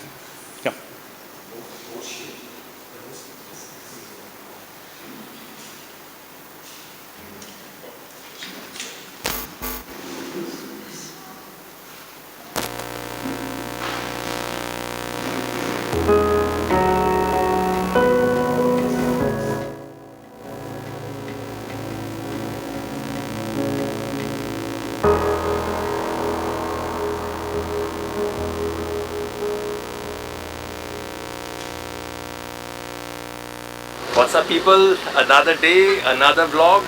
Today we are going to be exploring the Houses of Goa, which is based in Sangadamundo. It's about 10 minutes from Porvorim, 30 minutes from Anjuna. This ship-shaped museum was built by the famous Goan architect Jarat Tikuna. depicting the Goan architecture and cultural history that you're now going to witness. Come, follow me. Hi, how are you doing? I'm good, thank you. How are you? Good, good. What's your name? My name is Jovito. Jovito. Andra. So the entry fee for the houses of Goa is 100 rupees per person. If you want to do a vlog or get your camera in, you got to take special permission from the owners at Jaratikunna. And you also have, there's an additional charge of 100 rupees if you want to use your camera for all the bloggers out there. You have to take off your shoes over here to enter the museum. So the museum timings are from 10 a.m. to 7:30 p.m. and it's usually closed on a Monday.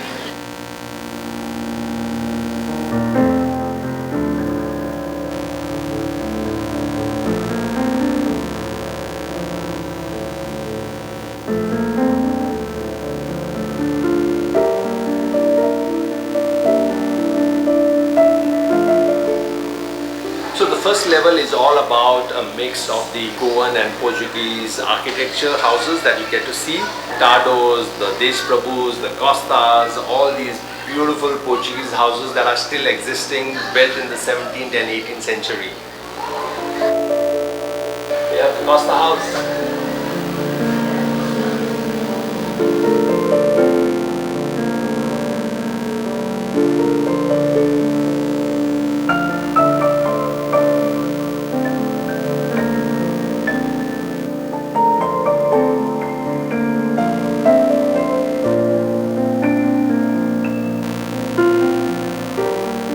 Sometimes you take it for granted and you don't realize the beauty that Goa has to offer. Everybody talks about partying and the beaches and the restaurants, but it's places like these that you get to experience, and that's what I love about exploring these offbeat places. And I'm glad that I'm able to share these experiences with you guys, and I hope you do enjoy all of this content that we get for you.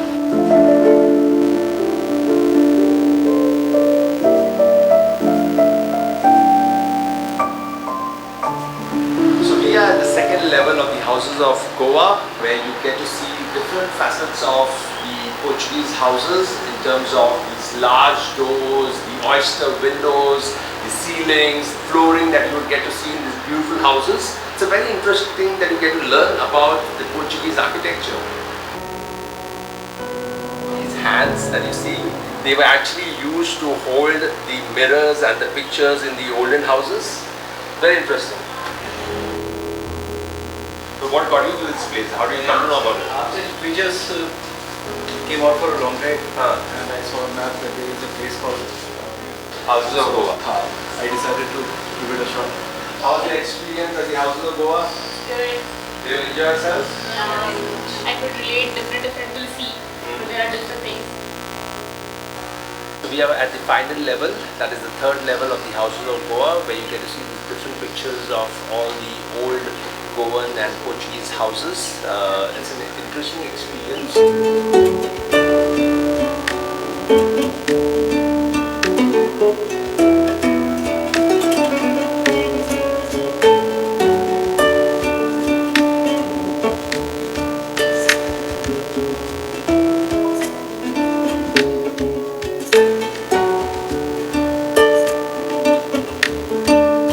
What we have here is a machila, where back in the good old days, the rich and the famous would be transported from one village to another in these bumpy little chairs carried by four men singing songs from one village to another. I can tell you for sure that it will be a bumpy ride. We are now at the Mario Gallery, which is just the next door shop close to the Houses of Goa, which you can also visit and buy all your souvenirs that you can give it to your friends.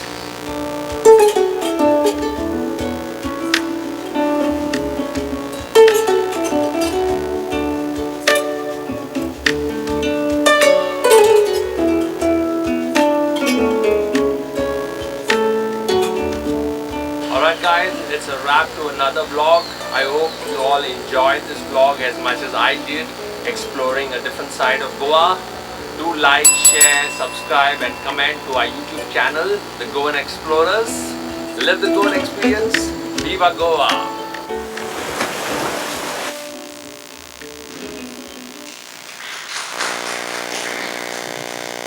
Okay, anyway, this is just one of the many videos there. Now, I'm very fortunate in the sense that it's a very small gallery that I have, but it's in a nice setting. I have a number of nice buildings, like outside gardens, and I have the Mario Gallery, which is actually, people come to the museum and then they visit the Mario Gallery and buy stuff. Now, I don't do many workshops here. I only do workshops for students of architecture, and I do a lot of them. So I have these groups coming in here, maybe about 30 or 40 every year, and each group is about 30, 40 students. All students of architecture from all over the country want to come to Goa for their holiday, for their study tour, what they call study tour, and they're forced to spend a few hours with me. Okay, so this is the museum, and it's quite old, 15 years old.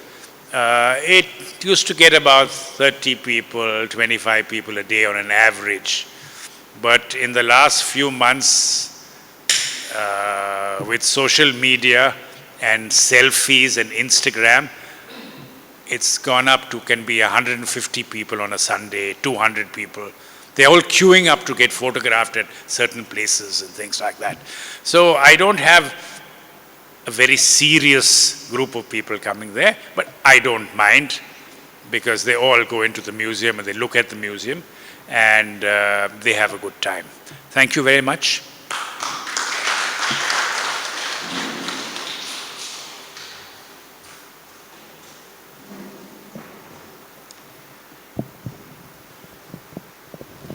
To introduce the third speaker, our very own Natasha Fernandes. Natasha is the curator of the Museum of Christian Art. With over 15 years' experience, she has been involved in every aspect of the museum, including the conservation of the collection and visitor engagement. She also promotes the museum and surrounding monuments on the Holy Hill in Old Goa through curated walks. Over to you, Natasha.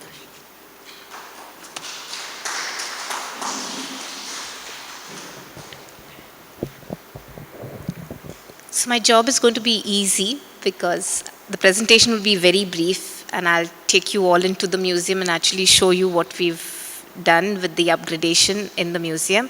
But just to give everybody a brief introduction to the space, where we are and what the collection stands for, and the kind of events that we focus on. So the presentation is a brief one.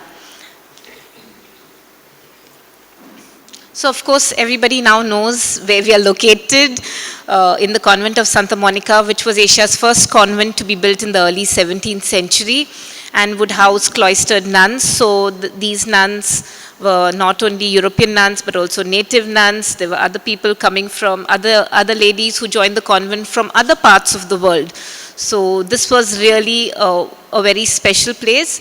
But the building is historic, because it was built in the 17th century and would have, of course, besides housing cloistered nuns, it was built with patronage by the royalty. And at that time when it was built, Portugal was under Spain. So actually the Philippine king's patronage was used for the building of this convent. Like you all have walked through the convent today, and you've seen the scale of this convent, Asia's largest it was when it was built. Can we move to the next? So that's an image of what the convent looks, an aerial view. Go ahead.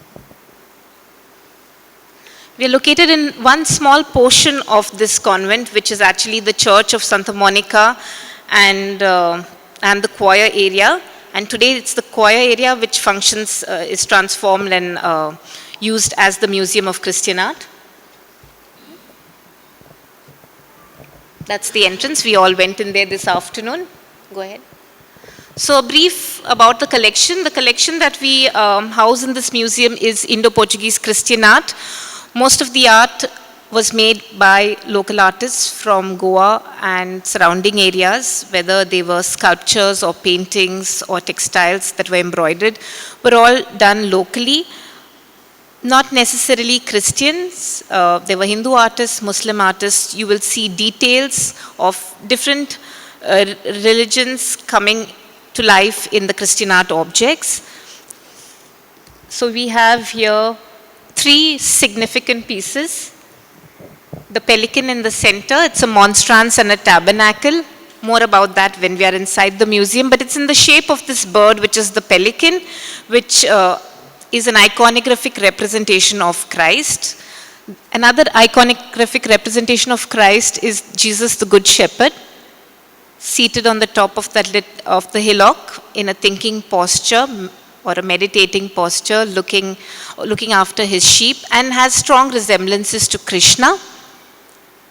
And the Nirmala Mata, the Virgin Mary standing on a lotus. The 2 indicators that she is actually the Virgin Mary are the crescent moon and the dove of the Holy Spirit, which is above her head. The infant Jesus in a cradle. So if we see the infant Jesus in a nativity crib, it has a different way it's holding out its hands. And here the baby Jesus is with the finger on the lips. Very similar, maybe we can draw a comparison to Krishna in this particular infant Jesus. And also the cradle, because the cradle is something that we associate with Krishna on the day of Janmashtami. So these are the Indian influences on the Christian art that the museum tries to highlight.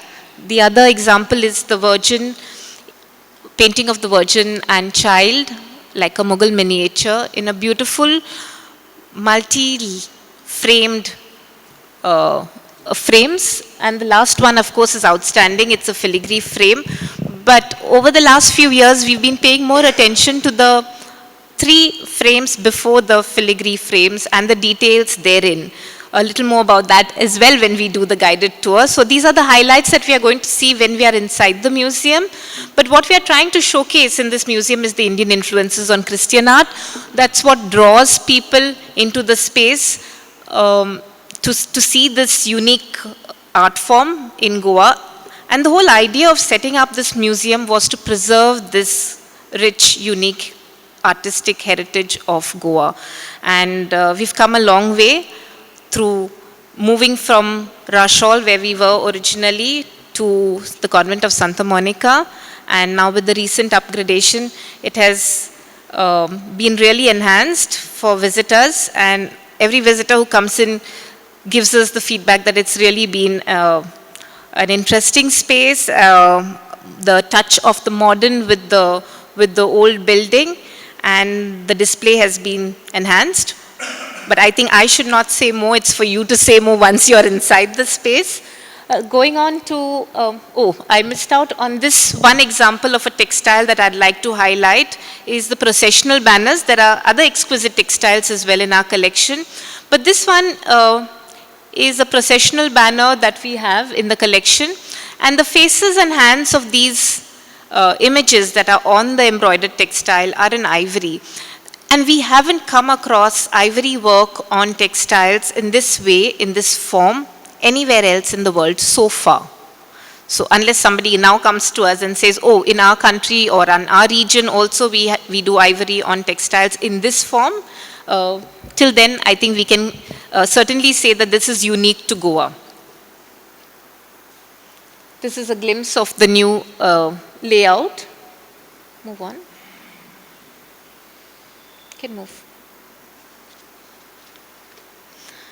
One of our objectives is the conservation of art objects. These are some of our own objects that we conserved, including the mural, that's the archway between the museum and the church, which we conserved in 2018 using the help of conservators from Portugal and Goa.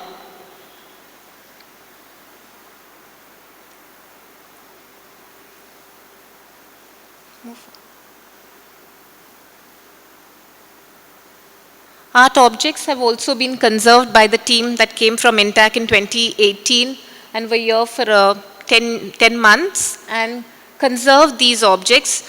That's our primary objective now, to conserve objects besides showcasing this unique art form. This is when we conserved and restored the Church of Santa Monica, adjoining the museum.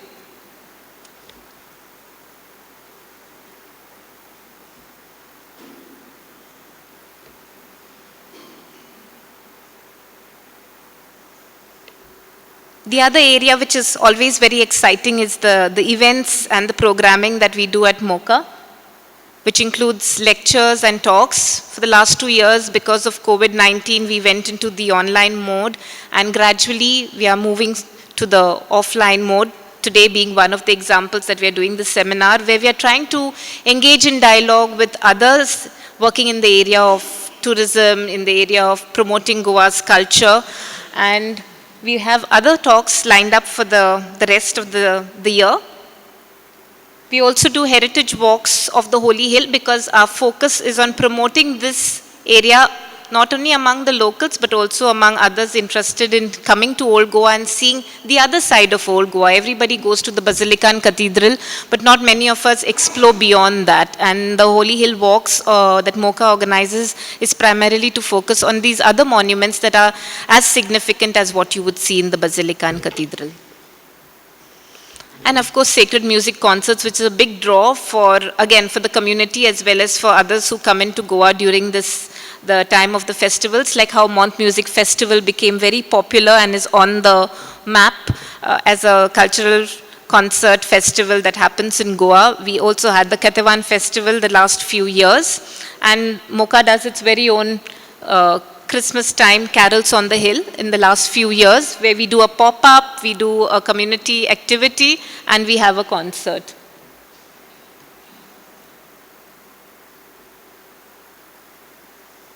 So this is in brief what we do here at MOCA to promote, preserve, and of course promote Goa's culture. Thank you.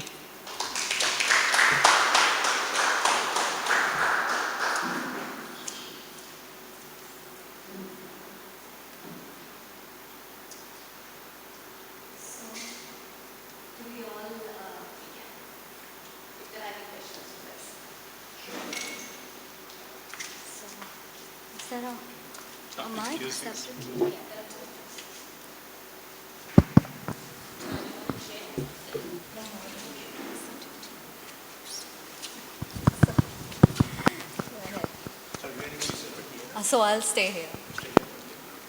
Yeah.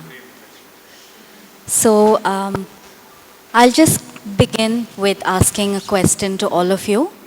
You mentioned the pandemic, Natasha. So we've all come out of this enormous, 2 years where lots of things changed. And museums, I think, really took a hit in many different ways. So I'd like to put it to all of you in that what were the biggest challenges during this period, but what were the advantages, changes that came out of such an incident? So that would be my question to all of you.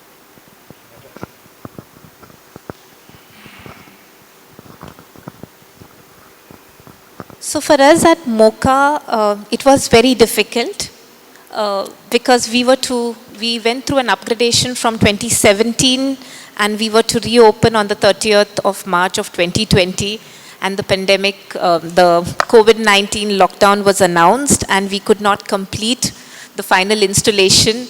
Our teams had to return, and so while the museum was complete, the objects were not in place, and we couldn't reopen, and couldn't reopen for almost a whole year after that. So it was a challenge because all the work that had been put in, the momentum was lost at that point. And it was very difficult for our teams to travel back.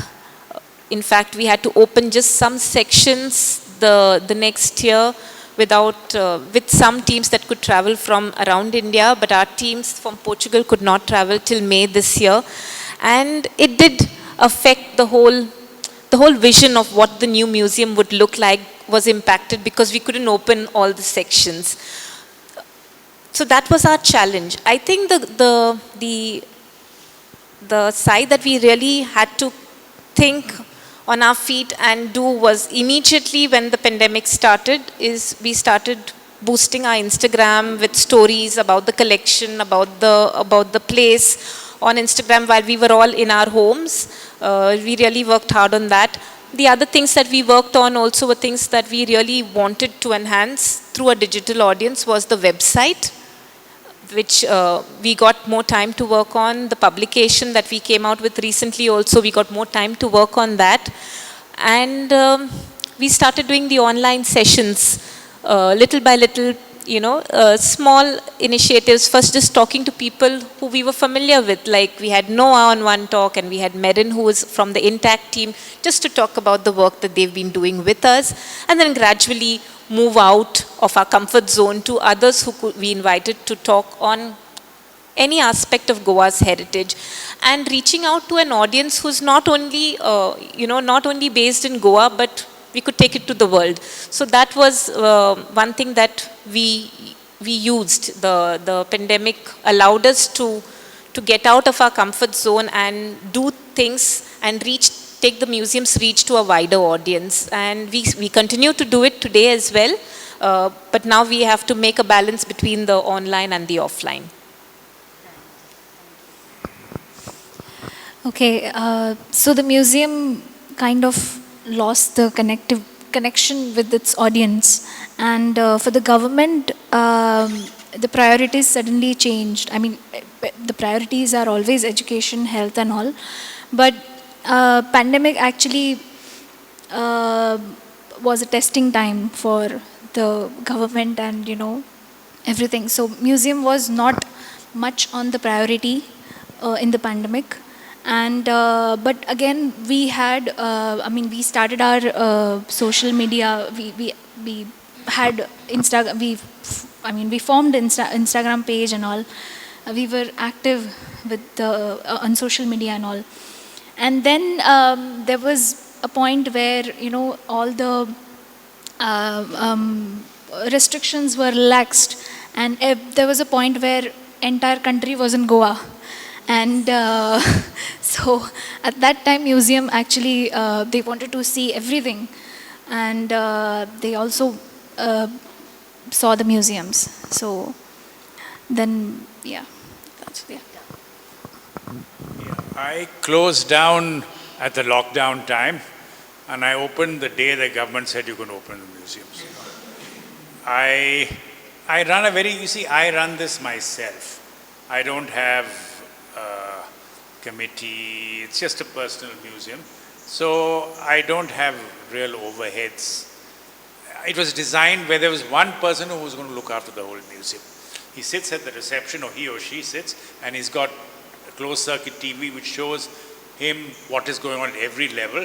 And I have a cafe next door, so somebody comes for a coffee, this person nips there and gives a coffee and comes back. So it was designed as this place. But now with so many people there, I have about 3 to 4 people who run the place. So I opened as soon as I could open. The government thought that these kind of spaces should open last of all for some reason. And in fact some places like Rej Maghaus are not even fully open now. Only half of it is open.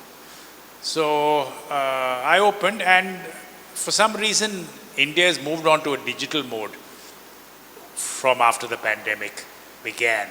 So I do much better now because I don't have my own social media thing, I don't do anything, but everybody else does it for me. They take selfies and they send it to 100 people, and those people come and take selfies and send it to a lot of people. So it's just operates like that. Yeah, so I'm fortunate. I keep my fingers crossed and see how long it's going to last, but it looks as if I have enough things around. I have a nice environment. I have the Mario Gallery next door, which together with this, they work in tandem. So one earns some money, while the other one you buy the ticket. So I'm quite happy. Thank you. Thanks for that. So before I invite the audience to continue, I have one more question. That is about accessibility.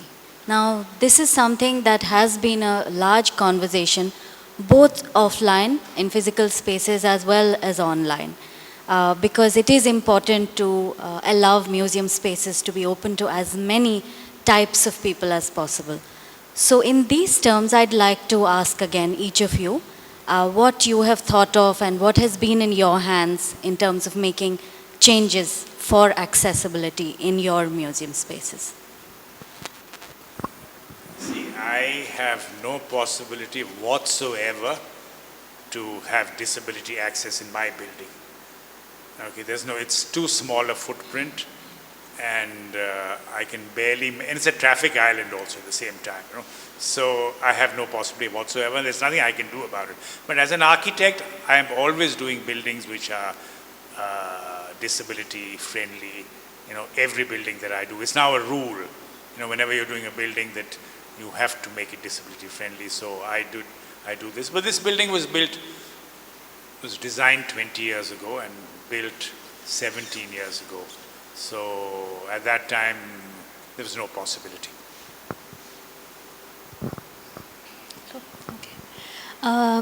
Accessibility for the, yes, all sorts, right? Okay.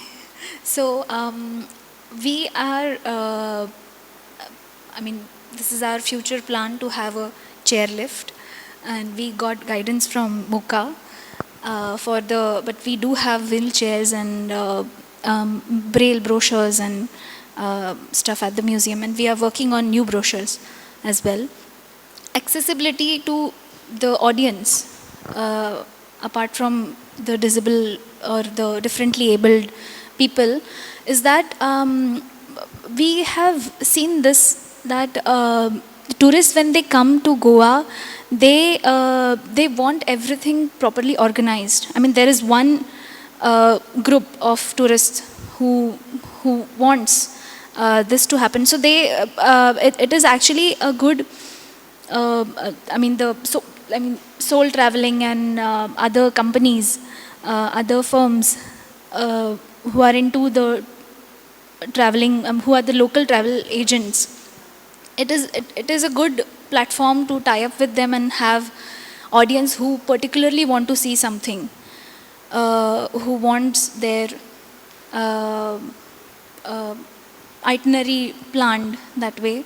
So we are planning that way also. We are trying to tie up with the local companies as well. And language and things, like language of the labels and... Oh, they are bilinguals. So English and Hindi, we have both as of now.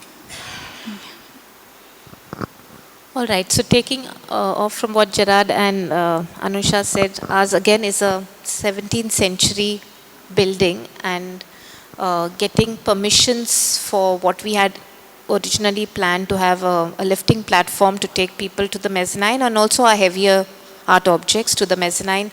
We were not allowed because of it being a heritage monument, and so we had to work around that, and we found a solution in the chairlift that could be accessed through so anybody who has a problem with accessing stairs would use the chairlift to go up to the mezzanine, and we have a wheelchair and ramps on the ground floor, which makes it accessible. We have much more to do in terms of doing maybe braille labels for some objects, doing models which some of the visually impaired could touch and feel.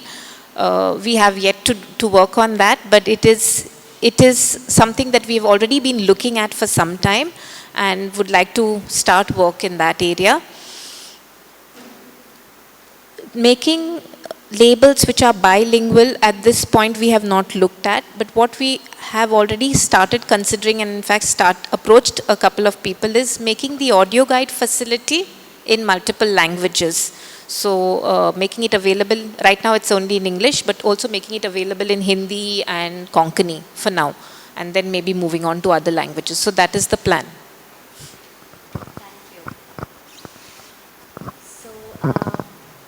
With that, now I think I'll welcome the audience to ask your questions. I think, correct me if I'm wrong, I think museums, if a private investor puts in money, I think the returns are never going to see the light of the day. Am I right or am I wrong? Unless you're very passionate and you're doing it for yourself, but the amount you're going to put into it, I think it's never ever going to come back in your lifetime. Correct me if I'm right or wrong. Yeah, you don't the museum is not a business. It cannot, but what happens is, it's an important, like, there are a lot of cities which build a new museum to attract, like in Bilbao, they built a museum which brings thousands of foreign tourists into Bilbao. They got a famous architect, Frank Gehry, to do it, and people come to Bilbao now to look at the museum, and all the businesses around the museum have now become, the whole city is rejuvenated because of this one museum. So it can be not a simple trade that you put in 1 million, you get 2 million, not like that, but over a long-term basis, it can really regenerate a city. My question is to Anushka. I appreciate the fact that Dharohar is a national museum showcasing the history of the customs, etc., but the museum itself is in a historic building, the Alfandega.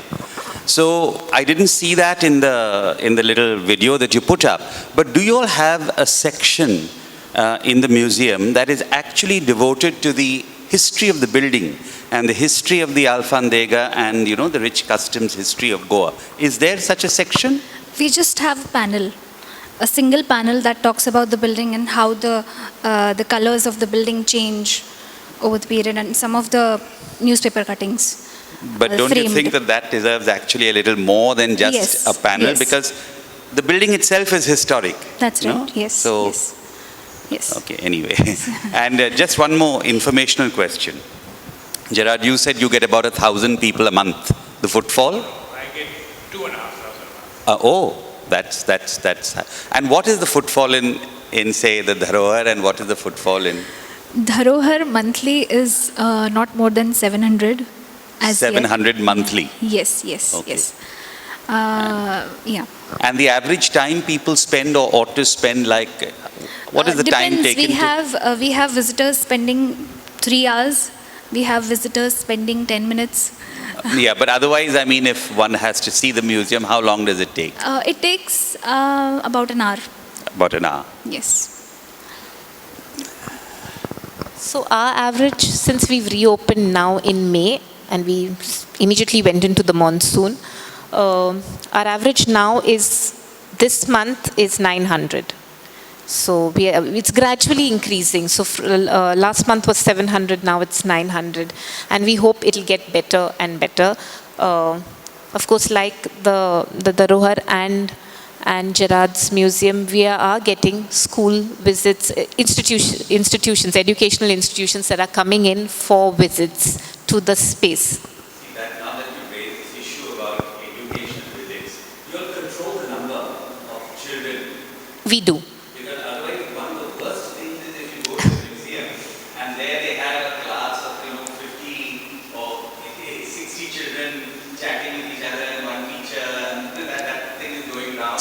That spoils the experience for everybody else. True. So what we do is, right now what we are doing is, we have approached institutions, but we have given them specific days on which they can come. So we dedicate those days. We don't do anything else on those. We don't book any other guided tours on those days. It's dedicated only for the students, where they come in, and we plan the event, the visit in such a way that we run through the whole museum. We plan it all. So it's not they're not coming on an unplanned visit where they're just walking around with the teacher. We control the numbers coming in, we control what we are saying to them and what is the kind of engagement that they're going to have in the museum. So everything is controlled at this point by us, because in the past they would come and we wouldn't be prepared to receive them, and they would just walk around the museum. It's part of a larger picnic of old Goa, and they go back. So they are not taking in anything, and nor are we able to contribute. But now exactly. So now it's planned. They call up, they make an appointment, a booking for that day, and we dedicate about 2 hours to each group that comes in. Other visitors who come in, we see to it that they are not impacted by the group that is coming in. And it has worked effectively. I think you can speak for Dharohar. So schools or colleges or anybody who wants to, any group, larger group who wants to come to the museum, they send us an email asking if this slot is available. And we reply them and then we confirm the visit. Yeah. And even if it is a larger group of, say, 50, we divide it into two. And one starts from the ground floor and one from the first floor. That way. And also, Institutions are also realizing that we need to plan and come. They need to keep us informed. They can't just show up because we've not been prepared. And we will not. Just contact her. You can email. Yeah. Email or call Correct. us up.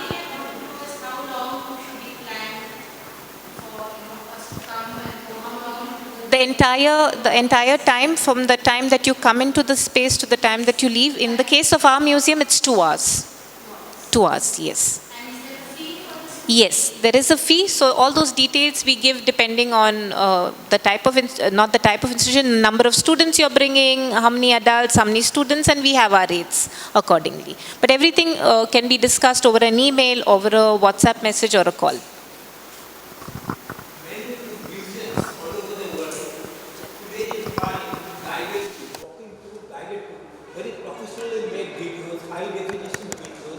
And sometimes even 3D. So this has an advantage because the people who cannot visit the museum, they can still enjoy and see. But at the same time, the negative side of this is that the footfall will come down. Because most of the people, if they can see it on video from YouTube, why they should visit your museum. So what happens is that for a state funded, whether it is funded by the government, there is no problem. But for the privately funded museums, where it depends on the collection of the footfall, what happens? Will they die out in future?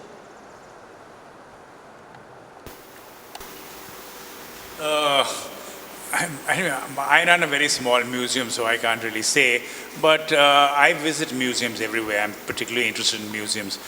I don't think the museum experience, like, I'll give you an example of my museum,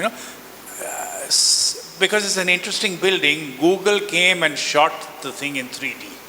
So you can get onto Google, someplace you go, and you can see every corner of my building. You can go this side, you can go onto the roof, you can go down, you can do. I don't think anybody looks at it. I don't think it's affected the numbers who come there. So I think we are safe, from. Yeah, that way. Yeah, but it's nowadays, like you have an audio guide, right? Yeah, so they have an audio guide which makes the experience better, that you just press this button when you're there. So it's helpful.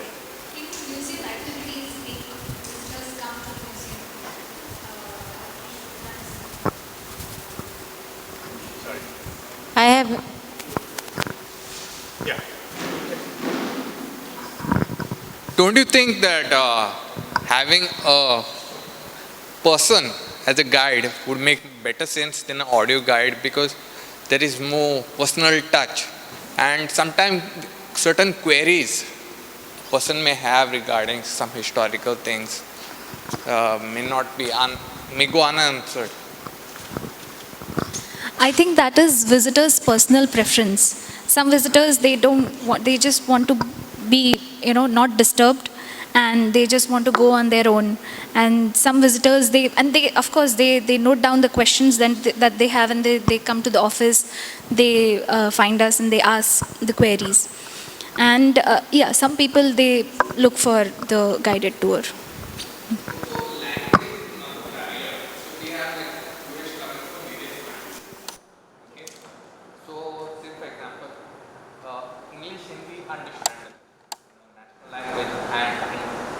Common language, but like in Europe and all, many countries, they speak their native language. Say for Germans don't speak English unless they really are taught in school. So there is a lot of industries, especially German industries, are setting up their base in Goa. So these kind of barriers, say they come to a museum, these kind of barriers will occur, right? Such visitors usually come with the translator. And if you're talking about the museums abroad, they do have multilingual information system. So just imagine she has a museum, has 30 visitors a day. You know, can she have a German interpreter and a French interpreter? You can't afford these things. Yeah, so the audio guide is there. Audio guide. Yeah. Audio guide will help you. Press 1 and it will tell you. Then you say Italian, say, things like that. Yeah. Sorry, you can ask. I have a very important question. Can we go to the museum now? Because I think we are 35 minutes behind schedule and some of us have to head out and move on to... Thank you.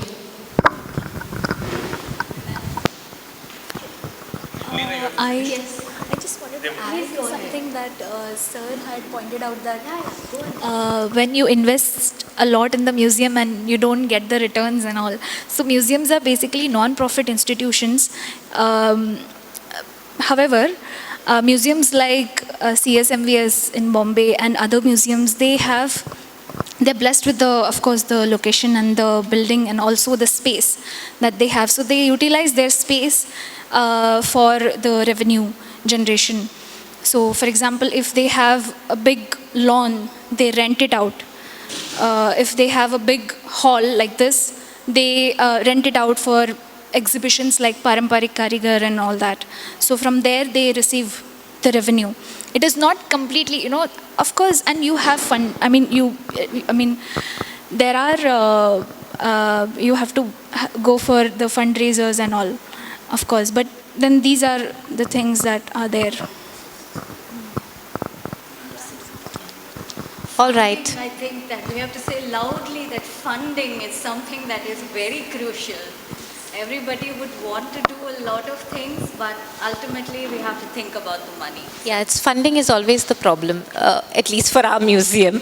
And funding has always been a problem. And I think, but we can't stop dreaming and we can't stop aspiring to get better and have as many facilities as we can for visitors to enjoy the visit. So we'll head there. But before that, let me just thank all of you for having made the time on a Sunday to come here, to all the panelists who attended today's session, who made their presentations brief as they were, but insightful, and to our committee at MOCA for having the faith in the team, and the team for putting together today's program in a short time and coming up with all the plans, putting it all together. To Preeti, Clive, Geeta, I think she's not here at the moment, Velankani and Asunta, those are my team members who are here right now working very hard behind the scenes. And to thank all of them, and let's head to the museum. Oh, a very important thank you which I forgot is to Sister Superior of Mater Dei, Institute Mater Dei, Sister Sylvie, and the staff, and Jismi and all the other students who helped with all the arrangements here, and for allowing us to have this seminar in the convent of Santa Monica. Thank you. I'll just take one picture.